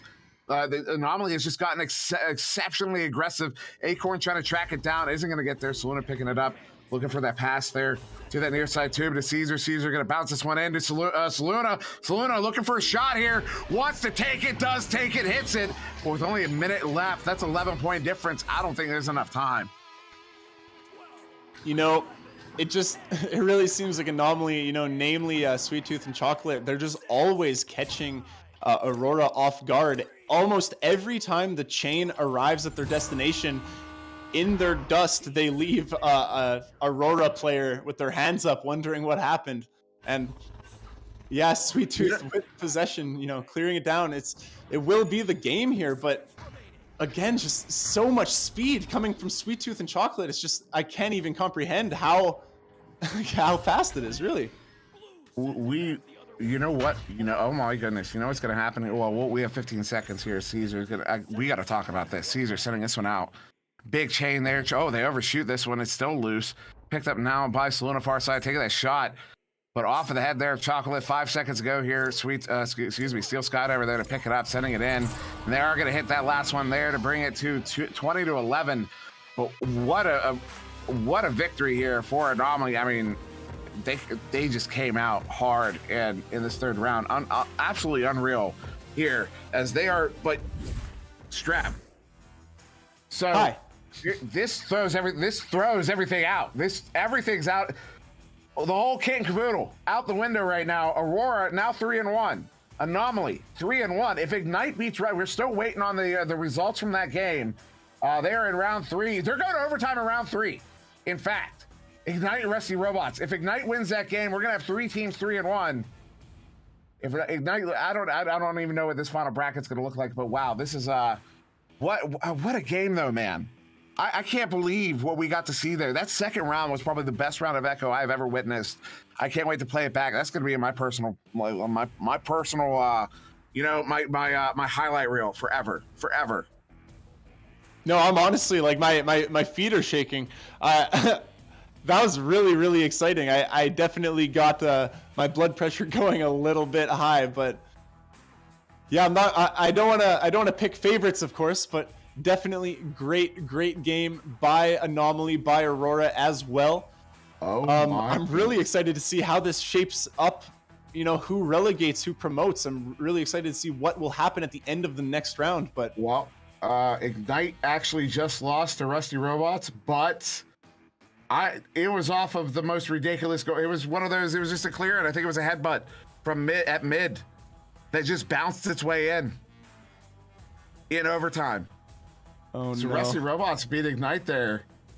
So what is that going to do? So we're pulling this back up here. Ignite is going to go 2-2. Rusty Robots are going to go 2-2. So we're going to have 2 teams now. 2 teams at the top there, 3-1. So both of them are in that kind of position. They both need to win their next round. Aurora is going to be taking on Spartan, who is currently 1-3.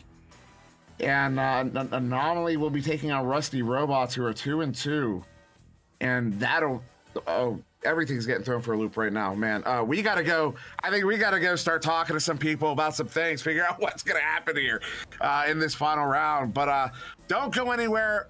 All these rounds have just finished up. So we're going to be real quick getting into that next one. So you stay tuned, stay seated, take the phone off the hook. Don't call mom yet. And we'll be right back.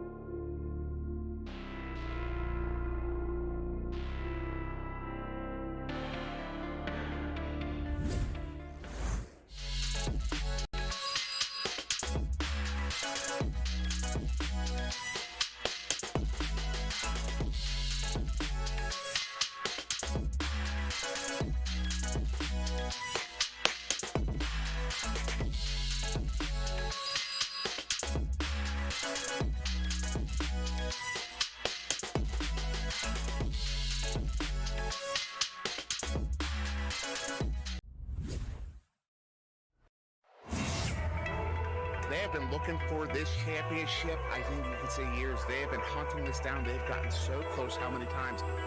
They got knocked out in the semifinals in ESL 3. They got knocked out in the finals in a 2 back-to-back best-of-5 series against Illuminati in the preseason. And now they unlock that next level that nobody else has been able to get to yet.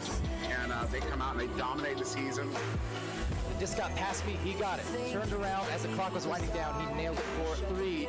And as he released that shot, as it was sailing in, that was kind of when they started. And it took a while, it took a few seasons, it took time. It just that exact right mixture of chemistry, of accuracy, of just devastation on offense, on defense. And that's why, despite anything else, you gotta love stories like that, where they don't start at the top. They didn't. They didn't. But they started with some promise. They built upon that to reach the top of the mountain. Ladies and gentlemen, Joker has just won the championship. Team Joker, after years, after seasons, all of this time building up to this moment, they are the champions of VR Master League. They beat their rivals. The first time they played them in the postseason was yesterday, and then they just beat the rivals in the final series in this best-of-5 without resetting the bracket. Team Joker, after their 2-year rise to prominence, once the Joker and now the King, your Echo Arena champions of North America here in Season 1 of VRML.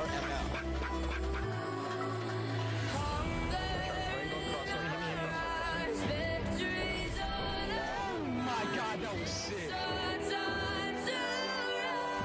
It's insane. Next smoke, right. Back. Castle. Sniper shot with 3.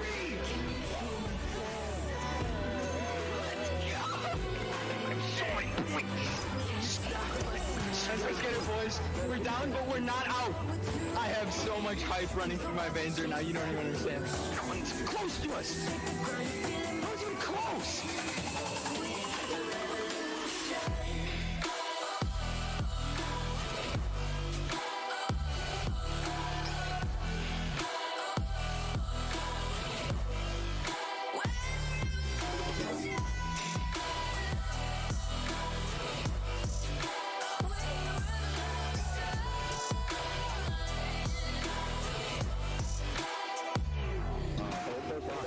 idea. I have a plan.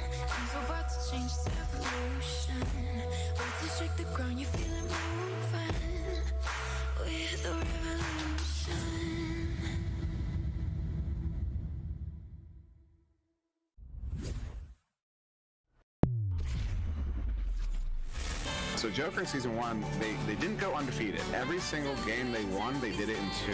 And the only team to take them to 3 rounds during the season was Kang. And every time Kang took them to 3 rounds, that Kang won. Kangaroos, they've been there. Ladies and gentlemen, Kangaroos is back. They found it. I don't know where it went, but they found it. One more championship team to officially Big guy Trubisky trying to find that pass, and Kango's bread butter cut through. Rain from NA. This is Kango's game. This is what they do best. Kangarillas. All Kang needs to do is clutch it. Oh my! Hold on! It's Trubisky. Was he even looking? Between disc and the rim. Striker, strike that! Silver bang! Whenever Kangarillas with this roster is playing Echo Arena, they're going to always be at the top. Mark my words. Getting that last winning goal, that last touchdown, is the most nerve-wracking thing you can do in your entire esports career. And not just skill, but planning. These guys play chess. This is not your grandma's Echo Arena. The be-all and end-all, when you are the guy with the disc, you have to make the goal, like knowing that if I let this in, that's it. I don't feel like it's a job. I don't feel stressed. I'm looking forward to it every single day. I love this.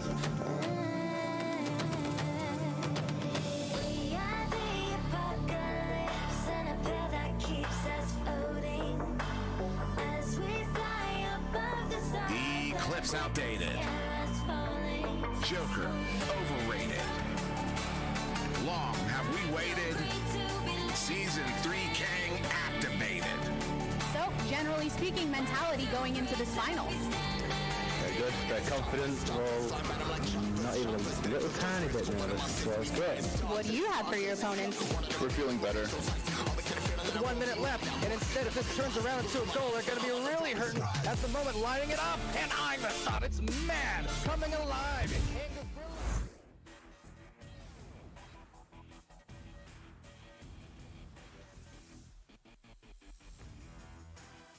We're live.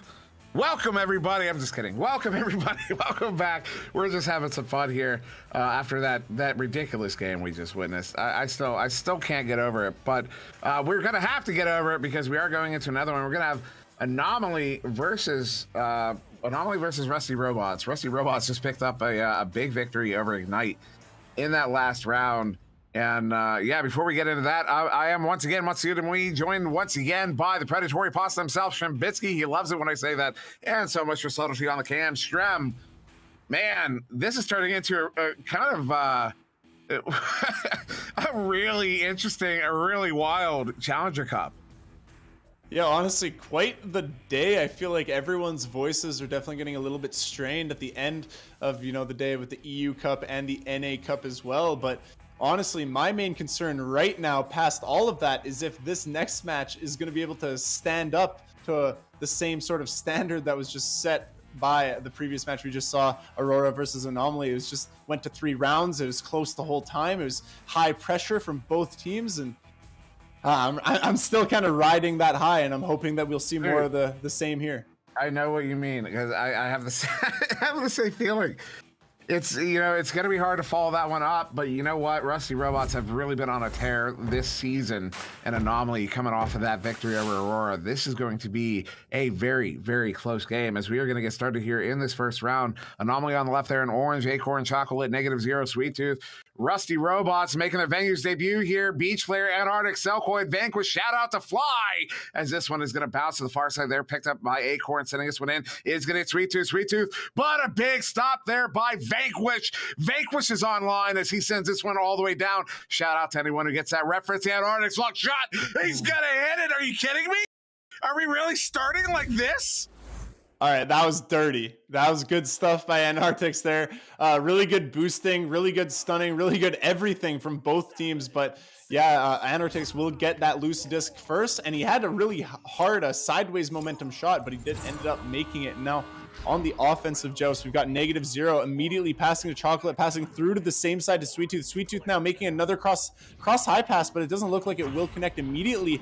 Acorn actually will get stunned out. Beach Flare now trying to clear it, but Chocolate with the intercept trying to pass, but it won't connect, and now it's a loose disc again, and it looks like Anartix will find it, but no, it will get into the hands of -0. Is going to try to slow it down, pass forward to Sweet Tooth, but the chain, it actually looks, the chain from Rusty Robots is actually reminding me a lot of Anomaly's chain right off the bat here.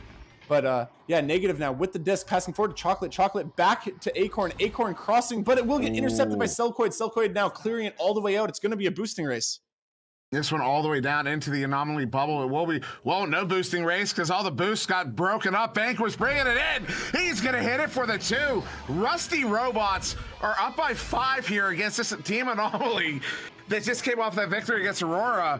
And Vanquish making a big stop on the one end and then coming down, bringing it in for the big goal on the other. So 2 minutes in, it's a 5-point lead here to Rusty Robots.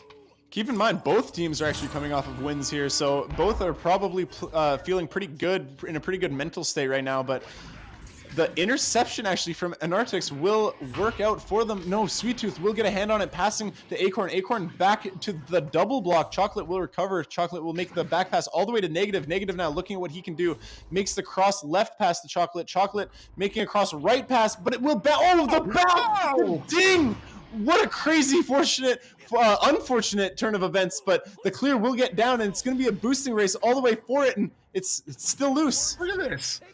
I love this. We're seeing almost identical strategy. Well, no. Oh, that one's going to go a bit wide. Excuse me. I got a little weird there. Picks that one up. Looking to set it in. Setting up. Oh, what a stun there by Acorn. And he's going to get that one cleared out as it bounces in. It gets stuck at mid. And now bouncing up into the hands here, Sweet Tooth. Sweet Tooth looking for a pass option, had no options, gets stunned out. Antarctic picks it up, sends it in. That one's going to go a bit wide. The chain down there, good from Anomaly. But no, we're seeing both these teams have these really proficient chains, as my voice cracks there. That's how weak it is after that last game. But both these teams are really proficient chains, both for dribbling, both on defense. Look at this, neither of them can cleanly get through mid right now. They're both getting stopped up by the other team. Look at that, went off of a head there. That's going to turn over. Selkoid slapping that one down, but -0 with it. Going to forward this one back in, but there, Antarctic there to pick it up, sending it up to Beach Flare, gets stunned out by -0. Good slap there. Is that going to be on? Oh, come on! I wanted it. Chocolate sending it out up to Sweet Tooth.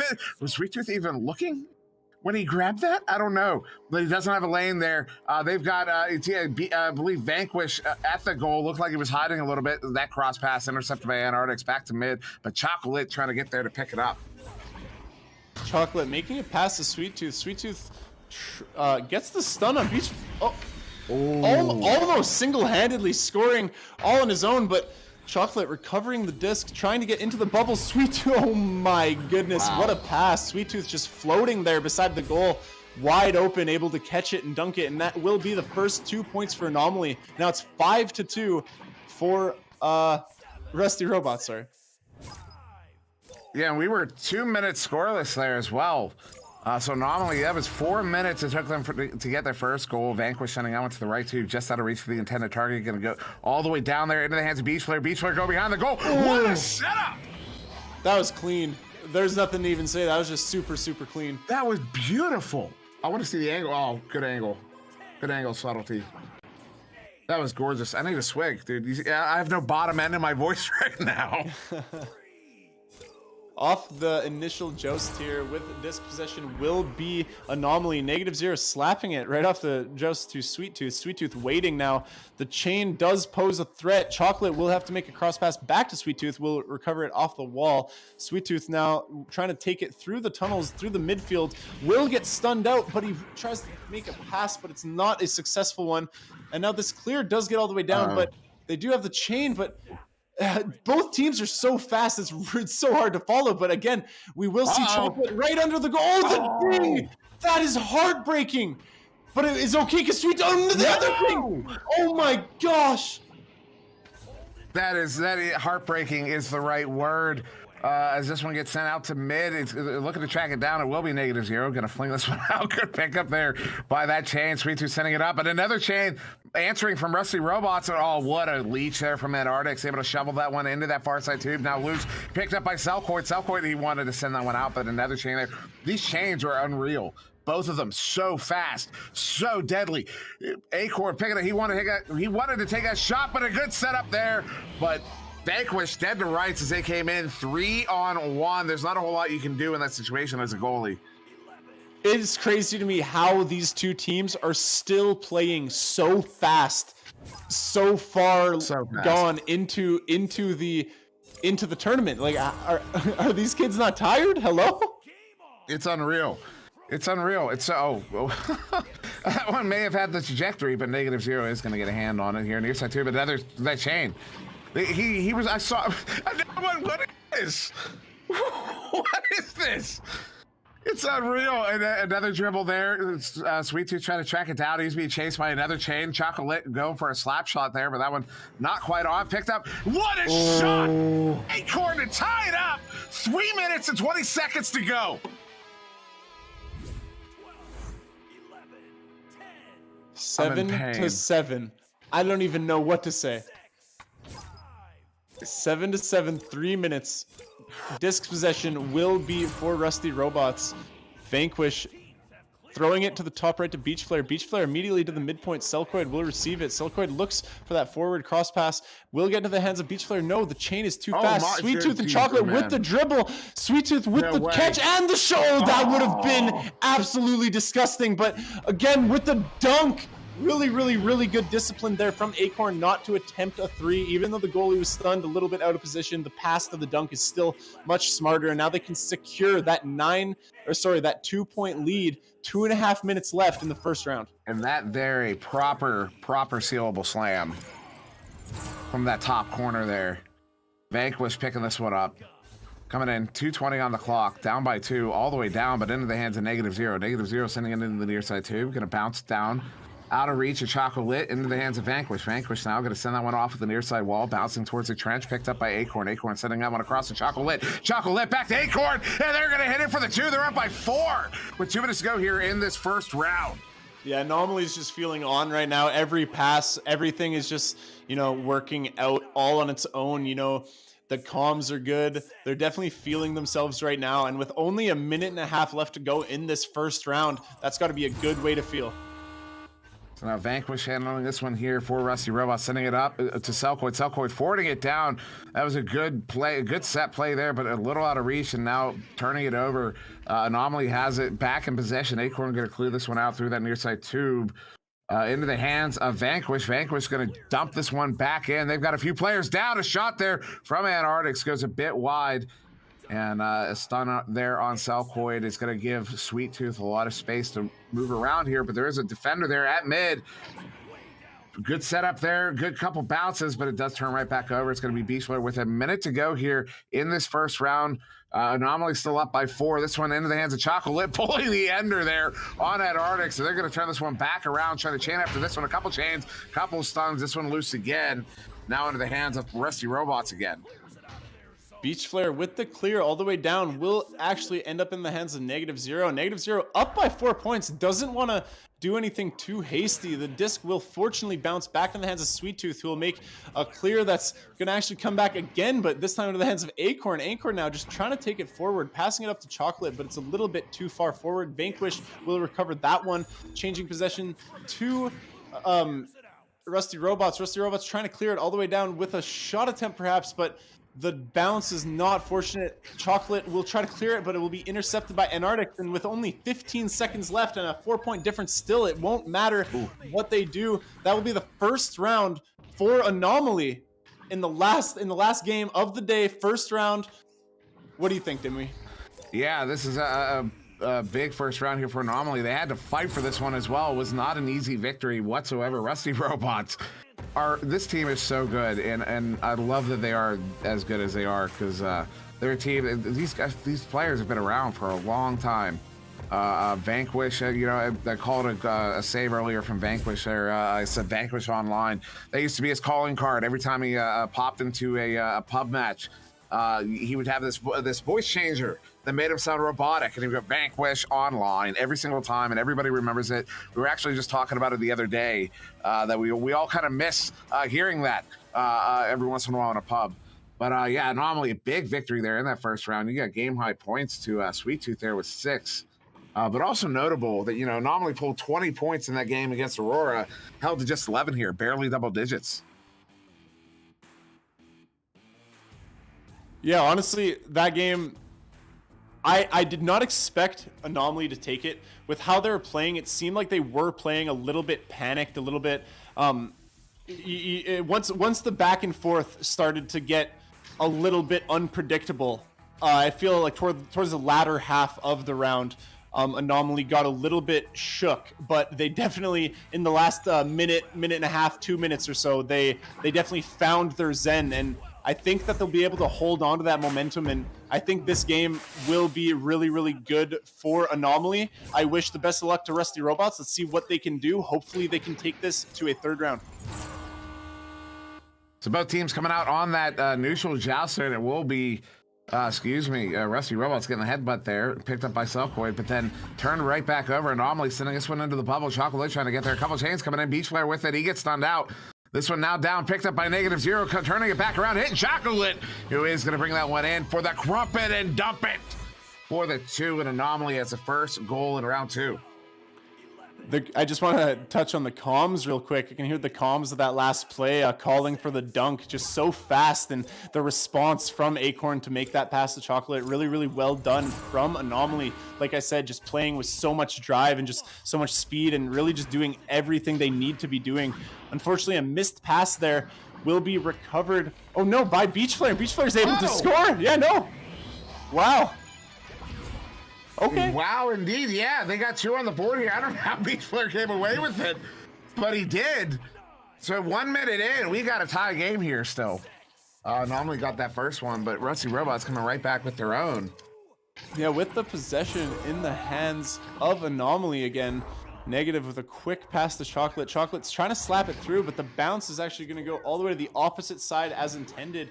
And Beach Flare and Selkoid, their chain will get there first. They try to do a dribble of their own, and they actually might succeed with that fortunate bounce, but Sweet Tooth does get a hand on it, slaps it all the way down into the midfield. Now it's going to be a loose disc, or no, Chocolate tries to maybe shoot it, but no, it bounces back into Vanquish's hand. Vanquish clears it, perhaps a miscommunication. He was uncovered, but a shot now, a lot of panic, a lot of chaos right now, but I think the chaos is actually favoring Anomaly.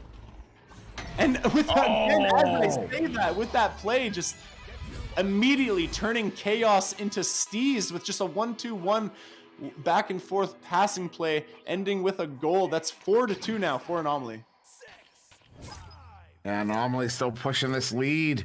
Rusty Robots are looking to tie it up again here. Maybe looking for a 3 here as Vanquish sending this one up before, still looking for a 3. Everyone's always looking for a 3. Antarctic sending one across. It does get it up. What disc movement? Oh, the shot off the inside of the post. Almost 2 minutes off the clock. Antarctic sending this one into Selkoid. And they are going to tie it up here. 4-4. 14 seconds after Anomaly retook the lead. Really good recovery there from Rusty Robots. They made that shot attempt, like you said, bounced off the inside of the rim, but they immediately recovered, passed it back forward, and by the time they had already stunned the goalie as well. So yeah, really, really good recovery. And now we've got an Anomaly with the disc possession, a little bit scary, but oh yeah, Acorn will get stunned out by the chain from Selkoid and Beach Flare. They will clear it and try to clear for it, or sorry, boost for it again, but we'll get into the hands of -0. -0 trying to pass forward to Chocolate. Chocolate will recover it, passing it forward again, but actually not needed to right now. He's not covered quite yet. Chooses to pass to Acorn. Acorn back to Negative, who's just coming out of a stun. Kind of funny looking right there. Negative taking his time, being smart with it. Looking for a cross high pass, but Beach Flare with the snag, and now it's, oh no, the clear doesn't get through, and Negative was able to slow it down. Thank above. Yeah, that one, Beach Flare almost pulling a really hefty move there, but now picked up by Selkoid far side. Look at us clear this one out. Does have a chain down. What a shot by Antarctic! Unreal! Unreal. Okay, that is insane. It is so hard to do that because one thing, you're boosting with a teammate, so you're fast. trying to go as fast as you can, but the disc is going fast too, so you're trying to catch the disc, but you're also trying to score it. That was really, really well done mechanically from Anartix. You have to calculate that on your way to the disc. It's not like you have it in your hand to line it up. You have to do that calculation before you get there while you're moving at what, 40, 50, 60 meters a second? Unreal shot. So yeah, Rusty Robots up by 2 here off of that goal. This one though, all the way. Oh no! Oh my goodness. You know, with Sweet Tooth, you never know. But you know, in this situation, watching it back on the stream, there's no way. I want to say that was an accident. He did not shoot that. Yeah, there's no way. That was just an anchor clear. That was an anchor clear. Unless, you know what? We're gonna have to talk to him. We'll have to ask. Yeah, we'll have to ask him. I'm not sure. Whoa! Oh! Beach flare! I got nothing. Was it still a 3? Did it count as a 2 or a 3? That was a 3, right? Tell you in a second. I'm not sure. I want to say. I want to say it was a 3. Actually, don't know. I think it had to have been a 3. Oh wait, we can. I can check. It was a 2. Interesting. But now this one in that far side tube, handled there by Chocolate. Anomaly finding themselves down by 1 currently, 8-7. As my voice cracks again, you can hear how much damage I did to it in that last game. But now picked up there by Vanquish. Vanquish gonna send this one up. Bouncing off that far side wall. Look at that chain. Look at that chain. Look at the other chain. Cellcourt sending this one in. It's going to get all the way down. I see a chain in the backfield. A blue chain coming in. No, they get broken up. It will be an orange chain get there first. In the hands of Cellcourt. He ends it. They're up by 3. It's really just the chain versus chain game. And we've got Beach Flare and Cellcoid, and then we got Chocolate and Sweet Tooth. They're always racing each other, and Cellcoid with a crazy shot as well into the pocket while contested. Just 4 minutes left, 3 points up for Rusty Robots. They got to maintain this pressure, and they got to take this. This one now, Sweet Tooth with it far side, sending this one across. Looking for Acorn, a bit too high. Acorn now trying to track it down, but he gets stunned out by that chain. And it will be slapped away there into that near side tube. A couple players trying to get there. I see some blue, some orange. No, the orange chain will get back together, but they don't get, they overshoot it. Ooh, -0 with a good slap there up the Sweet Tooth. Sweet Tooth over to Chocolate. Lit, though, doesn't have a shot lane, so they're going to have to walk this one up. They have the 2-on-1 if they can stay ahead of the defender. The shot there by Lit. And it goes in for the 2. They're back within 1 here with just over 3 minutes to go. Good little pump fake and really good placement on the cross pocket as well after the fake. On disc possession, we have Rusty Robots. They're up by 1 point here with 3 minutes remaining. I don't think Anomaly is too scared right now. They know what they need to do, but Rusty Robots needs to extend this lead as much as they can. So Anartix trying to make a cross pass, but Acorn, that interception, he's been doing that all day.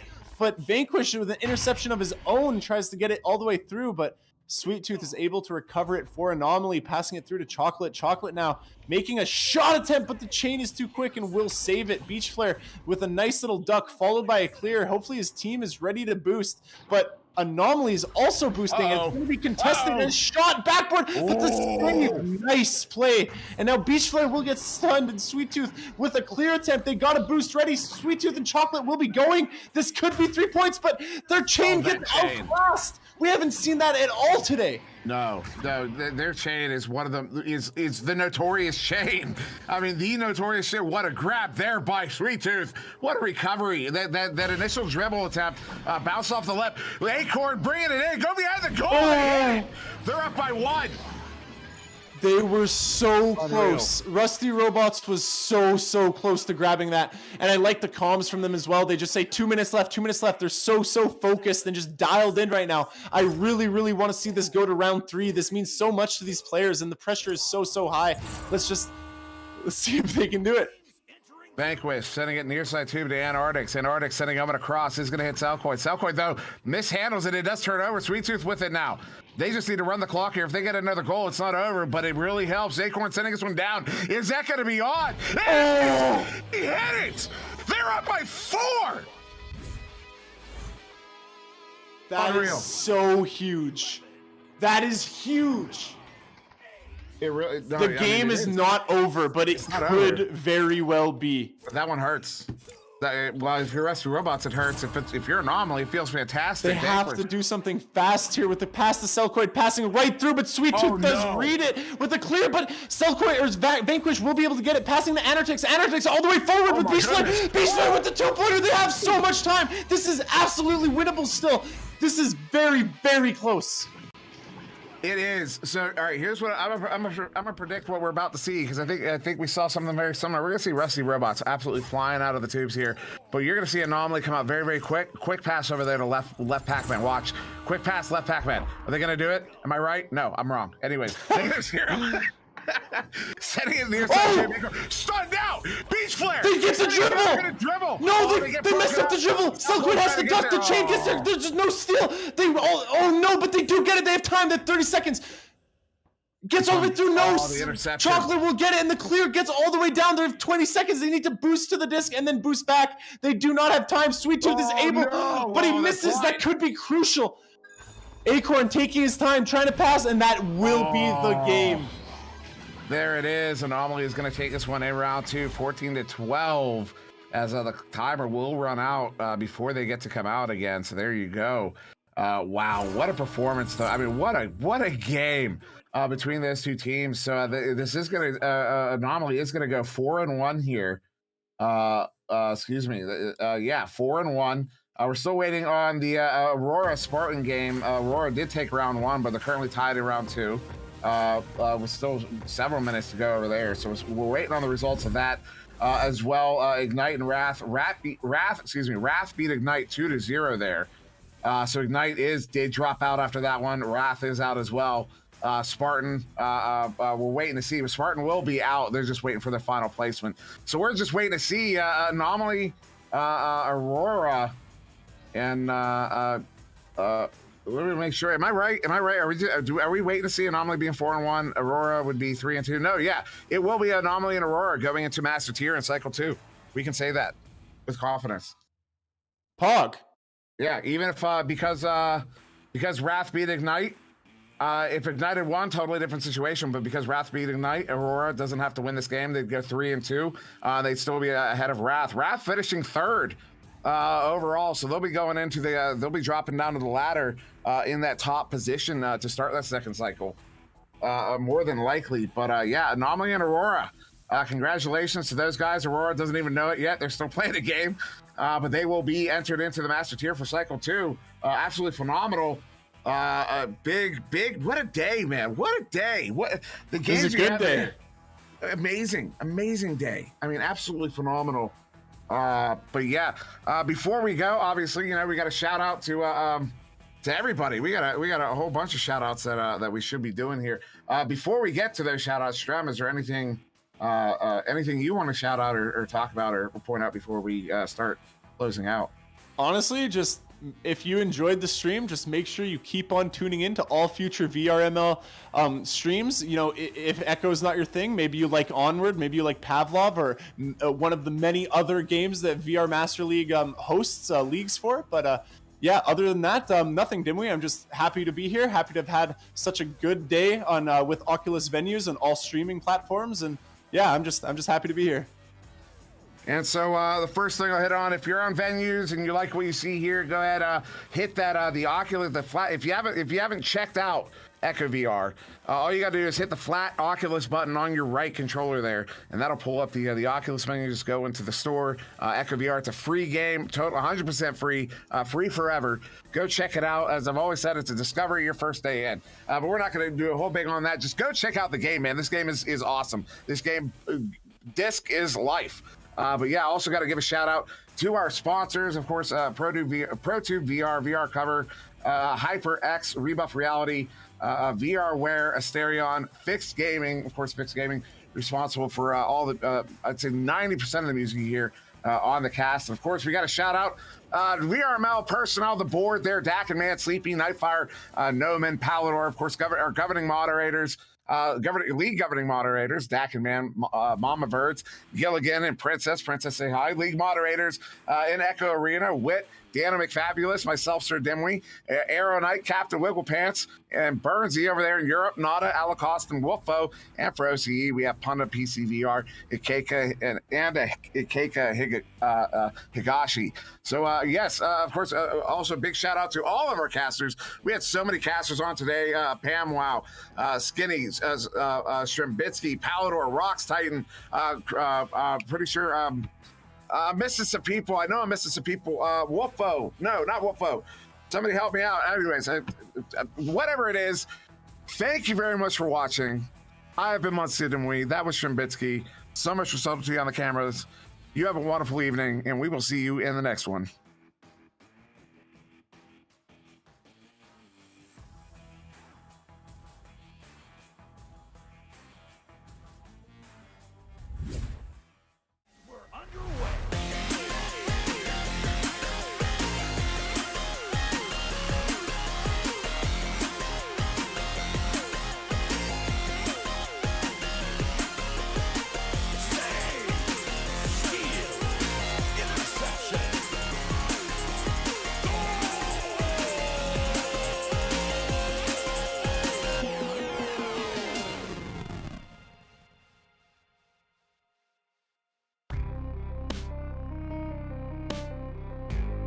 Season 3 of VRML Echo Arena is brought to you by HyperX, Rebuff Reality, Asterion Products, ProTube VR, VR Cover, Fixed Gaming, and VRware.net.